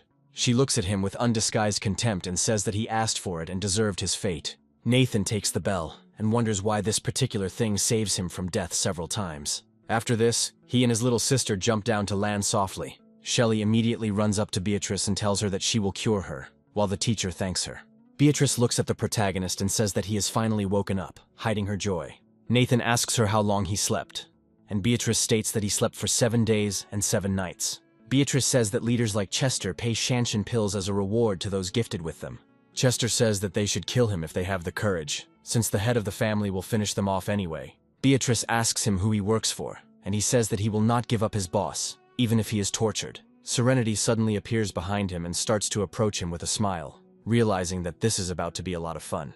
After some time, she tells the prison master that this prisoner is telling absolutely everything he knows. Serenity reveals that the man is the Yuan family, an ancient clan from a neighboring town. Serenity states that they can foresee the end of the world in advance and decide to take advantage of this. Smiling, she says that this is not all, since she manages to find out one more extremely important thing. Serenity explains that these people are finding a vein of gifted ore, and that ancient gods seem to dwell within. Nathan understands that this energy is capable of increasing the level of the ability, and the demons are not coming here yet. After this, he says that they need to visit this city in order to explore it. After some time, they find themselves outside the very city that they need to explore. A huge number of people head towards the besieged castle and ask to be let in, because there are only zombies outside. However, suddenly a bullet flies into the head of one of the unfortunate survivors and kills him instantly. This bullet is fired by the commandant of the fortress, who orders everyone to immediately remain silent. He says that if they want to get into the Yuan family's hideout, they must hand over their zombie pills or crystal cores. He also says that if they do not have such things, then they will be of no use, and they will not be given shelter. People start to get upset, but quite quickly a horde of zombies appears behind them. These zombies sense the scent of fear and instantly speed up to catch their prey. People are trying with all their might to break through the fortress gates and asking to be let in, at least for a little while. The commandant says that when the zombies eat the scum, they will be able to level up, and their cores will remain with them. One of the zombies begins to devour a large number of people, and this affects his physical characteristics. The commandant looks happily at the big guy, and says that this zombie is about to level up. The fighter looks at him and asks if they can handle this monster if he levels up. The commandant replies that they have many strong fighters, as well as the support of the Yuan family, so nothing terrible will happen. However, after some time, a silhouette on a motorcycle appears next to this zombie, which is already well known to them. Nathan drives past the shooters and crushes a zombie's head with his powerful wheels. After this, he chooses a giant monster as his target, which immediately turns towards him upon hearing a loud noise. Taking careful aim, he flies out on his motorcycle straight at the monster's head to knock it down. The fortress commandant watches what is happening in amazement and tries to understand how this boy achieves this. The monster steps back and manages to intercept the protagonist in flight in order to break his motorcycle. With all his strength, he turns around and throws the motorcycle onto the ground, causing it to explode. However, the stupid monster does not have time to notice that the main character has already managed to jump, and now has an opportunity to attack. Nathan draws his sword and releases the power of fire to deliver the finishing blow to the giant. The giant proves too clumsy to dodge this blow and receives serious damage. Within moments, his body begins to deform and more heads emerge from his skin. Nathan says that this is an extremely disgusting sight and decides to get rid of it as quickly as possible. The giant's entire body begins to become covered in flames incredibly quickly, as if he were covered in kerosene. Nathan, along with the monster, lands pathetically on his feet, after which he heads towards the other zombies. A countless horde of monsters is heading towards him, hoping to tear him apart, but a terrible fate awaits them. Nathan looks at the pile of meat and says it's not a serious problem, and decides to use his sword again. Thanks to his skills, he manages to split the sword into several clones so that they can deal with these monsters. A real dance of blades begins, accompanied by the juicy sound of piercing rotten flesh. The commandant says that Nathan single-handedly takes down a horde of 4th-tier zombies, which means he has some skills worthy of merit. He finds a crystal core and says that they have hit the jackpot and can now get rich. Nathan looks at them carefully and says that it is better for them not to touch this crystal core. The commandant asks him what he means, after which his comrade says that he is just checking Nathan, and that he is not one of his own. The commandant asks him how he dared to kill other people's zombies, and suggests that he is seeking his own death. Nathan looks at them in surprise and asks why they call this zombie their property. The commandant states that they raised this zombie from the lowest rank and that it cost many human lives. They demand that he give them the crystal core, and Nathan, with childish curiosity, asks them what will happen if he refuses. The soldier says that he came here from another place, and probably doesn't know that it's better not to mess around with the UN family. The fortress commandant says that in the current end of the world, the UN family is the last fortress of humanity. He threatens him, saying that either he gets out of here today or leaves his life here forever. Nathan decides that this issue can be resolved non-diplomatically and takes a few steps forward. He grabs this scoundrel by the throat and says that he is dying to know something. While setting his body on fire, he says that if he kills the commandant, will his family members come to save him?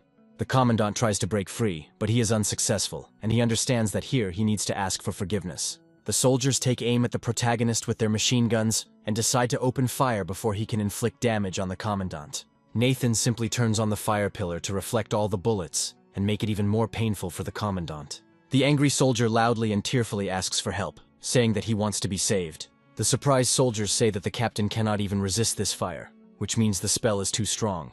One daredevil decides to shoot the main character again, emptying his entire clip in a few seconds. However, these bullets are met with a wall of fire, which instantly dissolves them and turns them into dust. Soldiers wonder how it is possible to create a wall that melts bullets flying at such speeds. Nathan asks this commandant who now owns this crystal core. The fortress commandant looks at his tormentor with horror, and understands that he doesn't have much time left. Suddenly, out of nowhere, a woman appears who says that all values have always belonged to the strong. She looks closely at the other participants in this fight and wonders if they don't agree with this. The soldiers are happy that the third lady is coming here and ask her to quickly save their commander. However, this cruel woman immediately uses a whip to hit the soldier in the face for his insolence. She calls them a pack of worthless creatures who can't cope with one stranger, despite the protection of the family. The soldiers say that they also do not expect him to be so strong, which is why they have not yet won. The third lady looks closely at the protagonist, surprised by the hot flame and his handsome appearance. The commandant is also surprised. He looks at the third lady and understands that perhaps his salvation lies in this. However, she is in no hurry to save him and says that she is very captivated by Nathan's cold eyes and masculinity. The commandant tries to ask for help, but she cuts off his head with one blow. The third lady looks at him with disdain and says that useless trash has no right to prevent her from admiring the handsome man. The soldiers look at this in surprise and cannot understand how their great leader could be killed so easily. Nathan incinerates his opponent and asks her who she is and why she comes here. The third lady calls him handsome and says that her name is Yuan Ying, and she is the third among the younger generation of the family. She also grabs his hand and invites him to go with her to have some tea and a quiet conversation. Nathan enhances his fiery aura and says that his flames do not distinguish between enemies and allies, so it is best to keep your distance. The third lady says that there is no need to be so hostile, after which she invites him to follow her. The gates gradually open and they head inside to discuss some very important business matters. The soldiers look at the pile of ashes that was once their commander and realize that he died for absolutely nothing. Nathan and the third mistress continue walking through the secure bunker and discover a huge number of guards there. Nathan realizes that there are indeed a lot of guards here, and the third lady declares that the end of the world has come, and this is logical. Walking further, they finally reach the main streets of the city, where the family palace is located. Yuanying invites him to sit at the table and enjoy the tea she has prepared. Nathan asks her if she knows in advance that the end of the world is approaching, and the third lady gives evasive answers. Nathan looks at her determinedly and asks if they really want to recruit him into their service. Yuanying says that he is strong and kills quickly and cleanly, and therefore they are willing to give him resources for cultivation. Nathan smiles and says that after he names the price, they will hardly be able to afford it. The third lady says that they should not be underestimated, as they have a huge amount of resources. Nathan decides to tactfully remain silent and says that these resources are absolute trash for him. Meanwhile, the third lady says that they also distribute the zombies' crystal cores according to the level of gifted ones. Nathan realizes that most of his subordinates are far stronger than anything the UN family can imagine. The third lady also says that they have abundant supplies of food and fresh water, and they can share them. Nathan realizes that he already has tens of millions of units of reserves, and even has livestock and fields to grow food. The third lady has no idea of the magnitude of the protagonist's power, and assumes that he is trembling with delight. She tells him that if he agrees and accumulates merits, then in the future he will be given even more.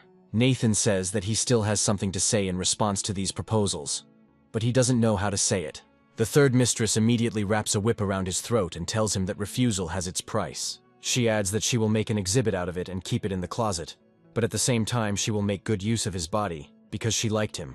After this, she sits down on his lap and asks him if he realized that he cannot move. She claims that the tea is laced with a paralytic poison, specifically intended for gifted people. She asks him what his answer will be, but he hesitates and is in no hurry to answer her at least something. After a while, this awkward scene is interrupted by a loud knock on the door, which ruins all the romance of the moment. The third lady says with irritation that she is again forced to contemplate the beginning of this damned circus.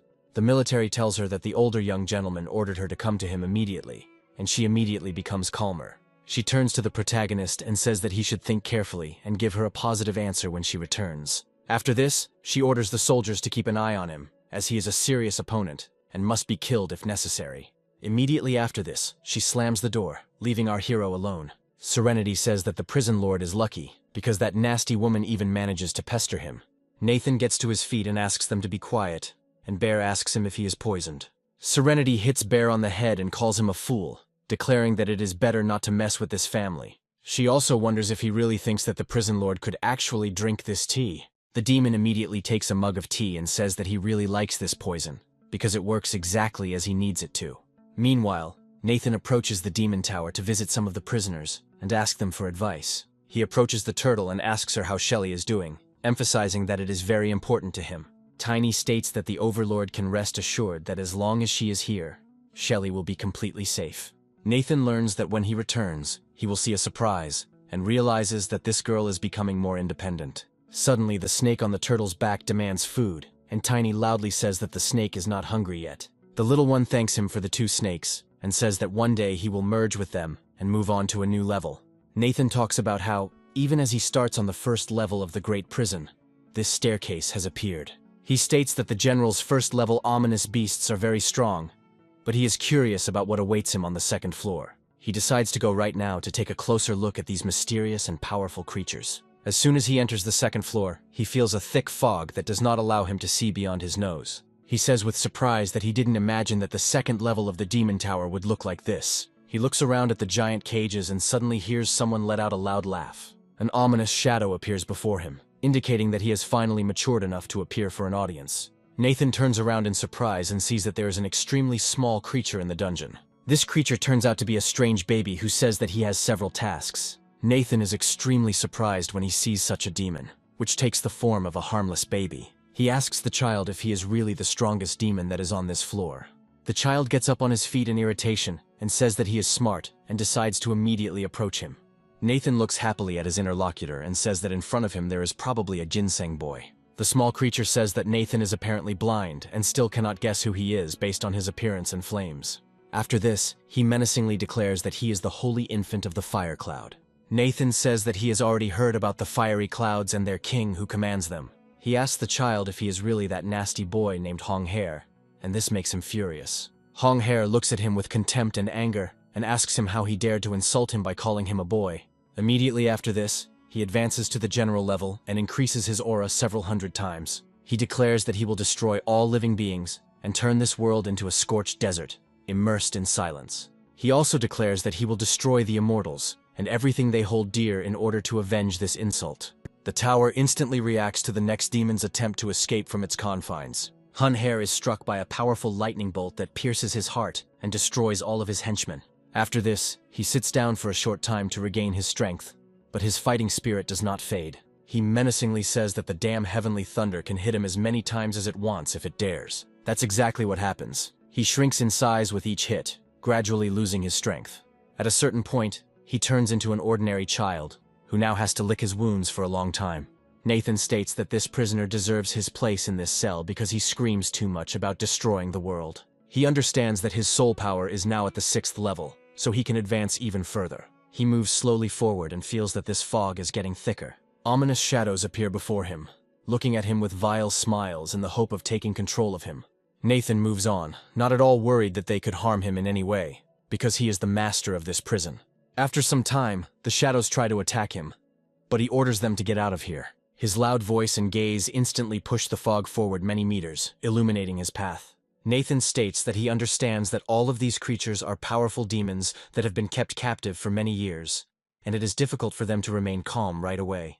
He also states that this is no reason to act so disgustingly and calls for Serenity, who immediately appears. He says that if one of them wants to calm down and talk to him normally, she should report to him. Otherwise, he says, Sky Thunder must beat them until they come to their senses, and Serenity declares that she will carry out his command. Hong Hair says that he is just a snotty boy who accidentally inherits the legacy of the Emperor of Humanity. Serenity tells him to be careful with his words and not to disrespect the prison's overlord. Smiling, she says that otherwise, the loss of face will be only a small fate compared to the possible punishments. This is how the main character's journey to the second floor of this prison ends, but the most interesting part is yet to come. Meanwhile, we are transported to the Yuan Clan Council Hall, where the third lady is heading so quickly. The head of the family, who is present, says that their family is preparing in advance even before the end of the world. He states that they still cannot fulfill the vow made by their ancestors, and this is a shameful stigma on their family. He states that the ancestors are becoming angry again and asks if they have a worthy plan. One of the family members named Shen says that their ancestors have already put forward 3 difficult conditions to them. He reminds that the ancestors want to receive as a sacrifice 100 girls and boys who might be useful to them. He also reminds that they want to receive 10 third-rank gifted and 3 fourth-rank gifted as sacrifices. Besides everything else, he said, it was necessary to excavate the vein and find the gold coffin, and it was this point of the plan that was currently stalled. Shen states that if the ancestors are angry again, it means they want a 4th-rank gifted person as a sacrifice. He adds that it takes quite a long time to raise one gifted person of such rank, and one of the women agrees with him. She says that the vein they have been developing all this time is indeed saturated with powerful energy, but it is already contaminated. Her colleague states that in this case they are sitting on a mountain of treasure, but at the same time they cannot take anything for themselves. They also claim that the golden coffin is located in the depths of the mine, but this mine is guarded by many monsters. They all come to the conclusion that if the ancestors are angry, they need to be given a little time to fulfill the conditions. The head of the family declares that if they cannot obtain a golden coffin, then one gifted person must be sacrificed. Some family members wonder where they can find such a person now, since they cannot sacrifice someone from their family. The third lady suddenly says that she could solve this issue if she were given credit for it. Grandfather looks at her and asks if she really knows where to find such a gifted one and bring him right now. She smiles slyly and says that she recruited such a person and wanted to use him for her pleasures, but changed her mind. She also assures the head of the family that there is nothing to worry about, since he has already been poisoned and is completely in her hands. The head of the family says that if this proposal turns out to be true, then the credit will belong to her. Shen orders them to go with her to bring their sacrifice to the altar and perform the ritual. He states that there must be no mistakes in this, and both villains declare that they will complete everything as quickly as possible. Other family members say that more such gifted people should be selected so that they can be sacrificed if necessary. The head of this family says that under the protection of their ancestors, they will certainly stand at the top of the world.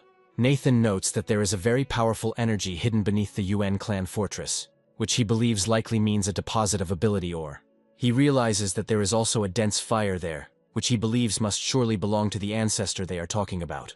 The bear demon says that these people want to sacrifice him, which means they need to be eaten. Serenity says that his ability to transform into wind is indeed suitable for reconnaissance, but now he needs to proceed with caution. Serenity asks the protagonist if it's worth playing with these people and pretending that they are weak in order to strike at the right moment.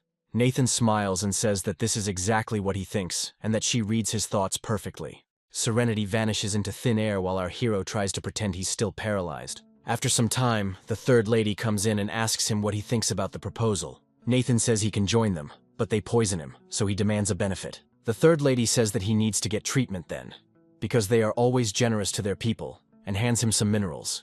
Nathan looks at these stones in surprise and asks if these are really ability minerals. The third mistress states that they are equivalent in quality to third-tier zombie crystals, and should demonstrate her sincerity. Nathan extends his hand to take these minerals, and says that he is satisfied with these conditions. The third lady thinks that this ore is contaminated, so if he absorbs it, the ritual will be even easier and faster. Nathan can clearly see the contamination within these crystals, but he realizes that it has a filter in the form of a prison. For him, absorbing such minerals carries absolutely no cost, so he decides to do it now. After some time, they crack, and the filth trapped in these minerals bursts out with a characteristic sound. Nathan ignores this and ponders what can absorb and be saturated with this essence. He is happy that his ability is getting stronger, and understands that if the entire mine is made of such ore, he can absorb it until he drops. Nathan smiles and suggests that these people think a couple of minerals can buy his loyalty, but decides not to reveal himself. The third lady says that if he decides to join the family, he must follow her to the family temple. Nathan says with a smile that he can't wait and will carry out all her commands. Shen is still suspicious of the new recruit and tells him not to pull any tricks. The third lady continues to try to deceive him with her false favor and asks him to follow her. After some time, they head into giant tunnels that look more like the premises of some kind of bunker. Meanwhile, near the mountain, a menacing question begins to arise about why the victims still haven't come here. The military says that the ancestor is becoming even more angry and hopes that they will not be caught in a fit of rage. However, after a few moments, they breathe a sigh of relief when they notice that Third Lady and Shen are arriving. Nathan asks if the place is safe at all, adding that an earthquake could bring down everything here. The third lady says that their family's ancestral land is indeed unusual, but there is nothing to fear here. After that, they go inside, and the third lady looks around in surprise, wondering what is going on here. Nathan looks at a vein of gifted ore and comments that its purity is very low. Nathan looks around and wonders if the entire mine is really filled with this valuable ore.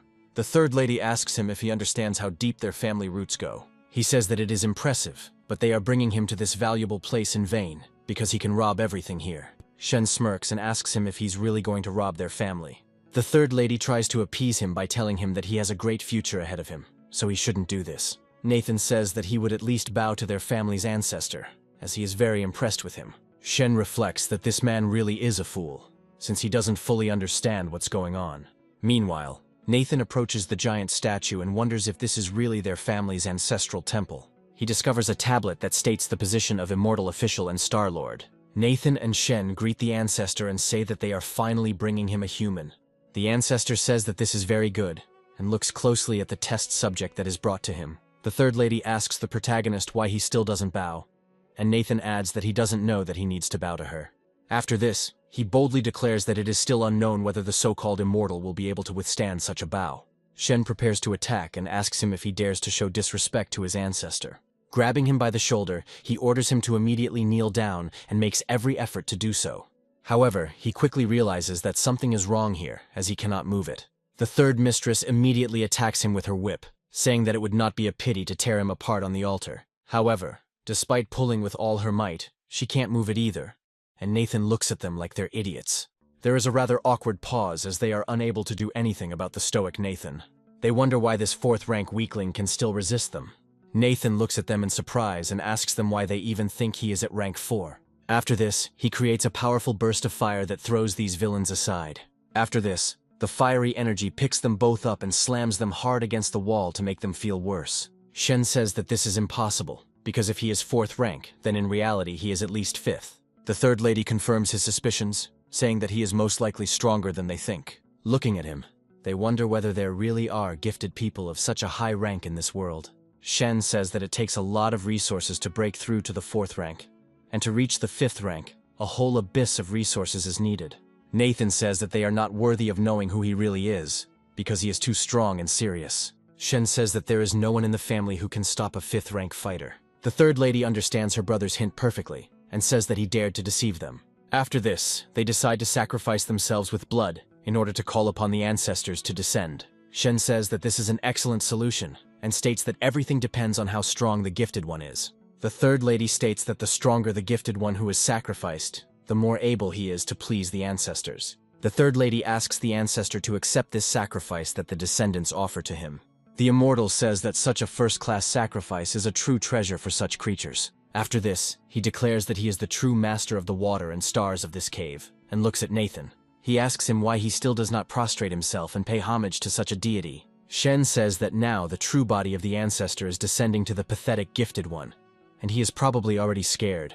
The third lady observes the protagonist's behavior and discovers something strange. She wonders why he is so calm, and whether he is so strong that he is not afraid of the immortal. Nathan opens a portal behind him, and asks them if they recognize the image or name of this lord. Bear and Lei talk about how they knew him a long time ago and drank wine together. Serenity says that when he was alive, he did have some minor minions running around under his command. The demon bear says that before them is only a minor servant who is only in charge of the secondary branch of water. The servant looks in surprise at the demons that appear before him and cannot believe what he sees. He wonders if it is that same Thunder Warlord Lei who comes here with her along with his friends. He talks about how the ancient gods should have died long ago and asks them how they ended up here. The demon reminds him that in fact, the Black Wind King, who was also his master, is standing before him. However, the surprised official looks at him and says that he has never heard of anyone like that. The bear demon leaps forward and says that the petty thief, who doesn't even know his name, must die. The official says that he will not allow any offspring to run amok on the land of this immortal. He adds that the water virtue is dead, and its jade tablet of merit rightfully belongs to him.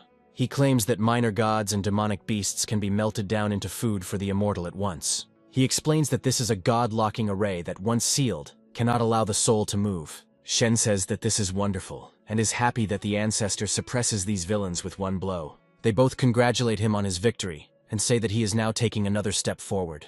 The demon bear quickly breaks these shackles and delivers a powerful kick to remind the immortal that he is not omnipotent. The great ancestor flies several meters to the side and crashes into the rock. He looks at his opponent and asks him how he was able to overcome the pressure of the sealing array. The demon bear states that his ability is unable to hold back those above him in rank. All of Nathan's demonic minions perform a combined attack to destroy these shackles and deal damage to enemies. Third Lady and Shen jump back and wonder how this is even possible. Nathan says that these shackles really are made like paper, and it turns out to be very easy to get rid of them. After this, he says that now they will show him what real strength means. The immortal says that he clearly lost his temper in front of these three generals, after which he asks for mercy. The demon bear jumps on top of him and tells him that it is too late, so now he deals him a powerful blow. The Chinese immortal fails to dodge this powerful attack and takes serious damage. Having been seriously injured, the immortal tries to escape and says that he asks for mercy. He takes to the air to escape, but their heroes are unlikely to give him that chance. Lei smirks and asks him if he seriously thinks he can escape their wrath. After this, he summons a giant bolt of lightning that is supposed to strike this immortal. The arrogant ancestor does not have time to react, and finds himself trapped in a deadly trap. Shen and Third Mistress wonder how an all-powerful ancestor could flee, as it makes no sense. Nathan strikes a heroic pose and they look at him, trying to figure out where he gets such conspicuous strength. The Third Lady says that it is necessary to immediately inform the head of the family, because this man is penetrating into the core of the underground mines. However, a few moments later, the ancestor is thrown back by a powerful blow and lands next to her. He looks at them with anger and understands that they are the cause of his misfortunes and defeat. He immediately grabs them with his water tentacles and says that he is going to punish them. They try to argue with him, but he orders them to be silent, stating that the time has come for them to pay for their power. After that, he says that a double offering of the 4th rank is also not bad. This is enough for him to take a step forward and become a star prince at the level of a general. Serenity says that this pious-looking scoundrel ate so many boys and girls. Nathan orders them to stop immediately so that the demons don't lecture another demon about what is right and what is wrong. He says that he has just broken through to the 5th rank and, while in a light cocoon, is absorbing a huge amount of memories. He asks them to leave this opponent with him, as he needs a punching bag to practice his new moves. The general pounces on him, calls him an ignorant boy and threatens to eat him. Nathan boldly summons his fiery sword, knowing that he will definitely emerge victorious from this fight. After this, they cross weapons, and it is time to find out who has more power. Meanwhile, the action moves to one of the cities, where an outbreak of infection is also raging, and an atmosphere of bloody carnage reigns. The survivors try to escape from the monsters pursuing them and take refuge somewhere in one of the palaces. This palace also contains many monks who pray to the gods, hoping that they will not abandon them. They still remain confident that at the right moment God will decide to descend to destroy the filth. However, their prayers do not help them keep the temple doors closed, and a large number of zombies break in. They are already starting to pounce on the monks nearby and trying to devour them. The monks continue to pray in the hope that this will protect them from a very terrible and terrifying fate. A team of heroes breaks into this temple and tries to protect these monks with their powers. They destroy a large number of monsters that are heading their way to hold the lines. The girl tries to reason with the monks and orders them to run away quickly, but they continue to pray. The warlike girl turns around and sees how many monks are still in prayer poses, oblivious to everything.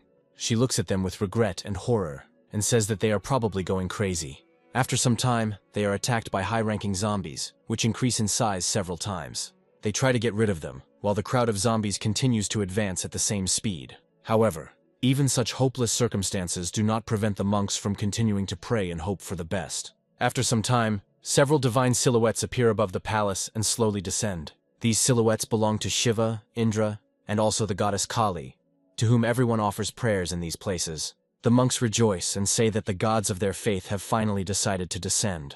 They greet their gods, convincing themselves that they have come here to save them. The gods actually decide to help their subordinates, and Shiva immediately begins using his power to destroy the zombies. The zombies that were nearby begin to resist, clouding the air, and try to resist this force. However, they are unlikely to succeed, because they are usually zombies, and an entire god is against them. The monks rejoice that the gods have decided to use their power to destroy their enemies. The peaceful inhabitants look up to the gods and give them their thanks, as they owe their lives to these deities. Shiva uses a strange spell and hands over several pieces of the mineral to his colleagues.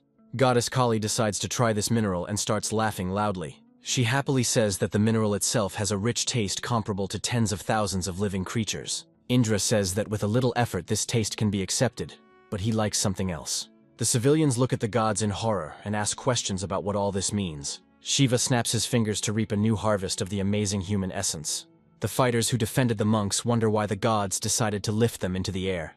They claim that they are people, which means they believe in gods, and therefore always consider them as protectors. However, this does not help them, and with one easy movement the god destroys them, turning them into pathetic scraps. The monks watch in horror as their defenders are turned into a pile of meat for unknown purposes. After this brutal execution, people are left with a few crystals containing life essence. The gods decide to try this essence and say that the essence returned from living people is much tastier. They come to the conclusion that it is necessary to continuously monitor the number of living dead and human gifted people. Kali says that all the good beings on the other side are the same, but for some reason they decide to fight with them. Indra looks at Kali in surprise and asks her if she has any plan to defeat them. Kali says that the Emperor of Humanity won last time, but now he is alone, and she has an idea. She states that 3,000 years ago she left a small artifact there, and the gods decide to immediately go to these places. The monks see the gods off in horror, realizing that they had called upon them in vain, since they had just destroyed their defenders. Suddenly they hear loud stomping behind them and turn around. It turns out to be a gigantic number of infected who are approaching them to tear them apart. Meanwhile, we return to the Yuan family fortress to understand how the confrontation ended. Deep in the mine, grueling work continues under the supervision of the military, who show no mercy to anyone. They order the common workers to work faster, and not to be lazy under any circumstances if they want to survive. One of the workers starts a rebellion, and says that they were promised to be accepted into the family if they worked well. After some time, a young man approaches them and asks if he can come to the family at any time. This man's name is Eugene, and he says that in exchange for food they want to ask for a little work, but the workers are already starting to whine. The workers are starting to get a little scared, and Eugene says they either return the food to save their stomachs, or keep working. After this, he says that as soon as they dig up what they need, he will give each of them a reward. He adds that this action will remove the poisonous taint from them, and the miners only look at their hands. Eugene says that they are already infected, and if they dig, they can survive, but if they don't, they will simply die. Eugene says that there is no need to worry, because once they get the pill, they will be able to reach a new level. One of the military men says that their young master is not without reason a figure capable of observing the crowd. Eugene states that the coffin the ancestor needs must be somewhere nearby, and they are about to find it. A few moments later, they feel a strong earthquake that knocks down several rocks. Meanwhile, powerful explosions occur along with the battle between the great ancestor and Nathan. Nathan proves to be a much stronger warrior than his opponent, who suffers defeat after defeat. The enemy looks at him in horror and understands that he will hardly be able to survive, since there are many powerful demons behind this man. Nathan slowly walks up to him and asks him to keep fighting since he hasn't even broken a sweat yet. After this, he rushes into the attack and asks the enemy to taste his blows, charging his blow with a powerful clot of fire. The general jumps to the side, and a very powerful fiery explosion occurs in the place where he had just been standing. Nathan continues to fight him, causing his opponent to start believing him to be a psychopath. Nathan keeps a cheerful smile on his face in hopes of destroying his enemy faster. After some time, his opponent takes to flight in the hope of saving himself. Nathan rushes after him, saying that he won't be able to escape from him even if he really wants to. After some time, a powerful explosion occurs, which indicates that Nathan has finally caught up with him. Eugene wonders where the terrible roar that caused the powerful collapse came from. The military man says that, according to rumors, the third lady caught another gifted person and sacrificed him. Eugene says that the ancient god controls the water element, and with such a powerful god they can win. Others claim that when the family becomes the ruler of the world, they will be the crown princes, but Eugene claims that it is too early to say so. Suddenly, the miners discover something surprising and wonder what it all means. They say that due to tremors, rocks collapsed and this door appeared much earlier than they planned. Eugene says that there can be no mistake, and that there must definitely be a golden coffin behind that door. After some time, the miners use all their strength to open the door and reveal the secret of what lies inside. They still manage to do this, despite the fact that the doors seem very massive and gigantic. Eugene moves forward with his guards and sees a light that briefly blinds him.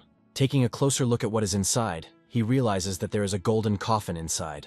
Meanwhile, the miners look at the water and say that it is absolutely clean and free of contamination.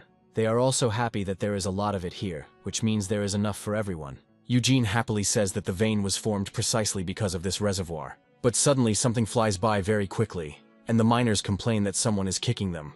Eugene looks at this creature in surprise and realizes that it seems very familiar to him. Taking a closer look, they realize that this is the one to whom they have made countless sacrifices. The general says that this is truly a legendary golden coffin, and if you master its power, you can become stronger. The military says that the ancestor of this family is incredibly powerful, and it is unlikely that anyone will be able to defeat him in this world. However, after a few moments, both the miners and the rest of the people are scattered by Nathan, who flees with his victim. He delivers a powerful blow to the general's back, causing him irreparable damage.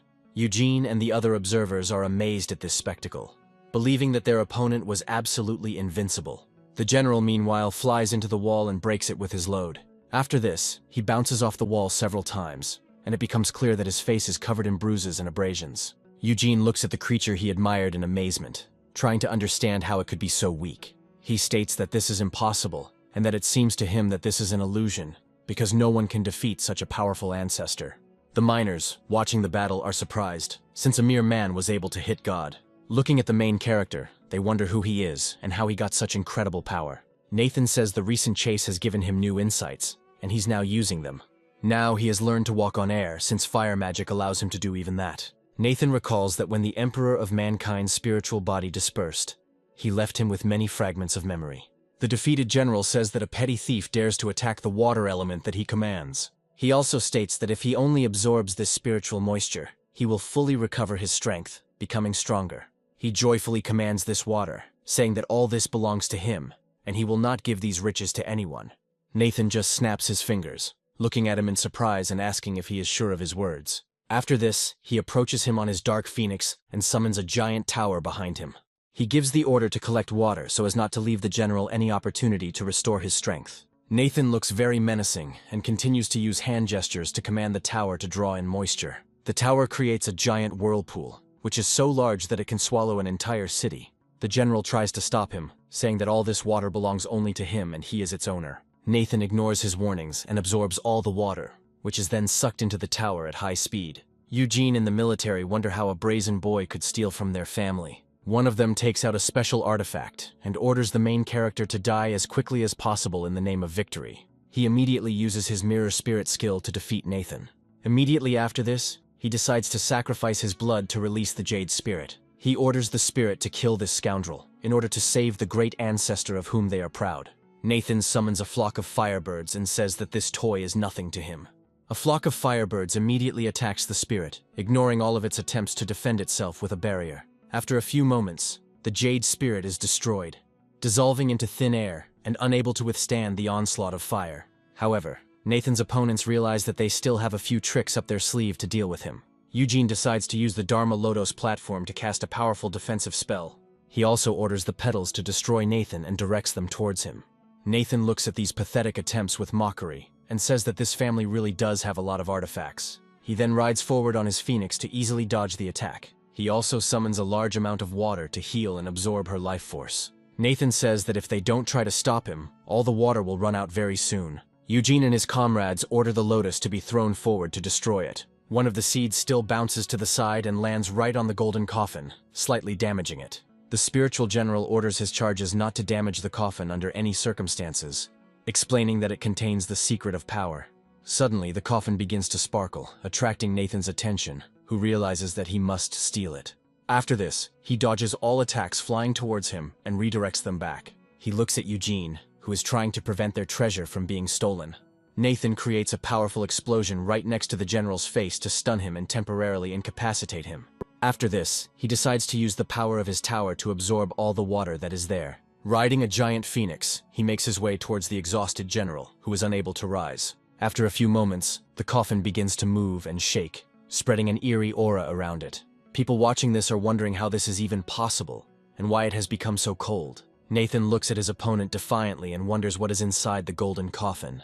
The general explains that, according to legend, the remains of the Celestials rest in the coffin, and whoever conquers them can become immortal. The coffin begins to shake more and more violently, as if someone is desperately trying to break out. Nathan realizes that something is clearly wrong here, and wonders how the general knows these legends. The immortal ancestor wonders how he knows this, and realizes that he cannot remember it. Meanwhile, a huge swarm of strange beetles bursts out of the coffin and rushes towards those around it. One of the unfortunate miners gets caught in the swarm's path and fails to escape, causing the insects to burrow under his skin. A painful fate awaits this man as his body begins to swell like a balloon. After a while, the locusts burst out from under his skin, leaving only a lifeless skeleton. The remaining miners try to escape, but a swarm of insects follows them, wanting to devour them. None of the civilians manage to escape because they are too slow. Eugene also becomes the target of the attack and tries to defend himself with a barrier. Looking at the artifact, he happily says that insects will not be able to penetrate it, which means he is safe. However, the insects suddenly line up in a tactical formation and form a special swarm in front of him. After some time, they finally crash into the protective barrier and make several cracks in it. Nathan watches in amazement as Eugene is being eaten by insects and realizes that they are very annoying. A few moments later, insects appear behind him and try to attack. Nathan uses fire attacks to scare them off, but discovers that they are resistant to fire. Some insects try to crawl out of the tomb to find more spiritual essence. Nathan calls upon his minions and says that the insects must be destroyed, otherwise the world will end.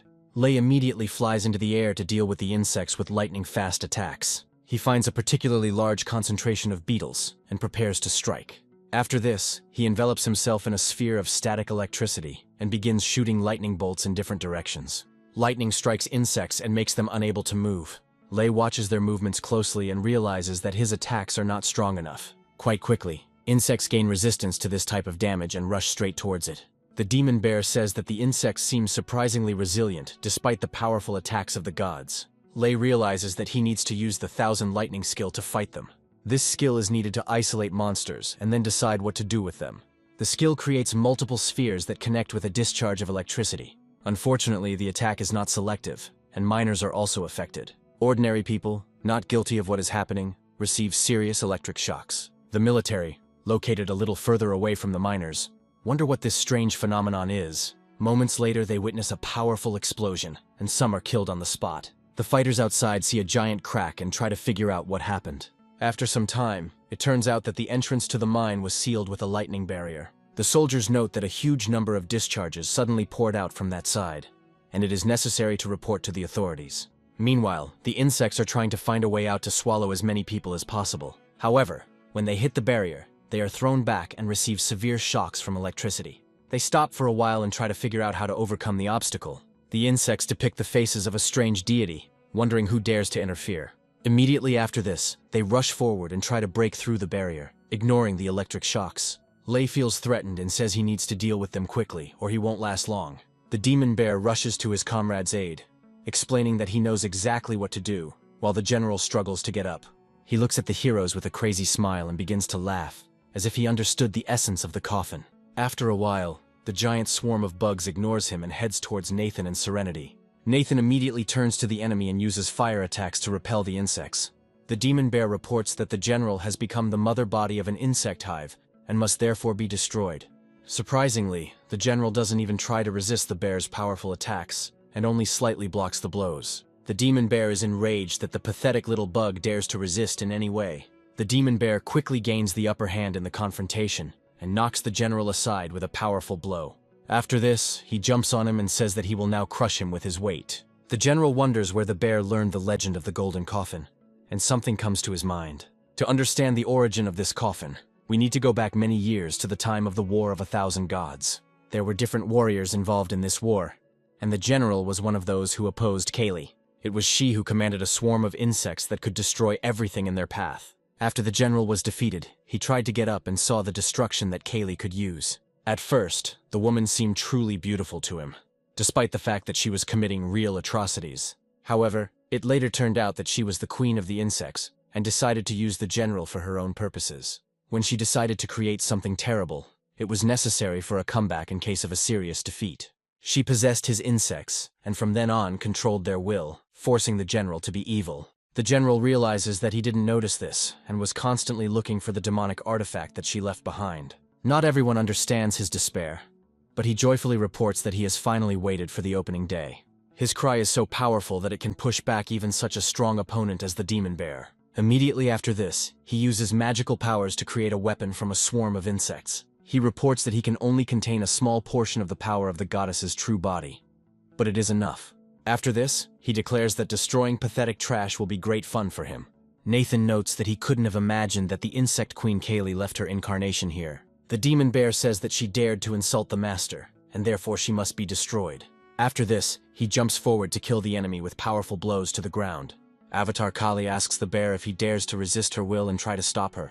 The demon bear declares that the perverted nature must be destroyed and torn to pieces. He adds that insects are not afraid of water and fire, and moreover, are capable of devouring energy. The avatar explains that there is still a way out, and for this it is necessary to use the triple true fire. She clarifies that this true fire is capable of melting not only insects, but also stars. Serenity reports that this fire is equal to and has the power of a powerful demon general. Nathan notes that for him, even the demon general is just a pawn, and he is capable of breaking anyone. To recruit a fighter, he heads to his tower, diving into the abyss of consciousness.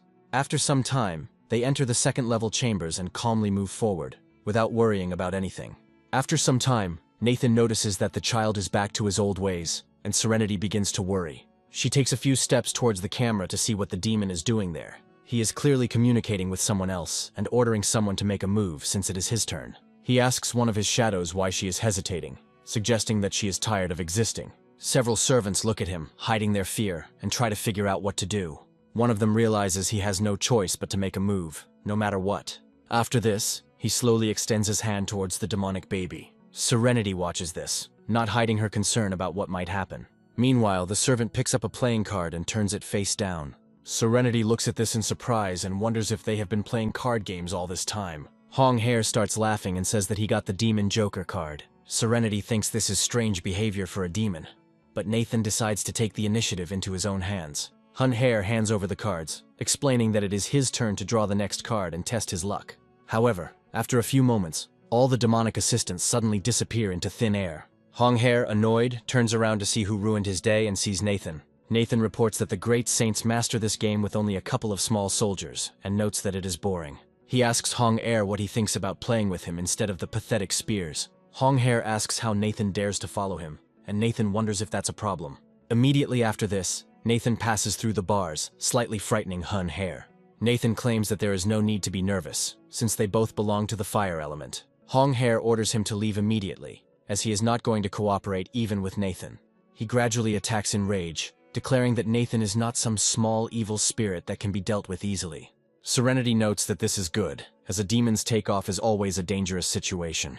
Hun Hair summons demonic helpers and says that if Nathan doesn't leave now, he will regret it. Suddenly, a strange sound is heard coming from the protagonist's phone, and Hong Hair stops. Serenity watches this, unsure if this was the goal or if this was really how it happened.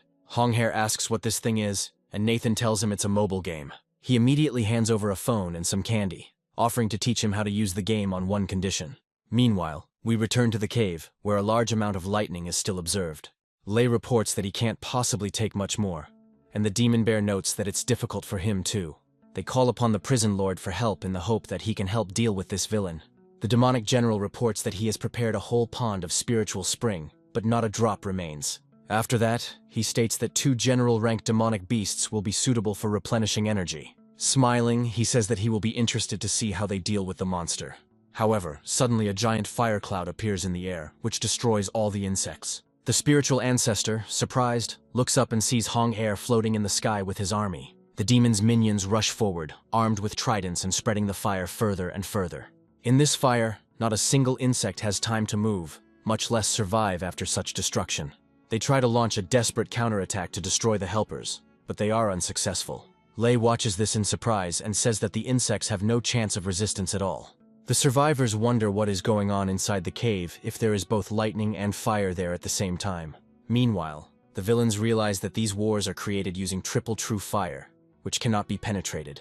Immediately after this, the warriors rush forward and attack the spiritual general with their hands. Hong Hair decides to use the Bloodblade skill to completely deprive the villain of his powers. The general, surprised, declares that this is impossible and looks at the killer. Hun Hair continues to enjoy the mobile game and says that he will defeat everyone who attacked him. After this, he decides to try the lollipop and says that he has never tasted anything tastier in his life. Nathan states that there are a huge number of sweets in this world, which he will gladly share after the mission. He clarifies that once they finish off the outer gods and establish order, he will be able to play every day. Hong Hair notes that this is incredible and decides to undergo the transformation into his new body. He states that there is no point in waiting and that one must take this object as a sacrifice for one's own knowledge. He reports that there are soul imprints left inside the object, so the owner must be punished. The assistants say that if someone dared to create a mess on their territory, they should be charged a percentage. Meanwhile, we are once again transported to one of the Indian cities, where Kaylee is currently resting. She takes a bath and notes that she hasn't felt such relaxation in a long time. One of the servants approaches her and tells her that he has prepared a special drink for her. Near the palace there is a huge number of murdered bodies belonging to the dead. Callie happily drinks the drink and reflects on how quickly she is gaining an army of high-ranking followers. However, after some time, through a divine connection, she receives a special signal. She happily announces that the spiritual insects have finally hatched from their eggs and decided to reveal themselves to the world. She declares that there is now nothing in the lands of the Emperor of Mankind that can contain her spiritual insects. She decides to transfer her consciousness into the host body for a while to see how well things are going there. Her soul is placed into the general's body, and she wants to carefully examine the people's resistance. However, the sight that catches her eye does not bring joy. The whole point is that the body almost immediately receives a serious blow from the bear and falls to the ground. After this, Kali sees a strange bird using a special skill to spread electricity. However, even after this, she can only watch the gigantic number of Hong Hair's henchmen rushing towards him. Kali realizes that she needs to break the connection with her body immediately if she doesn't want to die from the impact. Returning to her body, she wonders if this was the true flame of Samadhi. She is glad that she was able to break the connection in time, otherwise she would have been burned by a powerful spell. However, after a few moments, a crack appears on the face, from which tongues of flame begin to erupt. Hong Hair's minions appear out of nowhere and challenge the palace guards. No one can put up any serious resistance to them because they are too strong. The entire palace begins to collapse from the multiple explosions created by Hong Hair's flames. Kali looks at her opponents with irritation and reports that they were able to follow the soul mark's trail. A giant demonic face appears in front of her and tells her that someone told her to give her something.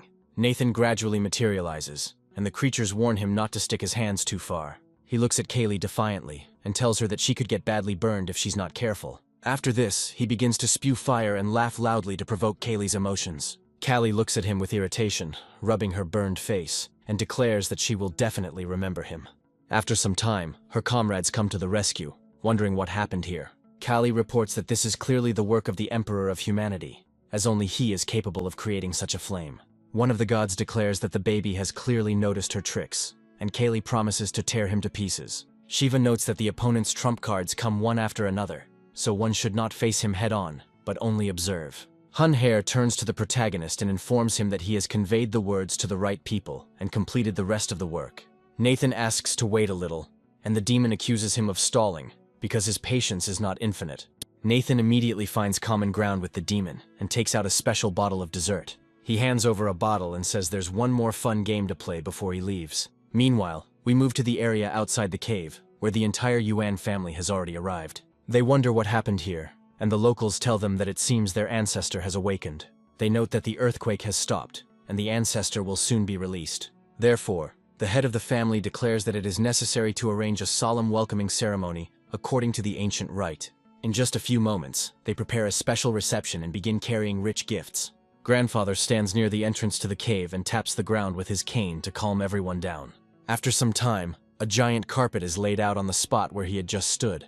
A few minutes later, the grandfather turns around and sees a bright glow coming from the cave. He reports that, according to legend, immortality comes from golden lotuses, which means that an ancestor will soon appear. Immediately after this, he bows down, and all the others do the same after 7 days as a sign of respect to the ancestor. They declare that they are ready to recognize the ancestor as the Emperor of Humanity. who will lead their race, and who will ascend. Nathan wonders if they really intend to honor him as the emperor of mankind. He quickly looks up and asserts that this is definitely not the voice of a divine ancestor. Nathan smiles and says that if his good descendants are trying so hard, he will be forced to accept the offer. A smile appears on his face as he wonders how these people will react to his appearance. The servants note that the divine ancestor looks too young, but this is not surprising. However, the grandfather interrupts their conversation, saying that they are facing an imposter and asking who he is. Nathan asks his grandfather with a smile if he doesn't recognize his ancestor after so many years. The soldiers report that they know this man, because he is the very same gifted fourth-rank person that the lady brought.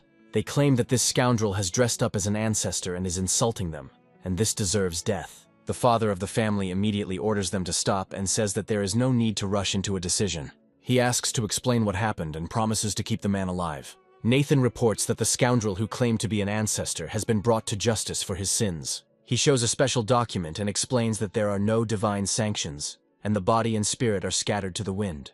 This is a terrible blow for the family, as they have dedicated their entire lives to serving this order. One of the family members claims that this is impossible, and suspects that they are being deceived, since he is pretending to be someone he is not. The head of the family declares that spreading such heresy is a mortal sin that should be punished by instant death. The family members immediately rush to attack, trying to tear him apart with their abilities. Nathan looks at them dismissively and wonders if they will be so bold. Immediately after this, he uses an attack to perform a spinning kick to knock everyone back. The family's servants note that the man is a gifted rank 4, so they are unlikely to be able to cope with him. Grandfather says that they have hundreds of craftsmen, but only one person, so there is no difference. He orders the entire family to gather to destroy the traitor and cleanse the family of filth. Nathan notes that the side with more people always wins, which is somewhat true. After this, he opens a portal to summon a gigantic number of Hun Hare's assistants. The demons rush to attack and destroy any person they can reach. Some family members begin to give up, realizing that such powerful enemies cannot be defeated. The family's leadership steps aside, realizing that this is not a dream, and that the enemy was able to defeat many masters. They also suggest that if a person is so powerful, he could destroy an ancestor. Grandfather still refuses to believe it, and notes that several generations of the UN clan have been preparing the ground for the ritual. He turns to his grandson, who is also a 4th ranker, and orders him to kill the enemy. The grandson doubts, but declares that if he is given an order, he does not dare to disobey and will do everything. After this, it covers the body with stone and increases in size several dozen times. He rushes into the attack and says that a real man dies only after he has completely exhausted his strength. The enemy unleashes all his might on Nathan in hopes of breaking through his fire defense, but doesn't even scratch it. Nathan notes that the man has some courage, and he even feels sorry for killing him. Immediately after this, he delivers a powerful blow, which proves fatal to the opponent. After this, he remarks that no man would help a villain unless he wanted to become a laughingstock. Having received a serious blow, the enemy leaves this world, as the internal organs cannot withstand it. The older members of the family say it is impossible, but they still do not give up. They argue that the family must not be subjected to barbarism again and rush forward. However, a few moments later, a trident flies towards him, pierces his body and pins him to the ground. All present watch as the head of the family dies in just a few moments. Hun Hare, in demonic form, states that they are making the most of their time. Nathan orders them to kneel and surrender immediately, otherwise the enemy will face a painful death. The remaining members of the Yuan family decide to bow before Nathan, announcing that they no longer have any patrons. Nathan watches their group surrender, and decides not to even take his hands out of his pockets. He notes that they understand the situation perfectly well, but not everyone has the right to surrender, and calls on Serenity. Serenity immediately looks at her intended victims, and commands them to follow her in her dreams. After this, she decides to check what good deeds they have done to understand whether they have the right to live on. The spell brings back to life a brave grandson named Larry, who wonders in his sleep why his grandfather is so cruel. After some time, all evil people die in their dreams, but some still remain alive. They come to their senses and wonder what happened to them and why so many people died. Serenity states that the culprits committed suicide, and that those who survived the spell are good. Larry, along with the others, asks Nathan who he is and how he was able to reach such heights. Nathan states his name and declares that from this moment on, their lives belong to him, and therefore, he is their new master. The feeling of incredible fear of Nathan, who destroyed many people, makes them fall to their knees again. Nathan approaches Larry, ordering him to temporarily lead the people and invite the gifted leaders here. Meanwhile, we are transported to the city of Red Iron, which is located not far from this place. The survivors discuss how the Yuan family now invites the leaders of the gifted to discuss important matters. The messengers carry this news to their leader so that he can decide on further action. Their leader says that he will check who this person is and decide what to do next. He is advised to be careful, but he states that his abilities are too great to be contained. A girl appears nearby and asks why they should go there together. They jump back a few meters from her, surprised when she appeared. They ask who she is, and she reveals that she is a leader named Chelsea. The leader asks why he should go with her, to which she replies that the Yuan clan owns minerals and valuable resources. She adds that if it weren't for Nathan's intervention, the Yuan clan would have swallowed up the entire southern region, so they should be grateful. She also states that they are now in disarray, so this is a good opportunity to redistribute resources. She asks if Brother Hubert would refuse such a large share. Hubert notes that this is interesting information that completely changes his view of the situation. We are transported to the city of Blackshine, where one of the survivors fights off a crowd of enemies. He reports that today's goal of 100 infected killed is almost reached, and he has no plans to stop. He receives a message that the Yuan clan is inviting him to a council, but he states that he is not interested in this clan. The young assistant reports that this time the head of the family is different and names Nathan. Theo immediately turns around and asks if this is really the same Nathan. After this, he delivers another blow to the dead man who got too close and knocks him out. Immediately after this, he makes several high jumps from the walls to reach a high floor. He intercepts the message to read it himself and makes sure that it is indeed his friend. After reading all the information, he claims that his instincts were right and that this is indeed the same Nathan. He orders his assistant to prepare transport immediately, saying that he will leave there in the next second. The assistant asks what happened, and he replies that he needs to find the boss and talk to him. We are also transported to the port, where there is another leader of the gifted who received an invitation. A girl named Sally asks Shelley and Beatrice if this is really the Nathan they were talking about. Sally notes that she likes their subsequent plan for the port, but she needs to make sure Nathan is a reliable partner. At this time, Nathan himself decides to retire from meditation in the mountains, rich in deposits of ore and abilities. He adopts a special pose to delve into the depths of the mind and reach new heights. He states that the area extends for several miles and is contaminated, but his superpower is able to cleanse it. He once again calls upon the power of the mighty tower to easily pass this test, difficult for others. After some time, it creates a powerful energy sphere around which a tornado forms. After this, the fire lotus opens above him, and he continues the cycle of meditation. He claims that he has never consumed the essence with such pleasure as now. He adds that now neither sword nor spear will take him, because his body is half divine, and his strength has once again broken through another ceiling. He understands that the transition from the 6th rank to the 7th is just a milestone that he will inevitably overcome. Now, he just needs to find an opportunity for another confident breakthrough. But for now, he doesn't understand where to get it. After a while, he discovers a small cult next to him and immediately grabs it with his hand. He looks at her and realizes that in front of them is indeed a fragment of the memory of the Emperor of Humanity, in which the method of breakthrough is recorded. He learns that he must go through a mortal battle, and only then can the connection between flesh and soul be broken. Nathan understands that the 6th rank is already equal to an ordinary immortal and can compete with a demon general. From his point of view, by absorbing the spirit of the Yuan family's ancestor and the remnants of the divine mark's soul, he lit a new lamp within himself. Smiling, he wonders if he should see who is already locked in the next cell. Nathan mentally dives into the palace of the mind and sees a huge corridor with spiritual lamps there. He understands that it is better to move forward right now in order to get to know this creature as quickly as possible. After a while, he gets to the 2nd floor and hears his new friend furiously playing on the phone. Nathan stops near the camera for a while to watch him and realizes that he is already completely drawn in.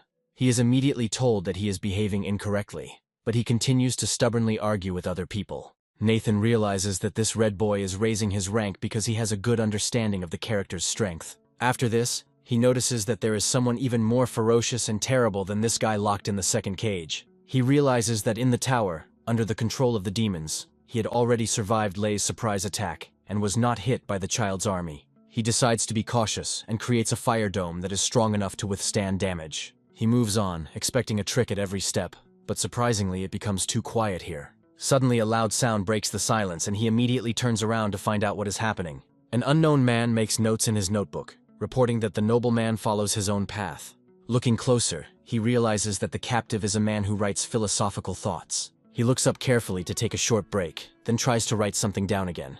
However, during one of these breaks, he suddenly finds Nathan standing in front of him, surrounded by a ring of fire. The young man reports that the lord of the prison has arrived here and asks for forgiveness for not having greeted him properly. Nathan replies that he will explain everything later, noting that he clearly expected a grand battle. The man says that he is a humble bookworm from childhood with poor health and asks him not to laugh. Nathan asks him his name, trying to be polite to a man who doesn't feel any animosity towards him. The young man, coughing heavily, asks for forgiveness, noting that he needs to rest a little. Immediately after this, he lies down on the ground, turns away, and almost instantly falls into a deep sleep. Nathan watches the man in surprise, trying to understand what kind of creature he is and what power he possesses. Serenity notes that there is no power wave emanating from the man, and he looks like an ordinary scientist. Nathan remarks that over time they will find out what this man's power is. When the man comes to, Larry approaches him and informs him that the leaders of the gifted have arrived. Nathan notes that it happened pretty quickly and decides to go there right now to meet them. After some time, they come to the council, where everyone else has already gathered to discuss important matters. They look around and exchange glances, trying to understand why they were all called here. Chelsea suddenly decides to use a spell and orders her little ones to go do the job. These strange creatures, very similar to fireflies, create a powerful dome, the meaning of which is unknown. Theo watches the creatures in the dome and wonders why this was necessary. Chelsea notes that they are in enemy territory, so they need to isolate the sound to speak calmly. Sally asks her what she wants to talk about, and Chelsea replies that she wants to discuss the benefits. She states that while she was walking here through the domain, she had already sent a demonic spirit on reconnaissance. She also reports that she discovered that the line had become greatly weakened, so she teamed up with Hubert to divide it. Theo asks if Lena is going to act against Nathan, and Sally also expresses doubts. Chelsea and Hubert unanimously declare that this man is only 4th rank and will not be able to resist them. They assume that the issue is almost resolved, since the head of the clan is too weak. Theo leans back in his chair and notes that the two of them don't yet understand what they're getting into. Chelsea and Hubert look at him in surprise and ask what he means. Theo states that they better keep quiet and stay away if they want to stay alive. Hubert tries to resolve the issue diplomatically and asks what Sally thinks about it. Sally replies that she will not interfere with their plans, but she does not intend to join either. Chelsea is surprised by this and wonders why they refuse to cooperate. After some time, Larry enters the room and loudly announces that the head of the family has arrived. Along with him, a large number of fighters, ready for anything, immediately come running here. Chelsea and Hubert note that they are facing 4th rank gifted people, and that it appears to be the head of the clan. However, they all part and declare that they welcome the true head of the family. Nathan walks calmly inside, without changing his habits or taking his hands out of his pockets. He looks at his potential allies with defiance, but without unnecessary aggression. They are surprised and wonder who he is and why he walks so confidently. Nathan notices the soundproof dome and wonders why magic is being used here. Instead of asking for the spell to be removed, he decides that such issues need to be resolved by force. He uses a fire attack to destroy the dome and any obstructing creature. After this, he wonders if they will be able to communicate with each other now. Chelsea and Hubert look at him in surprise and note that they can see the depth of his power. Chelsea moves closer to shake his hand, noting that his name seems to justify his strength. She reflects that once she touches his body, she will be able to know the true level of his abilities. Theo throws the woman aside and notes that he really missed his beloved boss. He rushes forward and says that he is glad to see him and is ready to greet him with great enthusiasm. Nathan quickly steps aside, and Theo crashes full speed into Larry, who was behind him.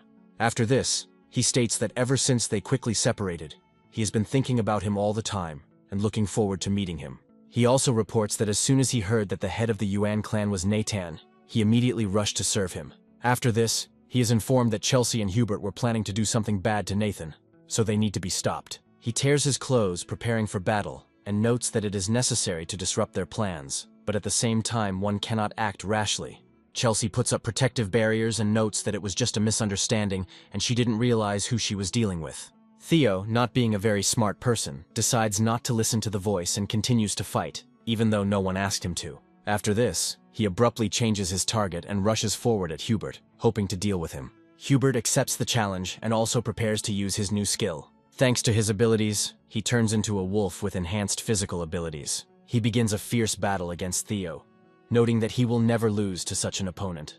Everyone else watches this spectacle, although the fight does not seem to make much sense. Chelsea realizes there is nothing more to do here and notes that it is time to leave. She turns and starts running, hoping to escape unnoticed. Suddenly, a multitude of plants appear in front of her, blocking her path, but they do not seem to be strong. However, the plants grow rapidly, blocking all opportunities for escape. Sally breaks her promise not to interfere and asks Chelsea where she went. Chelsea turns around in irritation and realizes that this girl's words are not to be trusted. Using her skill, she notes that if she wants to leave, none of them can stop her. Heading to the window, she announces that time is almost up. Larry asks them to stop and notes that any more and the senseless battle will destroy the house. Nathan realizes it's time to intervene and orders everyone to stop. As soon as he stamps his foot, all the gifted ones fall to the ground and look at him in surprise, trying to understand how this happened. Nathan puts his hands in his pockets again and asks if they are full or if they want to continue the fight. Everyone present is amazed that he was able to neutralize their abilities with a snap of his fingers. Theo notes that no one is fighting now and asks him why he gathered them here. Nathan explains that the city territories are located in the south of the province, and now he is taking control of them. He asks if they have any objections, and Theo, like an obliging dog, is interested in the rules he sets.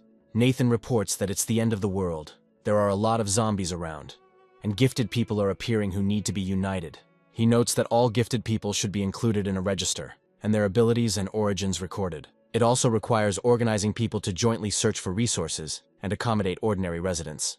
He adds that it is necessary to create special teams to investigate strange events and anomalous creatures. Finally, he states the need to establish contact with the leaders of other groups. All this is done so that they eventually begin to obey the main character. His temporary allies watch him closely as he outlines this plan.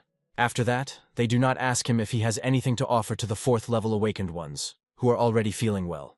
Theo immediately becomes a loyal ally of the protagonist and is prepared to protect him, which Nathan accepts. After this, he shows a huge warehouse with pills that allow you to get to other levels. Sally realizes that the one who bought the entire mountain on the pier was indeed Nathan. Immediately after this, he waves his hand, showing them his dimension in which he owns the resources. The leaders of the groups find themselves in a stunning place that can be called a piece of paradise. Chelsea says she can hardly believe it and cautiously approaches the apple tree. She looks at the apples and understands that this is not an illusion, but a real reality. She carefully tastes the apple and makes sure it is real. After this, she falls to her knees and asks for permission to follow him. She notes that she loves fruits and vegetables very much, so she is ready to carry out various orders for this. Hubert points out that a fourth-rank leader should not fall to his knees immediately, as this weakens his position. Nathan waves his hand again, and they see the source of spiritual energy, completely purified. Theo hears a strange sound and turns around to see what happened. This time, Hubert falls to his knees before the protagonist and declares that he will follow him to the end. Theo and Sally are surprised by such obedience of these people, although they initially intended to prevent Nathan. Theo pushes them aside and tells them to behave more decently. Larry states that their boss is not only very strong, but also wants to reunite the great country. Nathan looks closely at Sally and asks her if all of these things are enough for them to agree to cooperate. Sally looks at him with genuine surprise, despite the fact that she had previously been skeptical of him. She recalls her last conversation between Shelley and Beatrice, which took place while she was still in port. She wonders if he is capable of saving the world, and despite their agreement, remains unconvinced. She was a pessimist and believed that humanity was already on its way to the end, and was in a state of agony. However, now, looking at Nathan, she finally sees in him the real hope for saving humanity. After a short pause, she decides to exhale tensely to add more mystery to her decision. After this, she states that she will make every effort to fulfill the assigned duties. Chelsea and Hubert say they will also try their best to manage their responsibilities. Theo adds that he wishes to serve King Nathan, who has rightfully earned this title. They all bow before the main character and declare that the real king of this world is in front of them. Nathan nods approvingly and announces that he has prepared a special reward for those who agree to serve him. He creates a multitude of chests in front of all the participants and says that they know how to distribute these resources correctly. Chelsea and Hubert are very enthusiastic about taking on the task of reconnecting and organizing the gifted. Sally notes that a matter of such great importance requires detailed rules, and she will compile a report tomorrow. Earlier, the assistant reported that his family had been searching for artifacts throughout the region, and he wanted to report something to Nathan. Nathan listens to his assistant with interest and asks what exactly he wanted to tell him. The action takes place in an unknown city, where pockets of resistance among the dead are still smoldering. However, oddly enough, all the newly converted zombies flock to the suburban area near the city. They all head to a cave near the ancient city. The reasons why these zombies are gathering here are still unclear, so the heroes decide to follow them. Larry notes that there used to be a temple to the goddess Hutu here, but after the end of the world, an anomaly occurred. Larry claims that the dark energy is what makes the dead endlessly rank up and flock here. Nathan decides to analyze it using his special skill, and declares that there is something important inside. Theo notes that his original dream was to fight enemies and decides it is time to act. Immediately after this, he drops down to deal with his opponents and deals them several powerful blows. A large number of monsters come running to the sound of the fight, and they turn their attention to Theo. Theo decides to take advantage of the situation to improve his fighting skills. Nathan notes that Theo's strength is quite good, so he can be relied on in battle. Larry states that he wants to help apprehend these opponents and at the same time train his charges. Nathan confirms that he relies on them and thanks them for the opportunity to prove himself. Immediately after this, he covers his body with hard stone armor and orders everyone to follow him. After this, he leads his disciples, hoping to deal with a large number of enemies. A fierce battle begins, in which everyone gets the opportunity to show their best side. Meanwhile, Nathan continues to explore the area, moving further into the depths of the temple. He notices that the dark energy is starting to get stronger and tries to figure out what is inside the building. He decides not to waste time and goes inside to see everything with his own eyes. As soon as he enters, strong gusts of wind begin to blow on him, trying to knock him off his feet. Nathan tries to stay on his feet and peers closely at the source of these gusts. After some time, he discovers that in front of him is a statue of the goddess, which is the source of the problems. However, he also notices that the statue's body has cracked due to the large amount of corruption. Nathan realizes that the icy darkness is coming directly from the statue and tries to figure out the cause of this phenomenon. Serenity appears behind him and warns him to be careful as he is about to be attacked. She turns out to be right, because at that very second other stone statues rush at him. Nathan immediately grabs his fire staff and does a wide spinning attack to knock back his enemies. The blow is so powerful that the statue is seriously damaged. However, the stone statues continue to move and seem to respond to his voice. Their numbers are growing rapidly, and they come from all corners of the temple. Having surrounded the main character, they simultaneously attack him to give him no chance to counterattack. Nathan realizes that these are spirits born of darkness, and decides to destroy them with his great weapon. He unleashes a series of powerful attacks, and soon all the stone statues are reduced to nothing. Serenity asks him to pay attention to the fact that these fragments are not so simple. Soon the spirits of the underworld rise to their feet and approach him again. Serenity realizes that the situation is becoming more dangerous with every second, and now she will have to use other skills. The evil spirits rush forward, hoping to take over Nathan's body. Nathan creates a special protective capsule that they cannot penetrate, but he still does not understand how to finally defeat them.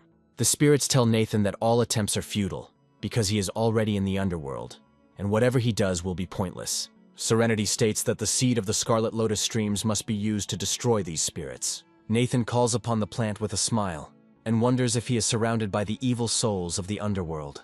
After this, he uses a special attack and announces that he will send the spirits back home. The righteous fire covers the bodies of evil beings, and they slowly dissolve in the flames. Gradually, not a single trace remains of them, and the main character carefully descends down. He realizes that these evil souls were generated by the dark energy emanating from the statue. He is trying to understand the nature of the spell placed on this place when the statue suddenly comes to life. The statue turns towards Nathan and announces that it has finally found him. The next second, a strange spell is cast on him, the likes of which he had never seen before. Nathan tries to understand what is happening to him, when suddenly his soul leaves his body and is sucked towards the statues. He understands that he will now have to fight on foreign territory, and decides to prepare for difficulties. After his soul is completely absorbed, a gloomy and complete silence reigns in the hall. Serenity, the demon bear, and Lei quickly materialize to come to their master's aid. The demon bear shakes Nathan and asks him what the hell is going on here. Serenity reports that Nathan has been sent to the underground court, and there is genuine concern in her voice. Lei explains that the goddess Hutu rules the underworld, and must have summoned him for some purpose. The demon bear notes that if Nathan went to the underworld, they won't be able to get there since they are alive. Lei turns around and sees that the disciples who followed their master need serious support. Lei states that until the prison master returns, he needs to guard his body and do other things at the same time. Serenity asks with a smile if he wants to help temper the army through trials. Lei sternly replies that it is necessary to check whether they are able to withstand his presence. Meanwhile, Nathan finds himself in a strange world teeming with dead souls. He gets sucked into a strange tunnel, and he realizes he better get out of here. He looks around and feels a strange hum filling the air, but the noise of voices gradually fades away. He quickly realizes that he has ended up in the underworld, where he was pulled by a cursed statue. Looking down, he discovers a giant whirlpool in which unfortunate souls, left in the form of skeletons, suffer. There were clearly merciless battles here, leaving only ruins and remains. Suddenly, at the site of another battle, a multitude of spiritual warriors appear, who have also turned into skeletons. Nathan notices that the heavenly army of darkness is fighting an enemy that is the Legion of the Dead. Skeletal necromancers begin to hover in the air and order the resistance to cease. They report that all waves must submit to the Lord of the Underworld and stop interfering with him. After some time, a large portal opens, from which two strange figures appear. They look over the army and throw in a couple of coins, indicating that they will not harm these people. As soon as the coins fall on the dead, some of them feel an increase in strength. The strange creature explains that whoever receives coins for life must fight for it to the end. The levitating skeletons suddenly become hostile towards the emerging creatures and try to tear them apart. The two beings claim that the young master must close several threats, so it is necessary to join. The fight continues, but the reasons for the battle remain unclear to both Nathan and the observers. Nathan wonders how the Western undead could have gotten in here, since the way here should be closed. He also understands that, judging by what is happening, the battle has been going on for a long time. After this, he decides to slowly land on the ground when he suddenly hears a strange growl next to him. He is hit with the most brutal blows, and he does not have time to react, flying to the side. A few moments later, he crashes into a stone wall and falls down. Immediately after this, he summons a fire shield, but realizes that his opponent is a formidable creature. He sees in front of him a bridge on which a little girl is standing, and a portal from which a three-headed dog is crawling out. The creature materializes in this world, looks around and searches for new prey. Nathan realizes it is a three-headed hellhound and decides to stay away to save his life. Suddenly, the girl says that she does not understand where the wandering soul came from and asks to retreat immediately. Nathan wonders what this all means, but the giant dog is already trying to attack the girl. The girl absolutely fearlessly declares that since she stands here, this passage will be protected. Immediately after this, she rushes into attack and delivers a powerful blow with a small wooden spoon to the monster's head. Nathan is shocked by the girl's fighting spirit and notes that he did not expect such strength from a little girl. The girl continues to fight against a much larger opponent, but is unable to completely gain the upper hand. However, this does not mean that she is going to give up, and she rushes into battle again. Nathan guesses that the little girl is actually Meng Po, judging by the strange pot and ladle. Meanwhile, Meng Po continues to fight, but the monster creates a giant energy sphere. Meng Po fails to dodge and is seriously damaged, being thrown to the side. She reports that the blow was incredibly strong, after which she flies back. She manages to stabilize herself and takes virtually no damage from the fall. Nathan notices that she is still injured and asks her how serious and deep the injury is. Meng Po explains that she should run away, but the monster is already advancing and it is too late to escape. Nathan decides to summon fire to make it easier to deal with the enemy. Immediately after this, he fearlessly rushes into the attack, fully aware that he will emerge victorious from this battle. Cerberus opens his giant mouth, intending to swallow the protagonist and quickly digest him. Meng Po watches Nathan with fear, wondering if he has already been eaten. However, a few moments later, a powerful explosion occurs in the beast's mouth, caused by its opening. Nathan notes that he couldn't figure out a way to fill Cerberus's belly with fire, and that the opportunity presented itself. Jumping aside, he states that, apparently, the monster wants to destroy itself and decided to help with this. A few moments later, a similar situation is repeated with each head of the giant beast. This causes incredible damage, causing the beast to behave strangely and roll on the ground. Nathan realizes it's time to end this farce and launches a devastating attack on the monster. He also jumps forward to close the distance and gain some maneuvering space. Meng Po notes that Nathan's soul is incredibly bright because he was able to cut off Cerberus's head. She also states that Nathan must hurry and cut off the remaining heads, as this is the only way to defeat the creature. Nathan cuts off the remaining heads and gets a real treasure from them, which can increase his level. He looks closely at the sphere and notes that it contains the purest power of the soul. After this, Nathan attacks the remaining two Cerberus heads. Smiling, he declares that it is time to continue the fun. The giant monster realizes that he must flee urgently before it is too late. Nathan rises into the air and prepares to deliver a powerful attack on the enemy. Cerberus turns sharply from the blow and tries to escape as quickly as possible. Nathan calls him a damn coward and gives chase, asking where he's going. Meng Po abruptly blocks the road and warns that they cannot cross the bridge, so as not to worsen the situation. She explains that the afterlife beyond the River of Oblivion is already under the control of the Overlord and his army of Gila. Nathan asks him to tell him what happened, and Meng Po wonders if this is his first day in hell. Nathan tries to explain himself when suddenly the sky starts flashing with lightning from all directions. Meng Po reports that the very gods they are best not to encounter right now are approaching them. She immediately grabs Nathan's hand and runs away, saying that he must follow her into the city and not lag behind even a step. Meanwhile, the sky continues to thicken, creating an increasingly oppressive atmosphere. Soon, a giant chariot appears in the sky, on which an unknown figure rides, accompanied by a girl. These figures represent two gods, each of whom belongs to a completely different mythology. The man is the lord of the underworld, Hades, who has reached the level of a king, and the woman is Yahello. Nathan asks what they are doing here, but Mungpo states that if he knows these gods, he shouldn't ask questions. The guard explains that all the inhabitants of the shadow must take refuge in their homes, otherwise their souls will scatter and no one will gather them. Nathan quickly finds himself behind cover and looks around to see who else is in the city. He finds ordinary people living quietly within the city, as if nothing is happening. Mengpo pushes aside several people so that they won't interfere with her as she approaches the window and looks out unnoticed. She informs Nathan that this time the Overlord has personally decided to come here for an unknown reason. Nathan watches intently as the menacing chariot slowly passes over the city. He notes that Hades looks very strong, and Mengpo says that in alliance with Yahello, they pose a serious threat. She adds that Hades had been planning this attack for 1,000 years and, at the moment of the end of the world, decided to strike suddenly, catching the Emperor and Huta off guard. Mengpo explains that if this battle is lost, the city will fall forever. Nathan is surprised and inquires about the consequences, and Mengpo informs him that the dead will no longer be able to be reborn. Nathan understands that all this is being done so that the people will be left without descendants. Mengpo explains that Yahello has already stormed the city's army twice before, and now it is time for a general offensive. Hades and Yahello carefully survey the city and prepare to destroy it forever. Hades drinks the demonic cup and says that he wants Fengdu's hell to finally disappear forever. Yahello remains silent and gives the command to the dark forces to break through the portal. A few moments later, a huge number of horsemen materialize out of nowhere and rush forward. Together, they resemble a giant swarm of locusts that destroy everything they touch. Nathan understands that to fight this scourge, he will have to enlist the support of someone powerful. The two entities turn around and notice that the attack has begun, and they are a little late. A protective dome appears over the city, preventing enemies from breaking through and protecting residents. They constantly clash with opponents in attempts to break through, but this ends very unsuccessfully. Monsters, when confronted with the divine light of hellfire, are immediately disintegrated.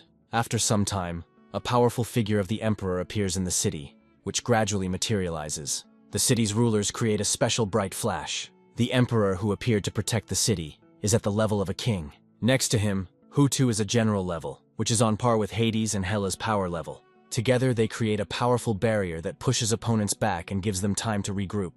The Emperor announces that the external evil gods who have launched an attack are doomed to silent destruction. Hutu declares that it is necessary to strictly carry out the will of the Emperor, whatever it may be. Nathan and Mengpo observe the Emperor and note that he has an incredibly powerful aura. Nathan realizes that he entered the underworld through the oncoming statue, which means he was pulled here on purpose. Looking at the goddess's face, he notices that she is looking at him attentively and is trying to say something. Nathan realizes that the goddess knows exactly who he is, and that is why she deliberately dragged him here. Mengpo notes that the goddess is looking at her because she is excited. This is her world. Hades reports that the Emperor was previously seriously wounded, and almost none of his generals survived. Yahello points out that she broke her manicure, but in response, the goddess disfigured her face. She also states that today she wants to obtain Yahello's divine soul to taste it. Hutu responds with a clever quote that she probably got from the book. Hades asks if they have any map and decides to do things his own way. He reports that he has 10,000 shadow soldiers and several 100,000 ghost generals. He also states that he cannot imagine how he could physically lose under such circumstances. He clarifies that the Emperor and Hutu are seriously injured and can only use 70% of their strength. He adds that unless the Emperor of Humanity is resurrected and his soul is transported to the underworld, they have no chance. The Emperor looks at his opponent in surprise and asks with a smile how he knows that the Emperor of Humanity is not here. Hades and Yahello look at him in surprise, trying to understand what he wants to say and why he is so confident of victory. However, they decide not to worry as he calls even more troops to his side. Hades reports that he heard that this land is famous for its empty city, and today he will be convinced that the rumors are true. The Emperor declares that he may attempt to enter the city and risk his own life. Yahello finds this funny, as the Emperor of Mankind has been dead for 3,000 years and cannot come here. Hutu notes that if she is so sure, she can also come and check it out for herself. Yahello notices her rival's incredible calm and realizes that there is certainly a trap here. Hades claims that they have been preparing an army for many years and cannot be afraid just by hearing the name of the Emperor of Mankind. Yahello states that the city's defense rests with the Emperor, who is already gravely wounded and cannot endure it any longer. After this, she rushes forward with her subjects to tear the enemies to pieces. Hutu appears in her path and orders her to stop while she can still avoid a fight. However, Hela states that such power is clearly not enough to even stop her. Hutu grabs his weapon and orders a retreat, preparing a powerful destructive attack. The Emperor creates powerful barriers to protect the city from the invasion of foreign forces. Every few seconds, the barrier emits a pulse, destroying nearby enemies. If enemies get too close, they are instantly dissolved, but continue to attack. Hades notices that the Emperor has the appearance of a deity, but sacrifices himself to protect a crowd of worthless citizens. He calls it funny and attacks with his powerful scythe. He looks happily at his opponent and wonders how much longer he can endure, but the opponent remains silent. His silence and steadfastness do not help him to withstand serious pressure. Hades realizes that he was stronger than the Emperor and was able to destroy his barrier, but hope has not yet faded. The Emperor is seriously wounded, and part of the barrier breaks away, allowing troops to enter. Hades notes that he tried to intimidate them, but he himself is on his last legs. After this, he charges the weapon with dark energy, and declares that when he carries out a new attack, the city's defense will fall on its own. He quickly rushes into the attack and prepares to celebrate victory after cutting off the enemy's head. However, as Hades approaches the Emperor, he, on the contrary, smiles, saying that he waited for this. Then the Emperor looks up at his enemy and makes it clear that he had been acting according to his own plans all this time. Hades doesn't have time to figure out what the trick was, and it becomes too late to escape. The Emperor decides to use the formation skill to close the trap. Immediately after clapping, a powerful seal is created, covering almost the entire city. Thanks to the seal, several towers rise from the ground, each of which has a meaning. Each tower represents a celestial structure that references Chinese culture. After some time, it becomes clear what the true meaning of these towers is. Hades suddenly feels a wave of weakness that prevents him from moving as quickly as before. The Emperor continues to use the formation skill to enhance the spell's effect. Hades wonders what this spell is and why it would be able to stop a real god. The Emperor decides to explain to him what the formation is based on, and asks if Hades realizes his guilt. The god of the underworld, for some reason, experiences feelings of guilt, which causes him serious emotional damage. He claims that this is a pathetic conspiracy, and the Emperor declares that in war, cunning is not the threshold. After a while, Hades realizes that this is just a trick, and he did not receive any serious damage. After this, the Emperor uses a loud cry to release his energy and get rid of the weaknesses. The powerful shockwave from this scream proves destructive and sweeps away the Emperor's plans. His palaces begin to collapse at an incredible speed, and the whole plan goes down the drain. Hades looks at the even more weakened Emperor and notes that he will not be able to hold out for long. He also says that he will not be able to kill him, and the Emperor states that he never intended to do so. After this, the Emperor turns his gaze and declares that the one who can truly end the crisis is not him. Meanwhile, Hela watches what is happening and hopes that her comrade will cope. She doesn't notice that all this time a powerful sneak attack has been preparing behind her. Just a few moments later, powerful moonbeams pierce her face and leave a serious abrasion. Hela turns around to find her rival behind her, who has still not managed to reveal herself. She calls her a damned witch and declares that she will definitely pay for such actions. Hutu says that she accidentally scratched her face, but next time she will be gentler. Immediately after this, Hutu decides to use the mirror to fire multiple projectiles. Hela jumps to the side to protect herself from projectiles and take less damage. Hutu quickly turns around to check on her comrade and gives a short nod. After this, she creates a special spark, which slowly falls lower and lower. Nathan and Mengpo continue to monitor what is happening and try to figure out how they can help. Mengpo explains that the Emperor used information to contain Hades, but Nathan understands that this is a temporary measure. Gradually, the spark penetrates lower and lower and finally reaches their home. She stops somewhere in the middle of the room. After a few moments, the spark materializes into a small form of a goddess. Nathan looks at her in surprise and asks if this is Mother Hutu. People nearby immediately bow to express their respect for her authority. Mengpo also bows and notes that they are glad that the goddess has decided to honor them with her presence. After this, the goddess begins to attack Nathan and asks why he is standing still without bowing. Hutu suddenly turns to her and asks her not to be impolite, as the situation does not allow it. Mengpo turns to look at her in surprise, trying to understand why she suddenly took his side. Mother Hutu slowly approaches him, looking at him carefully and her eyes full of sadness and calm. After this, she declares that she worships the Emperor of Humanity, which surprises everyone present. Mengpo looks at Nathan in surprise, as does everyone else, who does not understand such behavior of the goddess. He wonders if this is really the Emperor of Humanity standing before them. Nathan states that he is only the heir to the Emperor's will, so he does not need to bow. How-To notes that she was injured, and due to the critical situation, she had to break the statue.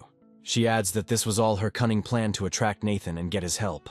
How-To claims that he will not be mistaken, and even if he is not the Emperor of Humanity himself, he has a great connection with it. She adds that otherwise he would not have the tower that constantly accompanies them. Nathan asks in surprise if he can actually see the demon containment tower. How-To reports that their people also took part in the construction of the tower. Nathan wonders what other amazing people were involved in this act. Nathan states that if Mother How-To is confident that he can help, he asks for all the details. How-To thanks him and notes that they will do everything to win the fight. She states that there is one person and one object in the tower that can resolve the situation. After this, she decides to tell him who this man is and how he can win. After some time, Nathan materializes inside the tower, where Serenity and the demon bear are already located. They greet him joyfully, but Nathan doesn't feel the need to greet them. They ask him what happened, but he keeps walking and doesn't talk to them. Serenity realizes the situation is serious and tries again to get him to answer. Nathan reports that they are in a dire situation and the underworld has come under sudden attack. Serenity and the demon bear ask if things are that bad, and he confirms that they are. They wonder how they can help, going over options and demons that can be recruited. Nathan explains that Mother How-To transported him to the underworld and told him to find a certain person. They all ask who he is talking about, and he decides to show the person instead of explaining. After some time, they find themselves at a cell where a scientist was located who never gave his name. Nathan decides to speak up and quotes important philosophical lines to attract the scientist's attention. The scientist turns sharply and looks at him, asking if he really thinks so. His inquisitive gaze tries to understand whether Nathan really believes that the Book of the Sages carries only the truth. Nathan reveals that he believes there is a dragon hidden deep within this dungeon. The scientist explains that the dragon was not cast out, and he is imprisoned. So now he is deprived of power and strength. He will not even be able to tie a chicken. Nathan claims that he was told the dragon's story and has come to repay him. Immediately after this, he entangles the dragon with special energy beams to assess its strength. Serenity and the demon bear watch the scene closely, trying to figure out what kind of divine power this is. Nathan rises into the air and begins casting a spell to initiate the ascension process. The scientist looks at him with optimism and a smile that would be impossible to see on an ordinary person. Nathan reveals that he is using his title as the Master of the Demon Containment Tower and his powers as a human emperor. After this, he says that he wants to return power to the true ruler and the knowledge of the demons to General Zhong Kui. Serenity wonders if this scientist is the legendary Zhong Kui that is the subject of so many rumors. Zhong Kui gradually develops into a more formidable figure than a simple scholar. Nathan looks closely at his future ally and realizes that investing his strength in him is the right decision. Suddenly, he appears in another dimension, outside the tower, trying to cast a spell. His eyes instantly begin to glow with divine fire, guiding his new will. After this, he creates another tower, which is directed downwards at an incredible speed. Nathan places a special scroll under her to create a seal and fix the power of the command. After this, he hands the scroll to Zhong Kui, hoping that he will accept the offer. Zhong Kui immediately tears the scroll apart, accepting its essence, after which a special mask begins to descend towards him. Zhong Kui announces that he accepts the decree and brings the mask closer to his face. After this, he undergoes a complete transformation, gains his true form, and regains his powers. The demon bear happily notes that it is a powerful ally with a stunning aura. Serenity recalls that, according to legend, this man was incorruptible during his life and earned a special place with the Emperor. She is surprised that he has been hiding in the demon containment tower all this time. Nathan reveals that even before the war began, Zhong Kui had been acting secretly, and this was all part of his plans. Zhong Kui explains that as a true master of demon exorcism, he sets out to slay spirits and gods. Nathan looks at his friend with a smile and asks if he will no longer read the books of the sages. Zhong Kui explains that there is a proper time for everything, but it is better to speak rudely to this bastard. Nathan says he likes this attitude and sends him forward to charge. After this, he declares that he will grant a pardon, allowing him to use the weapon and cleanse the underworld. A bright Chinese character lights up above the tower, signaling the decree's entry into force. After this, the cage opens, paving the way for the long-time hero of the underworld. Zhong Kui threateningly declares that he accepts the condition and will begin to carry out the order immediately. Nathan reports that the enemy has 100,000 warriors and asks if he has a plan. Zhong Kui replies that he would not be himself if he did not have plans, even for such an eventuality. Immediately after this, he rises above the tower to summon new allies. Other entities, similar to ancient warriors, gradually appear around him. He summons 100,000 night spirits, ordering them to fight to the last. Finally, he opens a portal to the underworld to arrive with long-awaited reinforcements. Zhongkui rushes forward incredibly quickly and comes to the aid of Hutu, who is already fighting with all her strength. She continues her confrontation with Yahello, hoping that Zhongkui can hold her off long enough. She understands that it will take even more time for reinforcements to arrive in full force. Yahello, meanwhile, enters a state of true rage and reports that she has not fought so well in a long time. After this, she decides to use the icebone spikes, despite the strange combination of elements. Hutu attempts to defend against the powerful attack by putting his hand out to form a barrier. Hades announces that his patience has run out, and he no longer intends to waste time on nonsense. Gathering his strength into a fist, he lets out a powerful cry to throw off all attempts to grab Yahello. He summons his divine form, stating that using the skill will destroy everything around him. The Emperor continues to fight his enemy diligently, but his strength is already running out. Hades claims that no matter how much they prepare and whoever they bring, it will all be useless. He adds that power always solves everything, and wonders who can stop him. A few moments later, a giant tower appears in front of him, towering over him. The enemies are surprised by the appearance of the tower, and the allies sigh with obvious relief.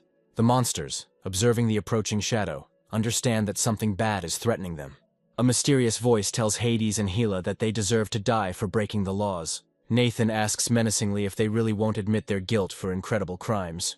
Hades looks at the suddenly appeared tower with irritation and tries to figure out what he should do. Yahello reports that these are quite formidable demands, given their current situation. She adds that they have many thousands of warriors, although they are exhausted by long battles. The Emperor's servants note that the monster's fear has been suppressed, and now they are no longer afraid of anything. Suddenly, a voice comes from the tower, calling the servants black and white, and also worthless idlers. They turn around and realize that the voice seems eerily familiar.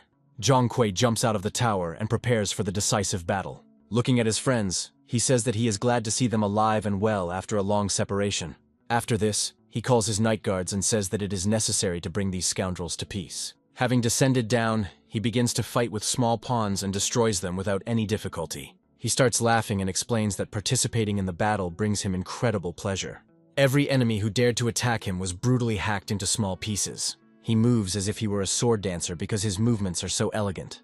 After he destroys enough enemies, he allows the use of heavenly path spells. His servants raise special lanterns to fill them with their power. This power creates a powerful glow that blinds the undead, who are unable to function in such conditions. Gradually, the light illuminates the villains, leaving them no chance of salvation.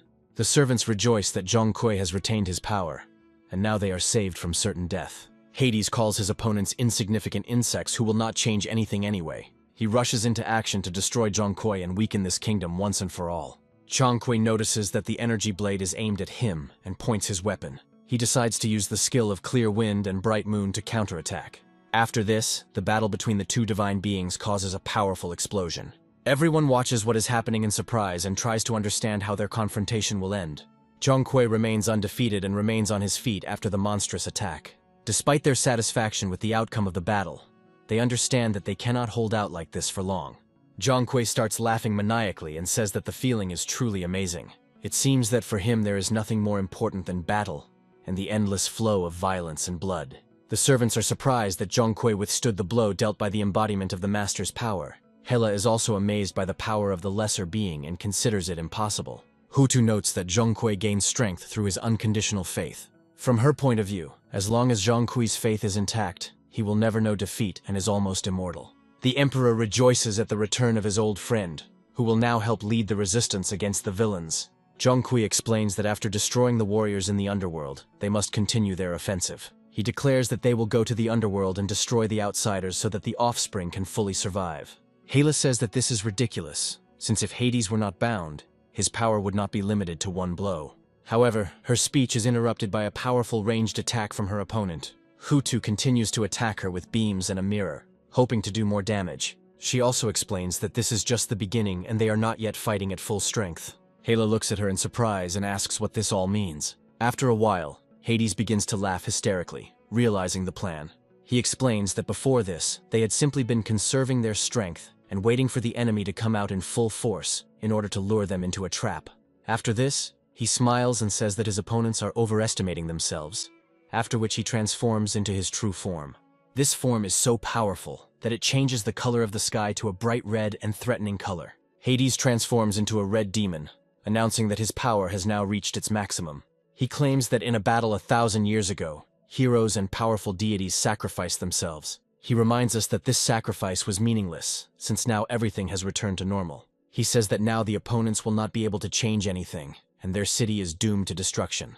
Hades makes this proud statement without expecting anyone to object. However, Nathan appears on his phoenix and states that he is not sure that will happen. All the characters look at each other and try to figure out who he is. The first awkward silence is broken by Yahello, who asks what he is doing here and who he is. Nathan says he is a simple man and can't stand empty talkers. After this, he boldly declares that the city will stand forever, and Hades has come to an end. Hades looks at him appraisingly, trying to figure out who this boy was who challenged him. Suddenly, he throws down his weapon and wonders if this is the Emperor of Mankind standing before him. After this, Hades comes to his senses and notes that it seemed to him that someone else was in front of him. He decides to analyze the situation and realizes that the person in front of him is a 6th-level person. Hades wonders why this creature gives off such a strong sense of foreboding. He looks at the tower and realizes that it is comparable to a divine artifact controlled by such a weak person. He assumes that before him is a being who embodies the will of the Emperor of humanity. Hades understands that this man must be destroyed quickly, without holding back, since such an enemy cannot be left alive. After that, he decides to use the Scarlet Verdict Awakening skill to deal maximum damage. Allies observing him recommend turning their attention, as this attack is too deadly. Yahello reflects that this is just a bug in front of them, and Hades is over-exaggerating his efforts. The Emperor's aides note that if the Lord of the Underworld uses all his power, then this person is finished. Zhonghui declares that trying to stop the chariot of the raised cap is extremely ridiculous and pitiful. The Harbingers claim that this boy is only human, so he doesn't have a single chance. Nathan watches the approaching shells carefully, but his body remains motionless. A smile appears on his face, and he says that this is exactly what he has been looking for a long time. He takes to the air to summon his giant phoenix. The phoenix flaps its wings to recognize the protective barrier. Nathan starts screaming loudly with his incredible fighting power to appear more threatening. He explains that all this time he was looking for a life-or-death battle to test Hades' strength. A powerful explosion occurs, spreading out into energy circles, each of which poses a danger. The shockwave from the explosion is too powerful to ignore. Meng Po looks at the battle site with fear and expresses hope that Nathan will still survive. The other participants in the action closely follow what is happening to understand what to do next. Hades also watches what is happening, hoping that his blow was fatal and further efforts will not be needed. The smoke gradually clears, and a silhouette appears in the air, looking as if it were charred. Hades looks at this picture with joy, and understands that he has managed to defeat the enemy. However, after a few moments it becomes clear that he was hasty in his conclusions. Smiling, the hero Paphos announces that he has won the bet after all. Nathan happily explains that he cannot be killed, and the evil gods wonder how this is possible. Nathan claims that it was only after being on the brink of life and death that he was able to break through to the next level. He happily declares that now spiritual sources can be absorbed and become even stronger. Within moments, his soul powers reach rank 7, making him even stronger. The Emperor's servants, observing this, say that the outcome of events is incredible.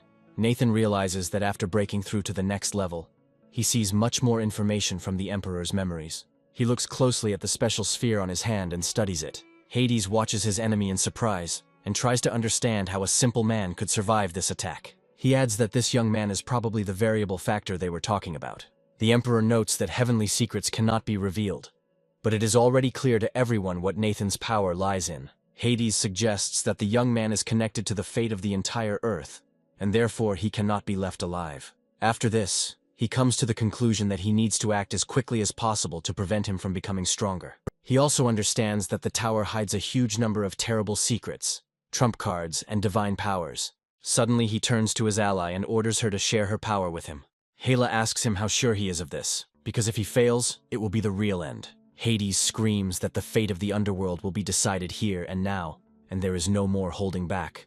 Yahello irritably agrees with him, noting that they have no other choice. Hades says that in such a case it is necessary to immediately begin the merging process. A huge amount of force passes through his body and fills his muscles with new possibilities. However, the undead feel much worse next to them, as they sacrifice their strength. Gradually, streams of energy begin to be sucked out of the skulls, rushing towards Hades. Those undead that have already received serious damage fall down and can no longer move. This gives Hades a temporary ability boost and a significant attack boost. After charging his scythe to devour the souls of dead spirits, he releases a powerful explosion that blinds others. He then creates a true source that devours the world to create a passage to the city. Nathan watches the attack and is not at all worried about his own fate. Hades orders him to be afraid and declares that it is already over for Nathan. He then uses the skill to create an explosion that can dissolve everyone in the area of effect. The main characters watch in amazement, hoping that their champion will cope with this challenge. Nathan is unharmed and reports that he expected much more. He adds that while he is alive, he will definitely destroy the outer gods of the Six Paths. He emphasizes that the opponents are seriously late and can now only hope for a miracle.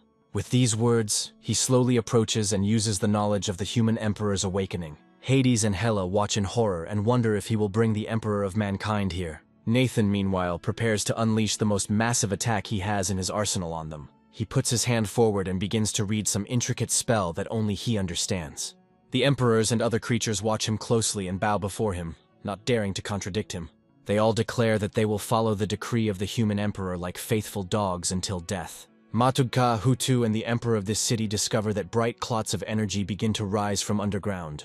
These clots glow brightly and carry much more positivity and goodness than the energy of the underground gods. Gradually, these clots turn into a giant dragon, which is preparing to pounce on its opponents. This dragon, of course, is the embodiment of the emperor's will, and is preparing to obey Nathan's commands. Nathan also begins to levitate like a deity, and imitates the dragon's movements. The giant banner is proof of the incredible strength and power of this creature. After a few moments, the dragon completely dissolves into this banner, giving their protagonist new powers. Nathan orders to aim at the underground god and destroy it with a powerful shot. Hades doesn't have time to react, and a powerful cloud of light immediately flies towards him, suppressing all darkness.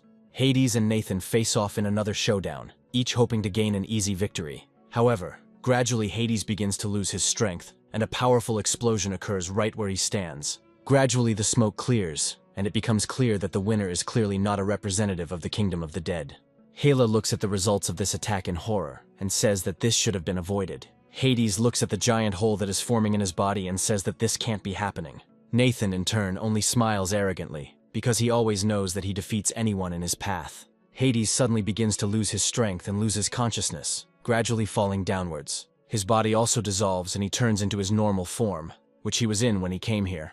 No one tries to catch him, so he lands with a loud bang in the underground city. After a while, he rises with difficulty and wonders how this is possible. He asks him how he brings himself to the point where he loses in such an easy-to-win situation. He also looks at the underworld and understands that his future fate will be very unenviable. Nathan decides to tell him a rather cold story about how all of this was predetermined from the very beginning. He claims that it is all about the notorious circle of reincarnation, which marks the end of the underworld. He states that the banner of the human emperor is born at the creation of heaven and earth, and briefly delves into a very interesting history. After this, he declares that the Six Paths and the evil gods will definitely be destroyed until only one path remains. He summons a fiery sword and declares that there is only one pantheon of good gods in this world. After this, he cuts off Hades' head and declares that the world is finally returning to the order he sees it as. Hela and the other warriors look at what is happening in surprise, and try to understand how this is happening at all. Nathan is still levitating in the air, and Hades' head begins to slowly fall to the ground.